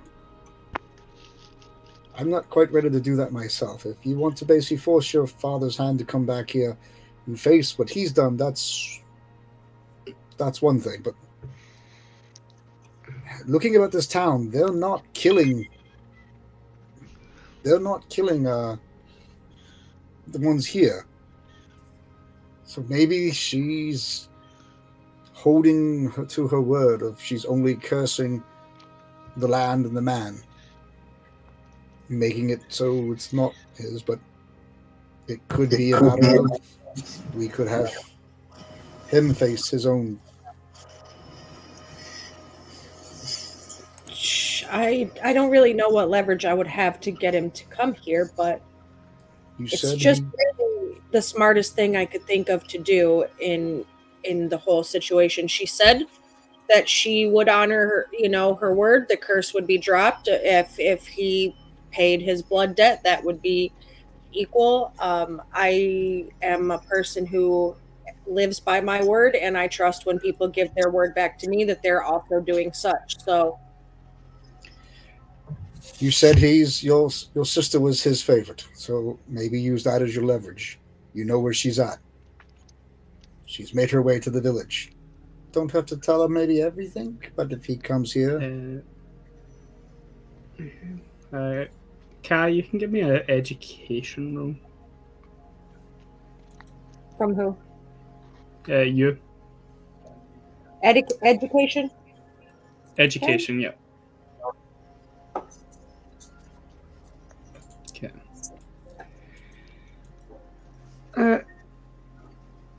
Your father clearly has a lot of children, none of which he seems to particularly care about.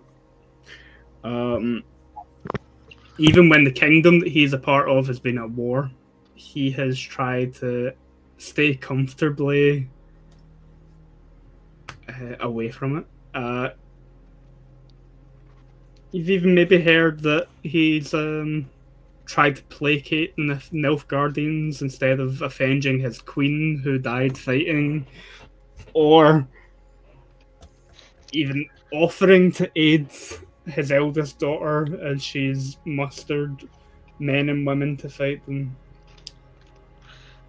The village didn't even know there was a war on.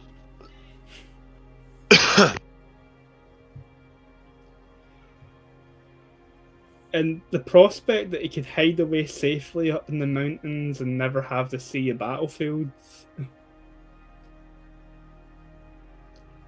Probably more enticing than the idea of saving his own daughter.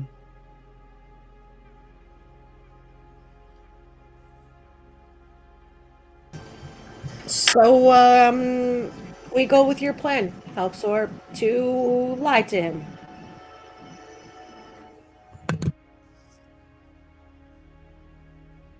That works for me. I've worked with him quite a while, observed him. I'm sure we can come up with something. That does leave the final question. We had come here to get your sister back. You are, as you said, you take her at her word. You are comfortable doing this and leaving your sister in this woman's care? Well, who better to take care of a baby vampire than an adult, grown, control of their impulses vampire? I mean, she didn't eat me, she didn't hurt me, she didn't do anything of the sort, and she let me leave. So that is indicative to me that there is some sort of, honor amongst thieves, I suppose you could say.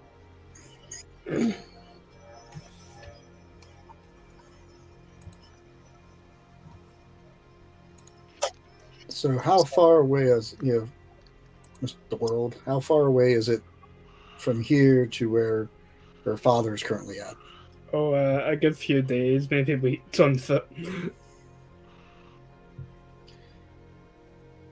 So if we are going to do this, get a good night's sleep, and then have a week's worth of hellish travel, giving us the time to concoct a realistic plan to get your father to reopen the manor house and live comfortably far away from the war, and making it all seem his idea. The innkeeper Easier said had than done. the innkeeper had mentioned something about iron. That's Yeah, but iron evidently is worth money. the mines, maybe not mention that they've dried up. Exactly. Maybe say that it appears that they're starting to find a new vein.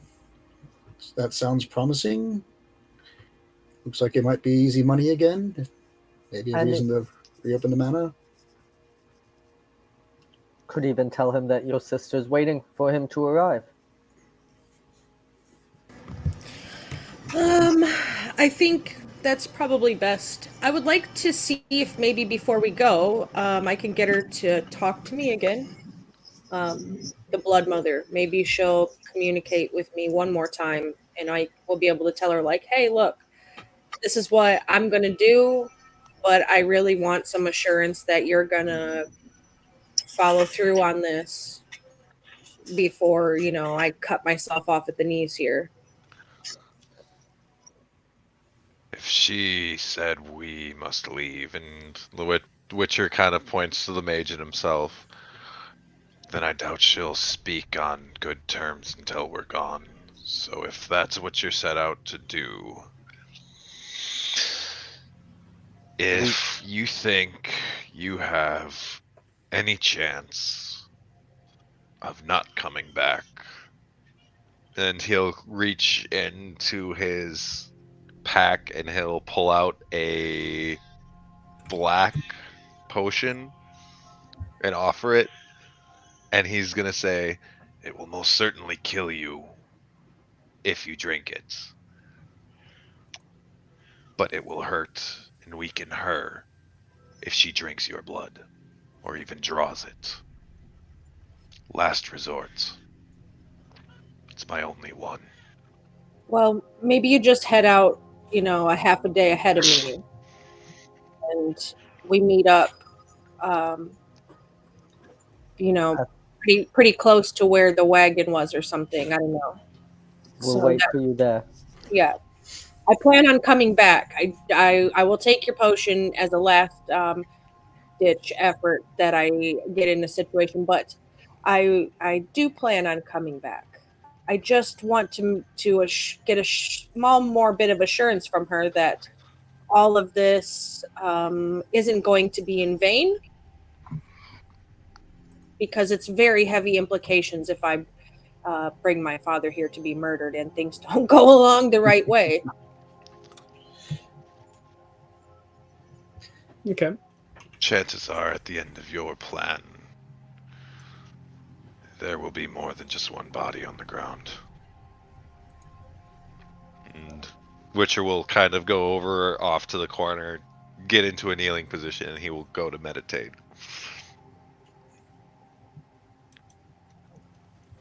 So we'll leave in the morning. You all will tarry here for a little time, trying to see if you can make contact again before coming and meeting us in a day or so at the wagon. Hopefully before the end of the day. Do we want to set a limit? You know, we wait for you. If you don't show up in 3 days, we go off to your father on our own, or we come back and burn her to the ground.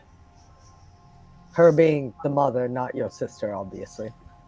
Well, yeah, that's actually a really good idea, Halsor. Let's do that. And I'll get a scroll paper out and I'll write a note to my father that says, like, in the event that you receive this, I didn't get back, but here's the, the information about the town. Your other kid is there. I must have got my leg ate off by a wolf or something. And I'll take the candle. There's a candle burning in the room. If there is, I'll pour some and I'll put my seal of my ring in it. So that way it's like our official signet. So there's no nonsensicalness. Something that would get him to come back if I don't make it there, which I'm not. I'm hopeful that we are. You know what? To the old gods and the new, I swear, I'm coming. I'm not dying here today. Okay. So I'm not thinking we need to wait 3 days. I'm really hoping one max. And I'm not, just so you're clear, lady, I'm not necessarily offering to come with you. I will wait in the village for you. And that's okay. I figure the less they go up there, the more likely she is to speak to you. She came to me here in the inn. There wasn't anybody else around, so maybe that's why. My thought is if I'm standing alone somewhere and call to her or something. She's been watching the whole time, so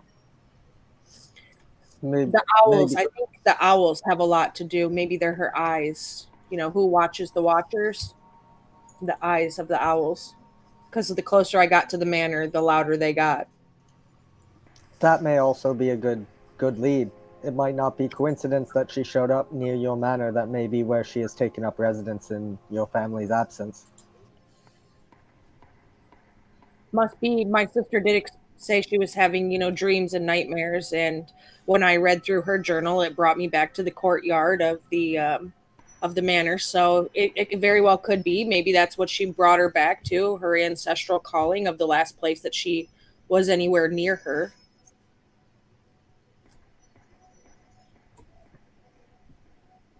But I think maybe she hopefully she will communicate. She seems to want my dad to not be my dad anymore, which I'm kind of on the same page as her. He's really more trouble than he's worth, if I'm being honest. So I think we'll be all right. Hopefully, I'm hopeful we'll be all right. Okay. Well, I say get some rest. You too. Just, I guess, be ready for the morning. And right, sleep if you can. I'll sit there and the doc goes over and just kind of pulls a blanket from his pack and just kind of sits in a corner. Because he's not even going to try to. He'll offer the beds up to whoever wants them, but he's just kind of sitting in the corner. Rough night's sleep.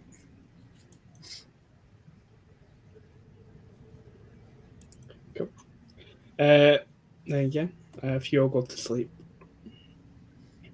I will be doing the meditation, which allows me to get the benefits of sleeping, but allows me to remain vigilant. Then you're the first one in the morning to hear the banging on the doors of the inn, demanding that whore son's daughter come out and speak to the people that he abandoned.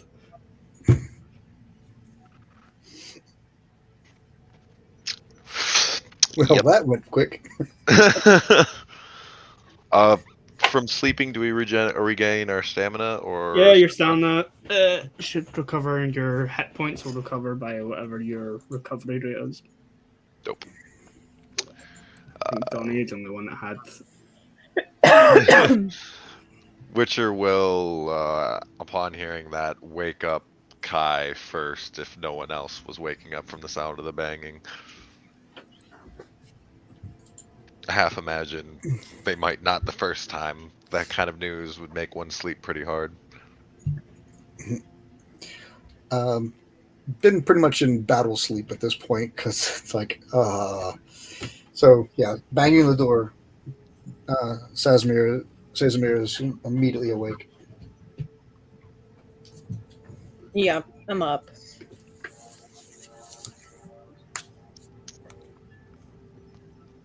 Well, time to meet him.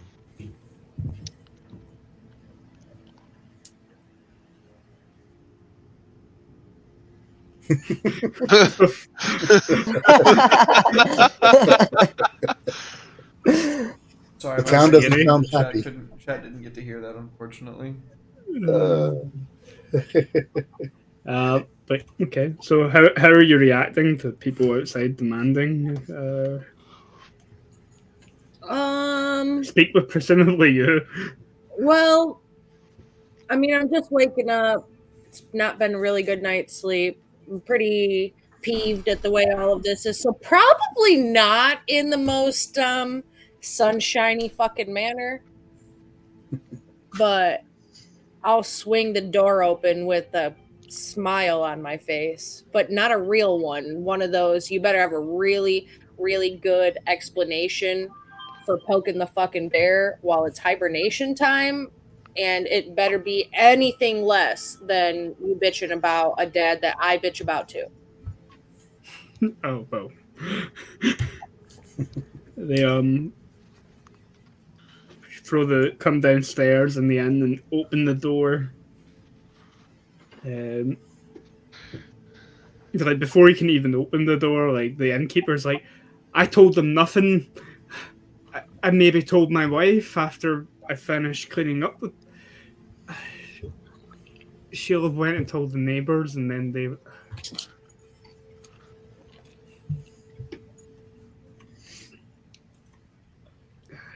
Well, coffee would be nice as a nice consolation for, you know, your pillow talk exploits. He'll disappear into the kitchen. You can open the door. There's maybe about 24 villagers. Half of them on the younger side, and half of them also having a familiar resemblance to yourself. It's the older people who are angry. Shocker. Angry boomers knocking on my door this early in the morning. It's definitely her. She's a spitting image of him. So's half the town. But yeah, good morning. That's the problem. That bastard, he went and seduced our wives and daughters and then fucked off and left us. Yeah, yep, it's not just a problem for you folks. It's a problem for a lot of us. You know, kind of really sucks. And if I could fix it like that, I would. But I can't, and I plan on it. So that would be, you know, a step in the right direction, I would think. How do you plan on fixing it? oh, I don't know, maybe getting some trade back into the village and things like that.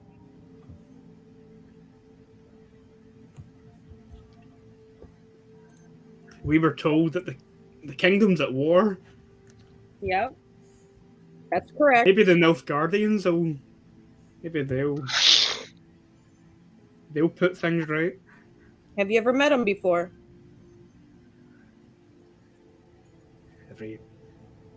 Every lord and noble's the same. Not true. You wouldn't catch my father sleeping in the inn overnight.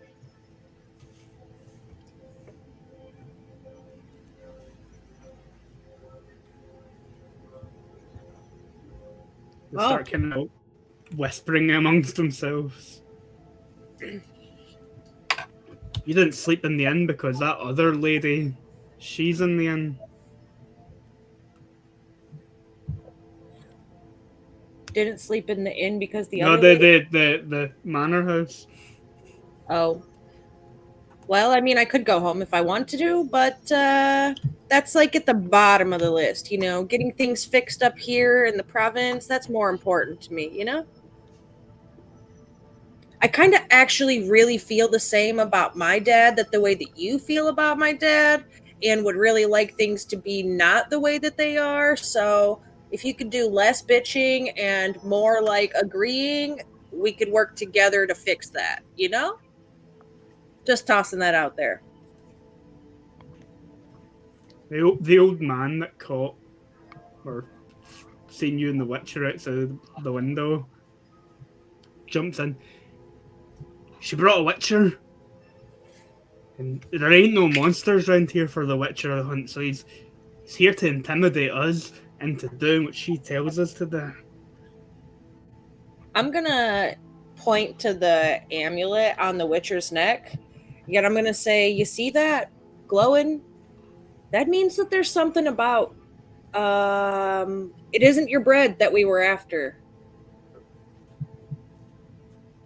What do I need a Witcher to intimidate you for? I could have just hired a pack of mercenaries.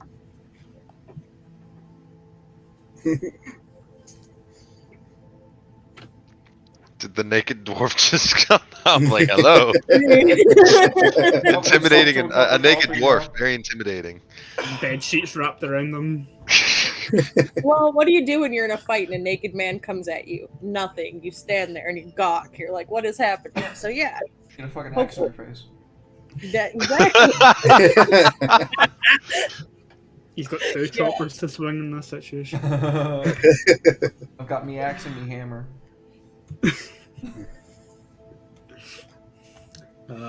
Sorry, that was vulgar. The villagers all look a little bit confused by the convolutedness that you hired a Witcher to intimidate them.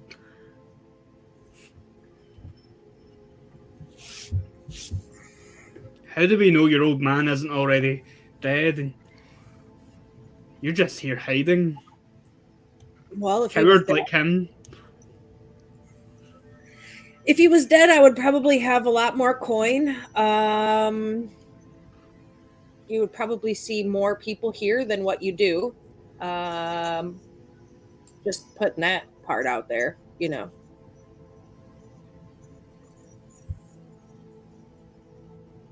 Look, it's not really my job to convince you all that I'm an awesome person.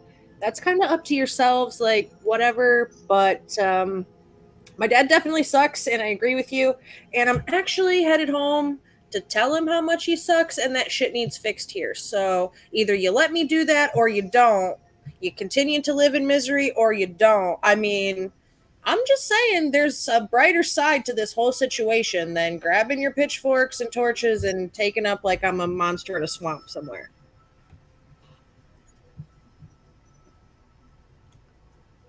I'm not really good with people and words and stuff and things like that. More like good at being on the front lines of the war that's raging across our country, which I would rather much so be doing than having this cheery conversation this early in the morning. I haven't even had coffee.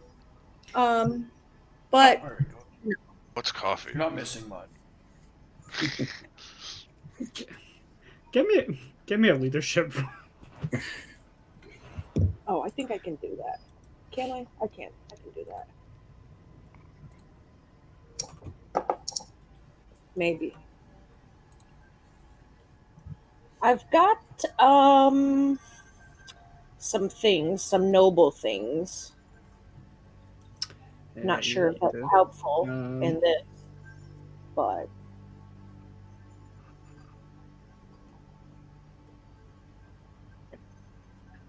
yeah, you could have just commanded them to fuck off. That would have. yeah. Well, I don't want to be a huge jerk either, right? Like, my point to them is I'm not my dad. I'm not a huge jerk, but I can be a huge jerk if you don't politely fuck off. Fair. Like, you can conduct yourself the way you talk about why you'd rather be fighting the war and protecting the kingdom instead of tidying up your father's mess, essentially. The way you sort of carry yourself is enough for them to back away a little bit.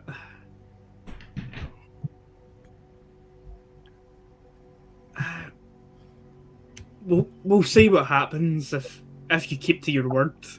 They all kind of like grumble and turn away and start heading, to actually do their day's work, whatever that might be, while the mines aren't properly functioning.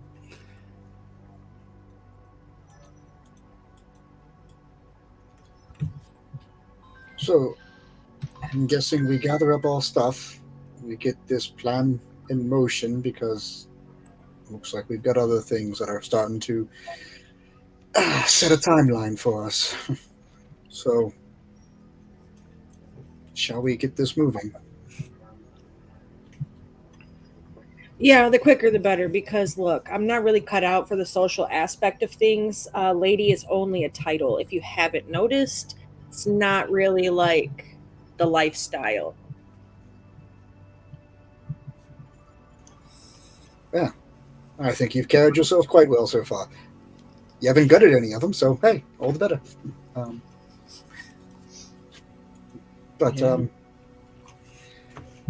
If she's still watching, and if you say that she's not affected by daylight, I'm thinking she's probably watching at this point.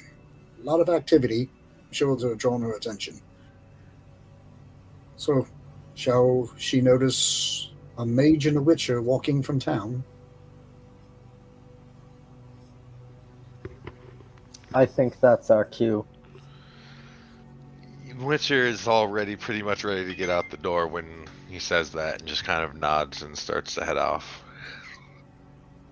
Alex will run upstairs and grab what couple things he doesn't have on him already, his staff and maybe like his components or whatever, and then run to catch up to the Witcher.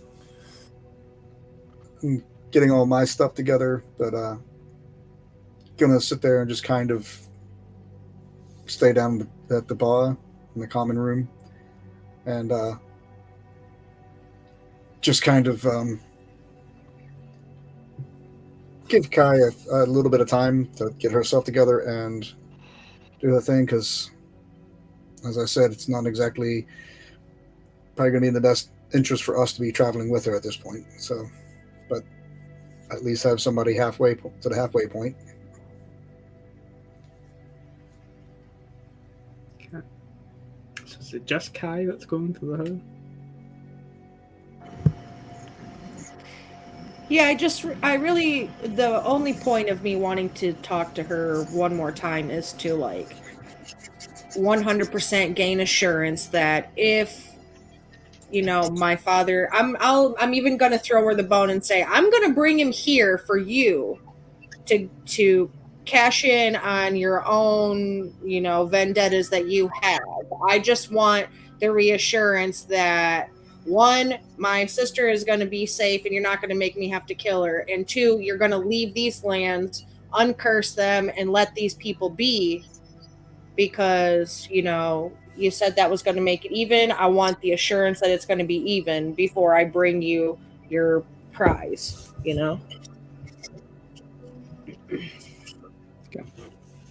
Okay. If you're approaching the manor house, during the day, instead of owls signaling an alert. It's crows up in the trees that start to squawk. You're able to get a little bit closer, enough that you can properly see, like maybe the front doors of the manor house. You're maybe at the walls around about the outside of the estate when she appears. Again, in the human guise of the young woman.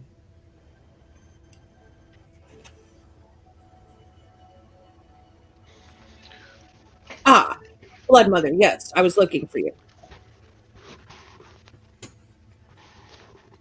Blood Mother is a interesting moniker. Well, you didn't tell me your name, and I didn't have anything else that was more proper. You know, I told you, I'm not the words person here. Listen, okay, look, I got a plan. I'm going to bring you my dad. I'm going to let you have him, but I want you to just guarantee me that you're going to uncurse these lands and go about your day with my sister, and she's going to be all right. Yeah? You'll bring him here? Yeah. Got a plan. I'm going to bring him to you. You're going to be able to cash in on your own vendetta against the guy, and it'll be good for you. You'll be able to get rid of that tension that you've been holding for a really long time, loosen up your shoulders a little bit, relax some, feel better about the whole situation. You know. Give me a persuade roll.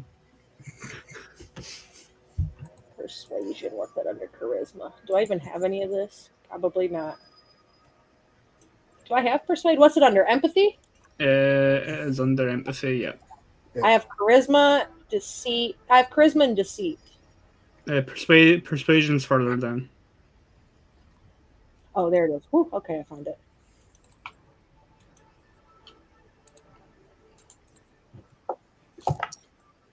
Poof. Okay. Ooh. Yeah, that's the maximum that you could have rolled. I'll bat my eyelashes at her real nice. And go.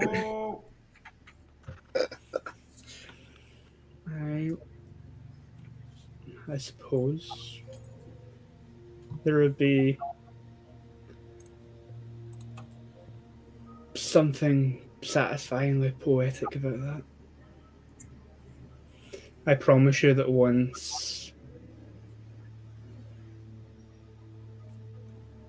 I've ended his miserable life, that I will take your sister. We'll head south, maybe into Nilfgaard. The war is mostly on this side of the border, from what I've heard.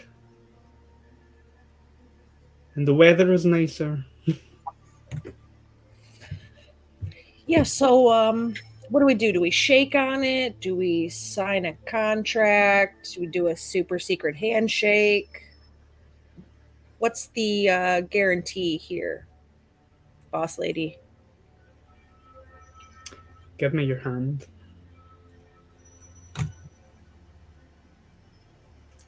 She'll run a claw down the palm of your hand, drawing blood, which she'll lean down and she'll lick across the wound.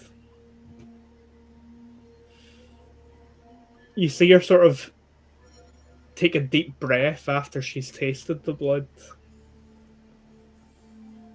Yeah, it should make you easier to track if you don't fall for the wounds.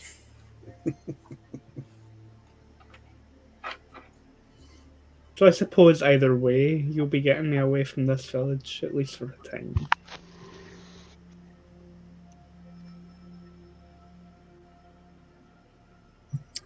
All right, great, perfect. So pack your suitcase, get ready for your vacation, the nicer weather, all the time you're going to get to spend with your long-lost child.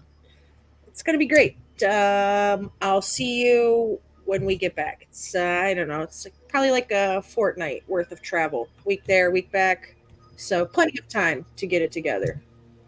Try and keep your sister from devouring the handful of villagers that are left.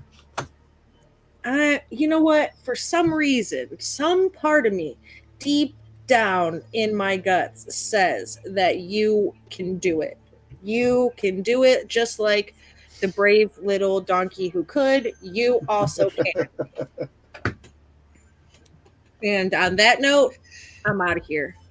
Thanks for not eating me 2 times in a row. Have a good day. Enjoy whatever it is that you enjoy in your spare time. I'm out of Yeah. If you glance back, she's no longer visible, but you're pretty sure that she's still watching you the entire way. I did not foresee you going back to, the capital, taking your father, sending him back to get murdered. But well, that's how it's going. You can head back to the tavern, collect your mercenary and doctor. Do the The diagnosis again. I'd notice a cut. Yeah, hand is bleeding, superficial. I will tend to it, but I tend to it, but I have a keen watch on her for the rest of the trip. Yeah, you're able to rendezvous with the mage and Witcher. With Nilfgaard occupying the Jewel Kingdoms, some issues that will emerge. One, you're being hunted by the Nilfgaardian military for a few reasons. One, you've aided in the escape of the good doctor. Two, you're a known member of the Lyrian nobility who has been fighting against them. And yeah, your father, on the other hand, has been in bed with Nilfgaard, probably literally as well as figuratively, being him. I'm going to take a few rolls from people. I'm just going to narrate some things out. Stealth is going to be the first one that I'm going to ask you guys for.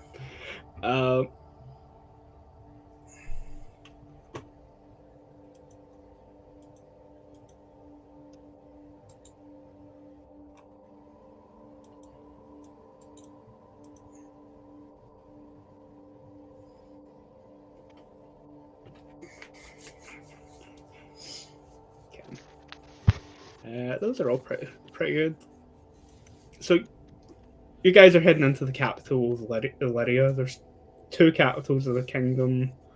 One's the summer court, winter. Illyria tends to be the summer one. It's a bit higher up in the mountains. It's a bit cooler during the summer, and then Rivia becomes the capital during the winter months, where it's a bit further south and warmer.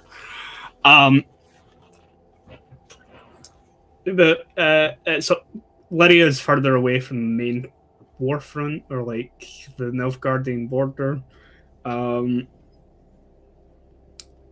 Your house's estates within the capital are in Lyria, and that is where your father is currently residing with your lady mother under the guard of Nilfgaardian, or as a guest to the Nilfgaardian military. Your activities during the war mean that he is under close scrutiny. But for the most part, everyone bar Halksor is able to sneak into the residence. Mage, you maybe get caught by some patrols on the outskirts. You're probably able to, well, depending how you'd like to, either talk your way out of it, which you're very good at, or blast your way out of it, which you're all capable of. Up to you. He would probably try and before having snuck in, would have tried to, watch the guards and get plans of how they move and things, and then would, probably try and talk his way out of it, whether that's a lie or a persuasion. I don't think, other than the letter, which once she met up with us, he would not have had a reason to keep the letter, there's anything necessarily identifying him. Okay. So he would probably try and lie his way out. Yeah, so you can do a few things. The first thing I want you to do is give me a scheming roll, which is one of your profession abilities, just to see if you can get an extra +3 for the scheming. Yeah. And now give me a deceit roll, and you get an additional +3 to it. Okay. Because you've been observing the guards, as you said, over the last few days. You know, maybe overheard some of their conversations. You know exactly what to... Right. Yeah. I think I did that right. Yep. Okay. So that's 20. Yeah. So when you get caught by the Nilfgaardian guards around the outside of the estate that the rest of your party are breaking into,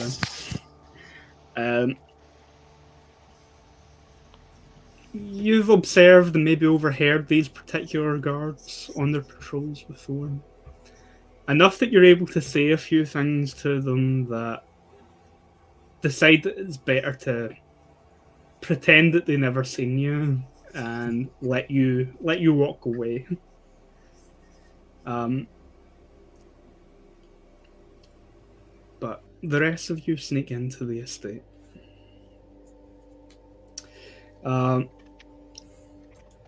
You're able to get far enough into the home that you're getting into those personal chambers within the inside, but the guards here seem to be denser, a lot more alert of the potential that someone might try and get a message to the old lord or his wife, particularly from their children who they're still trying to find. These guards are not moving anywhere. The best way to deal with them is most likely violently and quickly. And so I'm going to ask for either melee roll from the mercenary and a swordsmanship roll from the witcher. And maybe a swordsmanship roll from Kai as well. Well, I actually already rolled one out of when he said the mage got captured, so if we want to use that one, otherwise I can re-roll. Yep, yeah, we'll use that one. That's 22, 17. Yeah. But you're acting swiftly and maybe for some of you a great deal of prejudice against the Nilfgaard soldiers that are here. So yeah, that's a sword in the throat to quiet them, throat slit, axe in the back of the skull. The poor doctor's probably hiding around the corner and hears a few bodies thump as they hit the floor. And you're able to... Numbing agents. We could have made him pass out. Never mind, this works. Able to progress into the inner chambers where Kai's Lord Father and Lady Mother are currently sitting down to an evening meal. They let out a gasp as you enter the room.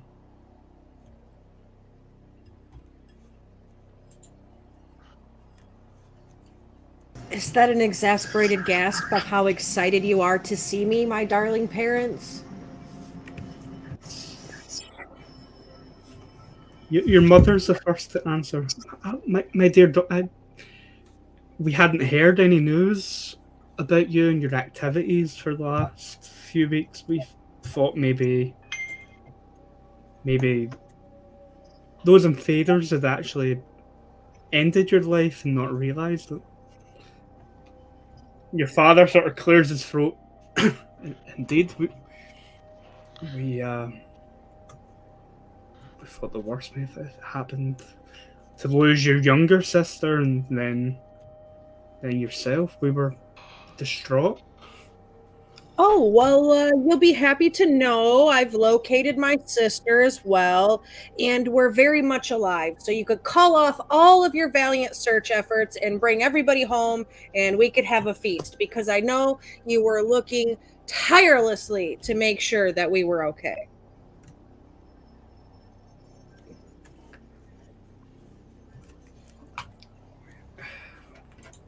Oh, my dear, we didn't have the power to send anyone to search with you or search for you. If you haven't noticed, we're prisoners of the Nilfgaardians here.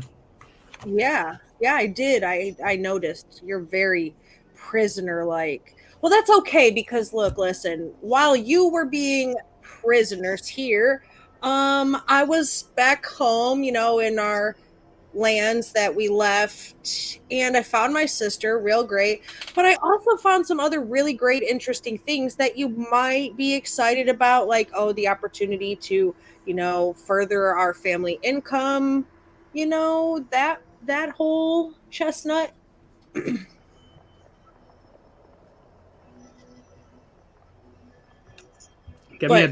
Give me a deceit roll. Deceit. Oh, deceit. Do I have a thing that helps with this? Let me see. Luck, if you need it. Yeah, you've got luck. Oh, I do have luck, don't I? I just was looking at my professions. I know I've got some. Well, there you go. I learned from the best on how to be deceitful.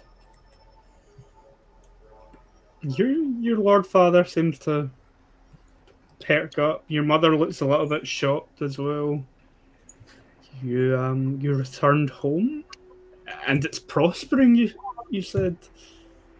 Yeah, I tracked my sister. She was headed home. I made it into the village, and I got to talking to some of the village folk. And they've recently struck a new vein of ore in the mines, and it could be potentially helpful. It's actually been unscathed from war, because there's been no news traveling back, because they haven't had an acting lord. Not that we know anything about that or anything, but definitely some opportunity for growth in the future. And my sister, she's there up at the manor getting things set up and ready for you to come home. Unscathed? So if you can get us out of here, then we can remain out of the attention of the Nilfgaardians. That's... Yeah, for us to get you out of here, you'd have to travel lightly. I know you're accustomed to having a lot of luggage on trips and things, but that definitely isn't something that can happen here. Lucky for you, you have a whole manor to go home to, so you'll be just fine.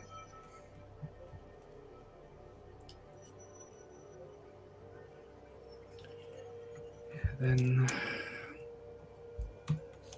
you took care of the guards outside the door? I mean, I don't want to say anything that could or could not possibly incriminate myself in the future, but maybe. Hey, what do you want us to do about these dead guards? No, I'm just kidding. From a medical standpoint, they will not be bothering us on the way out. We have time to grab a few things before we go. What is it that you think you could possibly need to grab that we don't already have in a pack? Heavier clothing. Okay, fine. Yeah, you probably should cover up. It's kind of cold. They'll disappear into their own rooms, come out with like furred cloaks and things like that on, that maybe not the most subtle, but warm at least. I'm just going to shake my head. Just gonna When they shake do it. walk out, I'll mention to her, like, any idea where they might keep some extra coin? You do have some folks to pay. Yeah. Oh, yeah. Speaking of, hey, Dad, father, darling, dearest daddy of mine, I need to borrow some money to pay these fine folks who helped me procure our land back.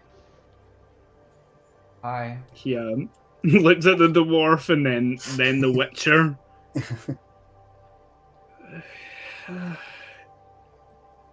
You Toss see a him coin to your Witcher. You said it. You said the thing.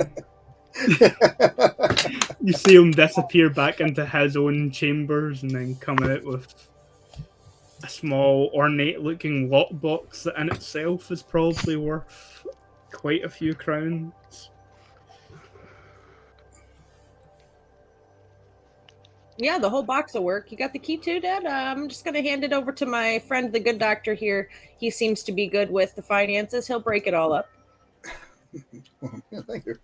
He begrudgingly, like, you go to take the box off him, and there's a moment where he just see that he doesn't want to let go of it. It's okay. I'll give you the box back if it's sentimental value. You know when you go Thank to you. like a family gathering and you have that really big uncle that always gives you that pat on the back that's just like attaboy, you know, and it's just like knocks the wind out of you. I'm gonna give my dad one of those. Just a nice good pat on the back, like attaboy, Dad, good job. You did it. Something for somebody other than yourself. Good job, you. Yeah. I never raised you. Speak to me that way. Clearly your uncle had a terrible influence on you.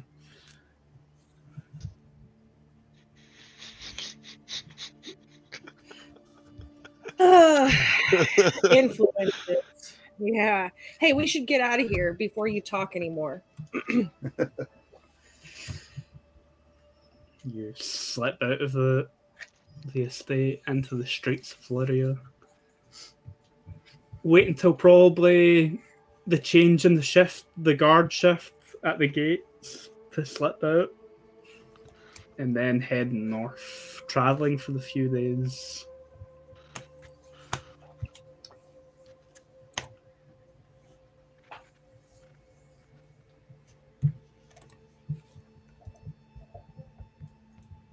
The route back doesn't seem quite as quiet. Almost every few miles, there's a few extra birds, whether they are crows during the day or owls at night, that seem to be watching you. And eventually you can get to the village.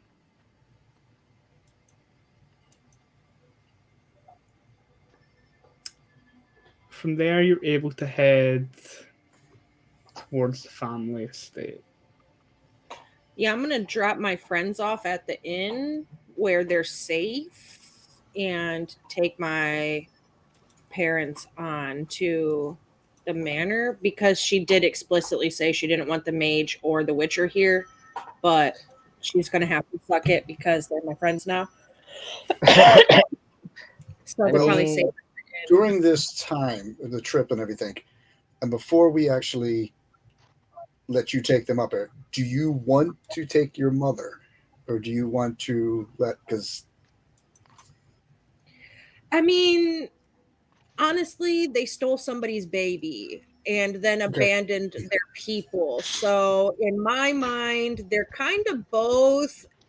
So really, it's two for one. Okay. Yeah, it's really that, and it kind of clears the way for me to not have to worry about any legalities, anything like that. Like, oh, accidents happen. My parents were attacked in the night by vampires. Oh, what a shame! Damn, I'll have to take over the entire estate and not have to worry about fighting with my lady mother.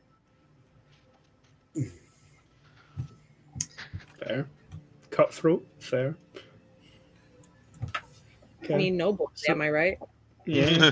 So who are you taking to the estate with you? Honestly, I feel like everybody is safer away from the vampires, and I'm just gonna turn and burn. I'm gonna drop my parents off, tell them my sister's inside waiting for them, and that I have some business to attend to back in town because there's a big thing going on in the mines in the morning, and we got to be there. So I'm out. Okay. So yeah, you start heading towards the mine, the estate with your parents.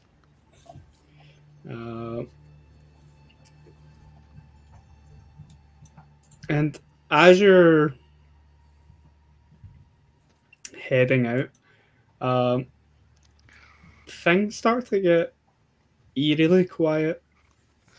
You feel like you're being watched the whole time, and whether that's from the vampire herself or just the array of birds that seem to be perched on the trees, watching your approach.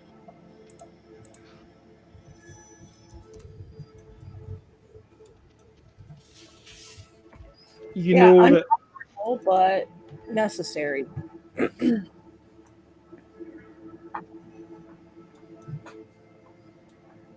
you know that this is the last time that you're probably going to have to see either parent.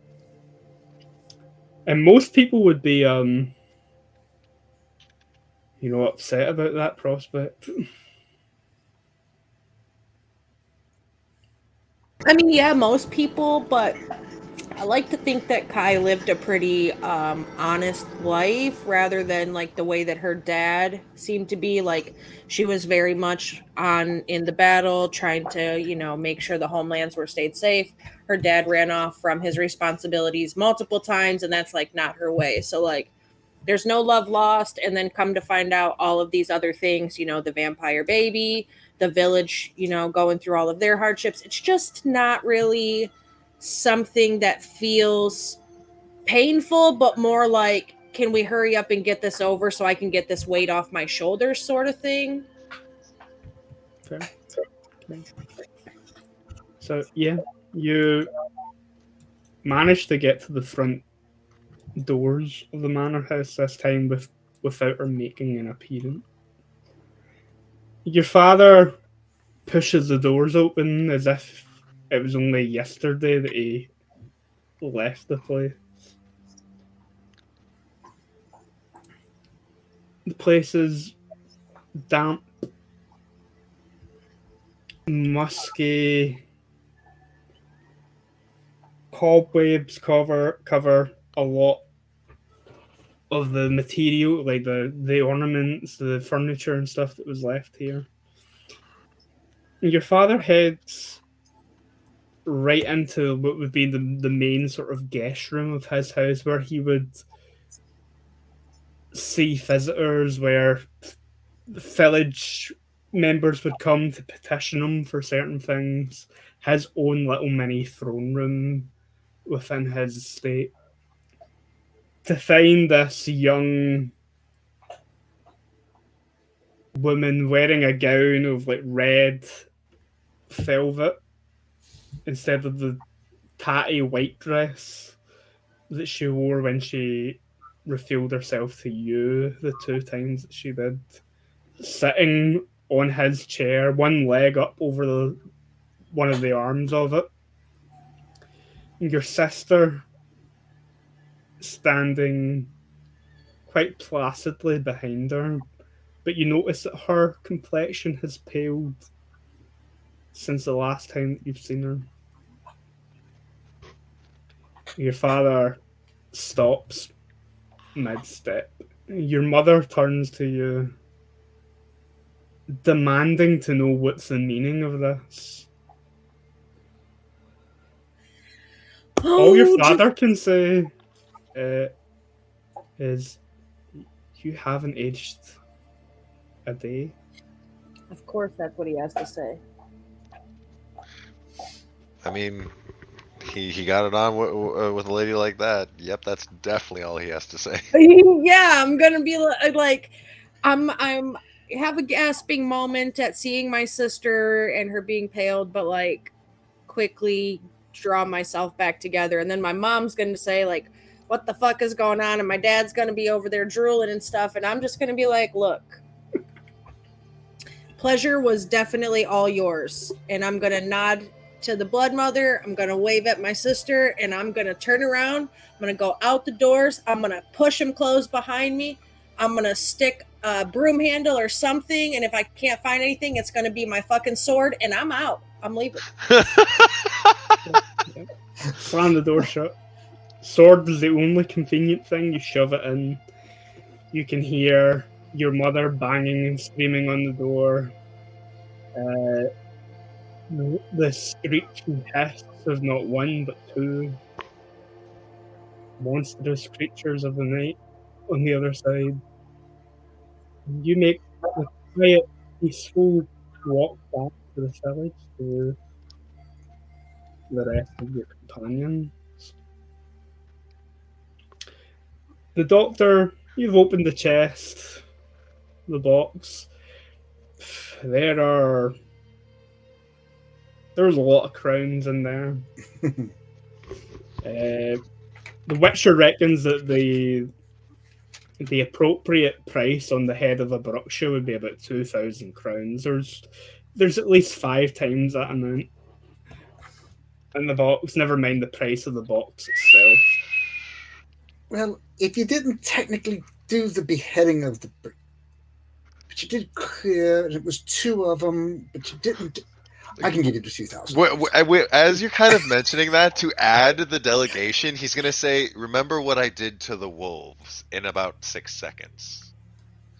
Oh, no, I'm giving you the 2,000. I just, you're not getting full price for both. So. No. So, and then we'll figure out, it's like, all right, so mine is saying, no, you paid for your own drink, so we don't have to minus that off of yours, good dwarf. Not exactly sure what your contract was, but the dwarf's contract was to make sure no one died. You did very good, so I guess you get paid. Well, I mean, he went along with the plan that got 2 people dead, so I think he failed. Oh, no.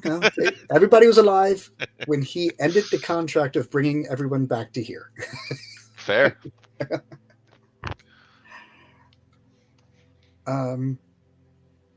Right. And then, I'm just going to sit there and just take a small stipend for future medical needs. And so I'm not going to be greedy. I'm just going to take 1,000. And okay, and the mage lives a luxurious lifestyle. He needs. Right. So, good dwarf. Here's a good 1,000. I believe that's fair. That should keep you in ale for a while.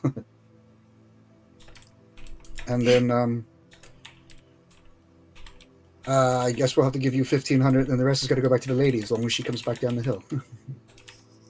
That sounds fair. Because she's going to need some of this to, shall we say, refurbish. So, but I think we have enough, though, to pull a few coins here for another round of drinks. And it's not going to be 10 gold this time. So, the lady will return. You can see that her sword sheath is empty when she comes back. But there's no parents with her.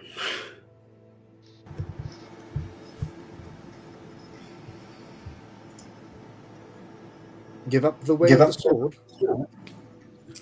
More along the lines of delegating its purposes elsewhere, practicing nobility, giving assignments. I've turned it into a... You locked the door with it, didn't you? You know what? Yes.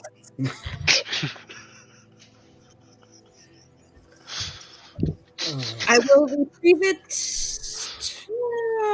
tomorrow, maybe? Yeah, tomorrow. But today, No, I have other things to do, like Mm. hang out with my friends. And also, we've divvied up the payments, and the remainder of this is yours to start the revitalization project. Slides the box across the table to you. Ah, yeah, getting the town back together. Speaking of, I think we'll need a doctor. I definitely need a mage advisor. It wouldn't hurt to have a bodyguard that was a dwarf who was totally awesome at swinging axes, and having a witcher on my council would be totally sweet. So if you dudes want to stay and hang out, you can stay in the manor with me. It's plenty big enough. I'll hang my hat. I'll hang here until some of the refurbing is done up there. I Like- do believe, as of Last about test? 30 minutes ago, I am looking for an employer. So Yeah, let's keep it in the family. I promise to be a better employer than my father. I also promise I do not know anything about the job that I have decided to take upon myself, but I will learn. And with the guidance of my seasoned friends here, all of you, I think we'll be just fine. We shall rename this place Not My Dadsville.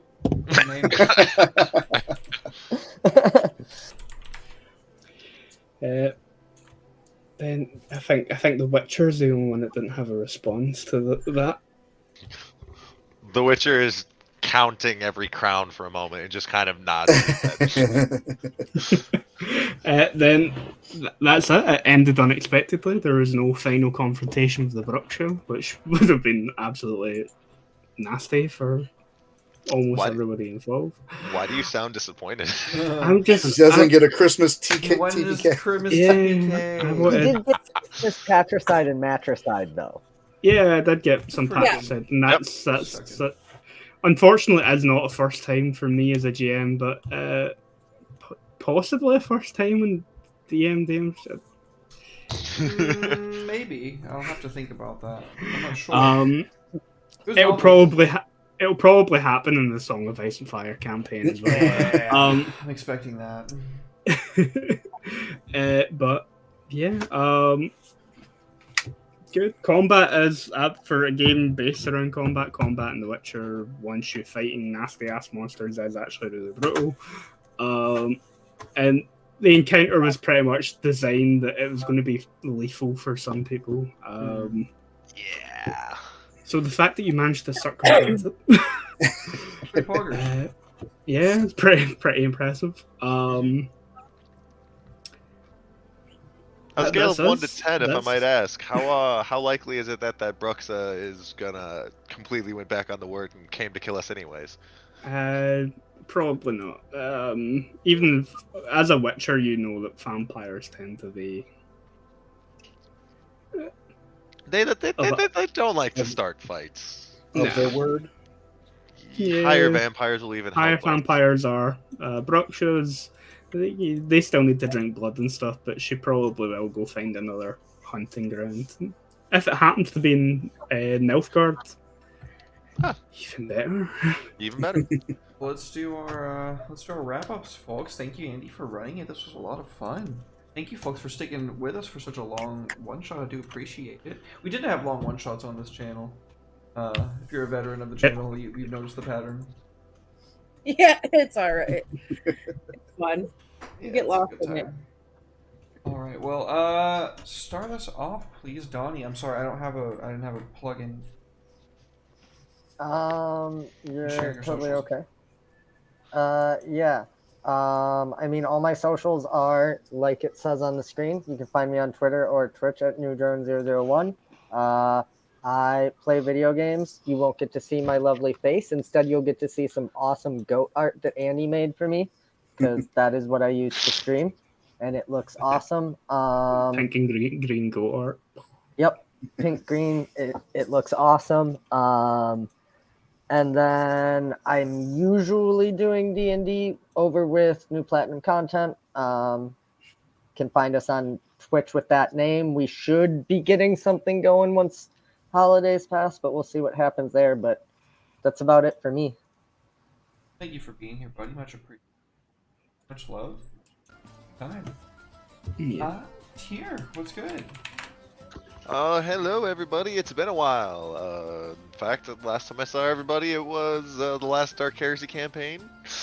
A lot has kind of not much has actually changed. I'm just doing what I do, work, trying to get over being sick, and helping raise my now 9-week-old daughter.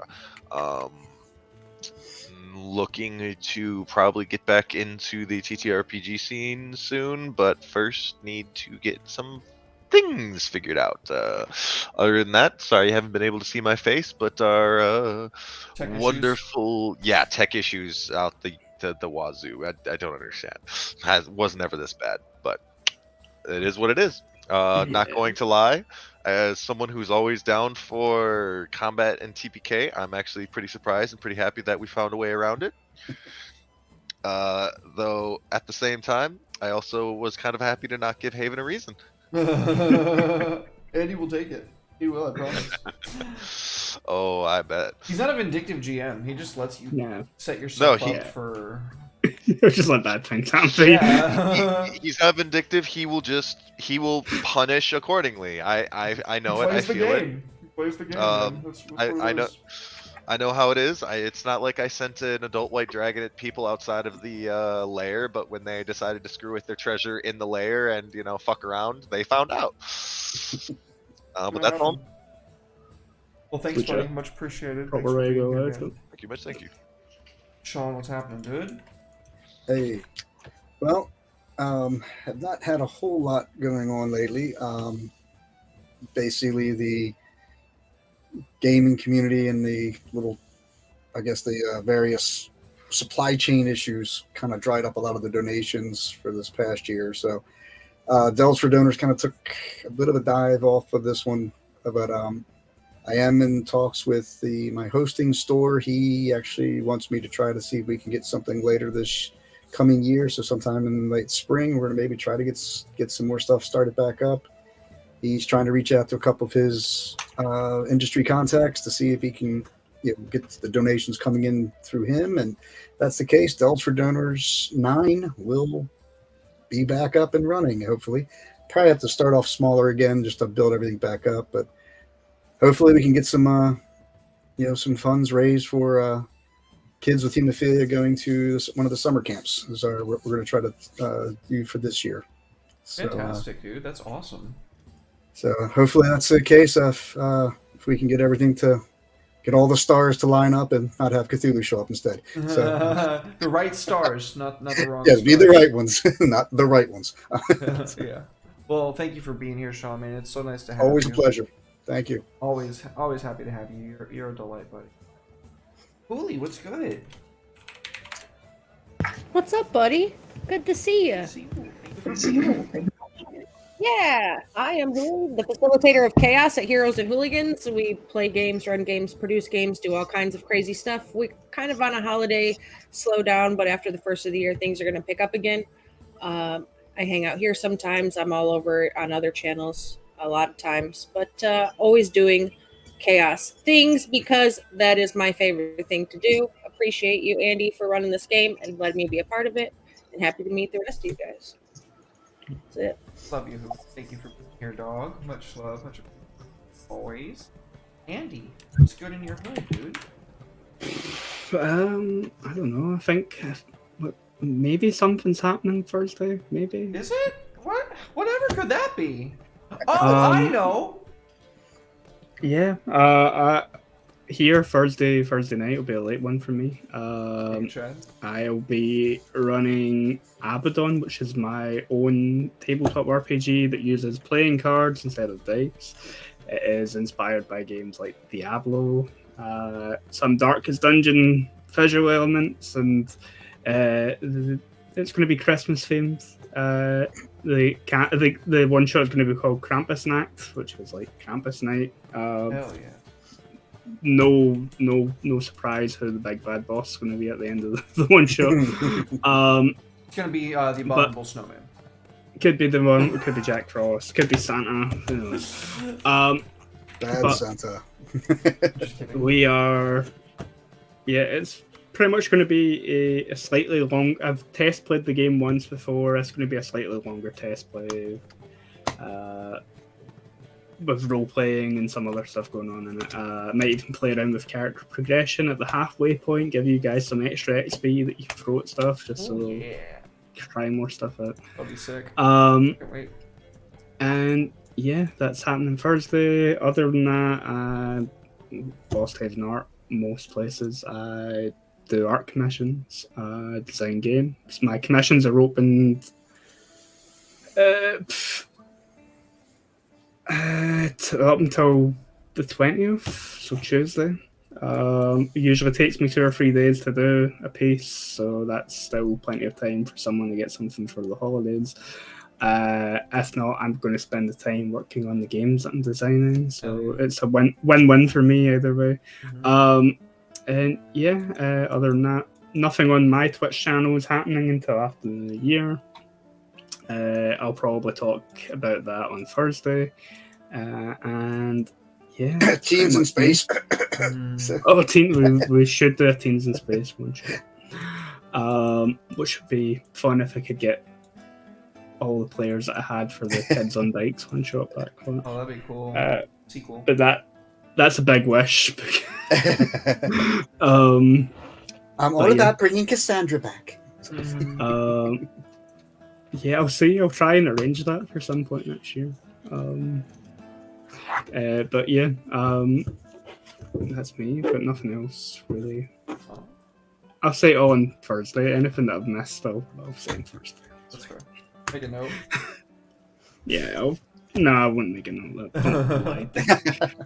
We'll love you, buddy. Thank you for being here, man. Thank you for running such a fun game. Much appreciated as always. Can't wait for Thursday. It's going to be a blast. Folks, if you want, you can get yourself 10% off of a DMDM Studios or one of the other fantastic dice cases that Natisha has over at ko-fi.com/theshadysale. Use code RPGINN at checkout for 10% off of your dice case. Thank you guys for being here. I'm going to be live tomorrow at 7 p.m. Central Standard Time with Death Roll. It is going to be a bombastic and insane episode. If you saw the last session, then you know that we've got some real shit coming up. I was just kind of leading up to it. I thought we were going to end one way, and then I just felt like, no, I need some time to really make sure that I get this right. So I've been talking with Ted this week, and it's going to be pretty fucking brutal. So get ready for that. That's going to be tomorrow, 7 p.m. Central Standard Time. I'm trying to do that thing where I'm typing and talking at the same time. It's hard. Yeah, on Wednesday, Death Watch at 7 p.m. Central Standard Time. We are finally starting the mission, just in time for the new year, for a little break, and then we'll come back with Mouse Guard. But yeah, Thursday, Abaddon at 5 p.m. Central Standard Time. Do not miss that. That is going to be a blast. It is going to be a Christmas one-shot. And then no streams next weekend because it's Christmas. Probably not the next week after because I am assuming everybody's going to be busy with holiday stuff. But good night, you guys. We're reading into Girls Run These Worlds. I love y'all. I will see you tomorrow. Bye! Bye.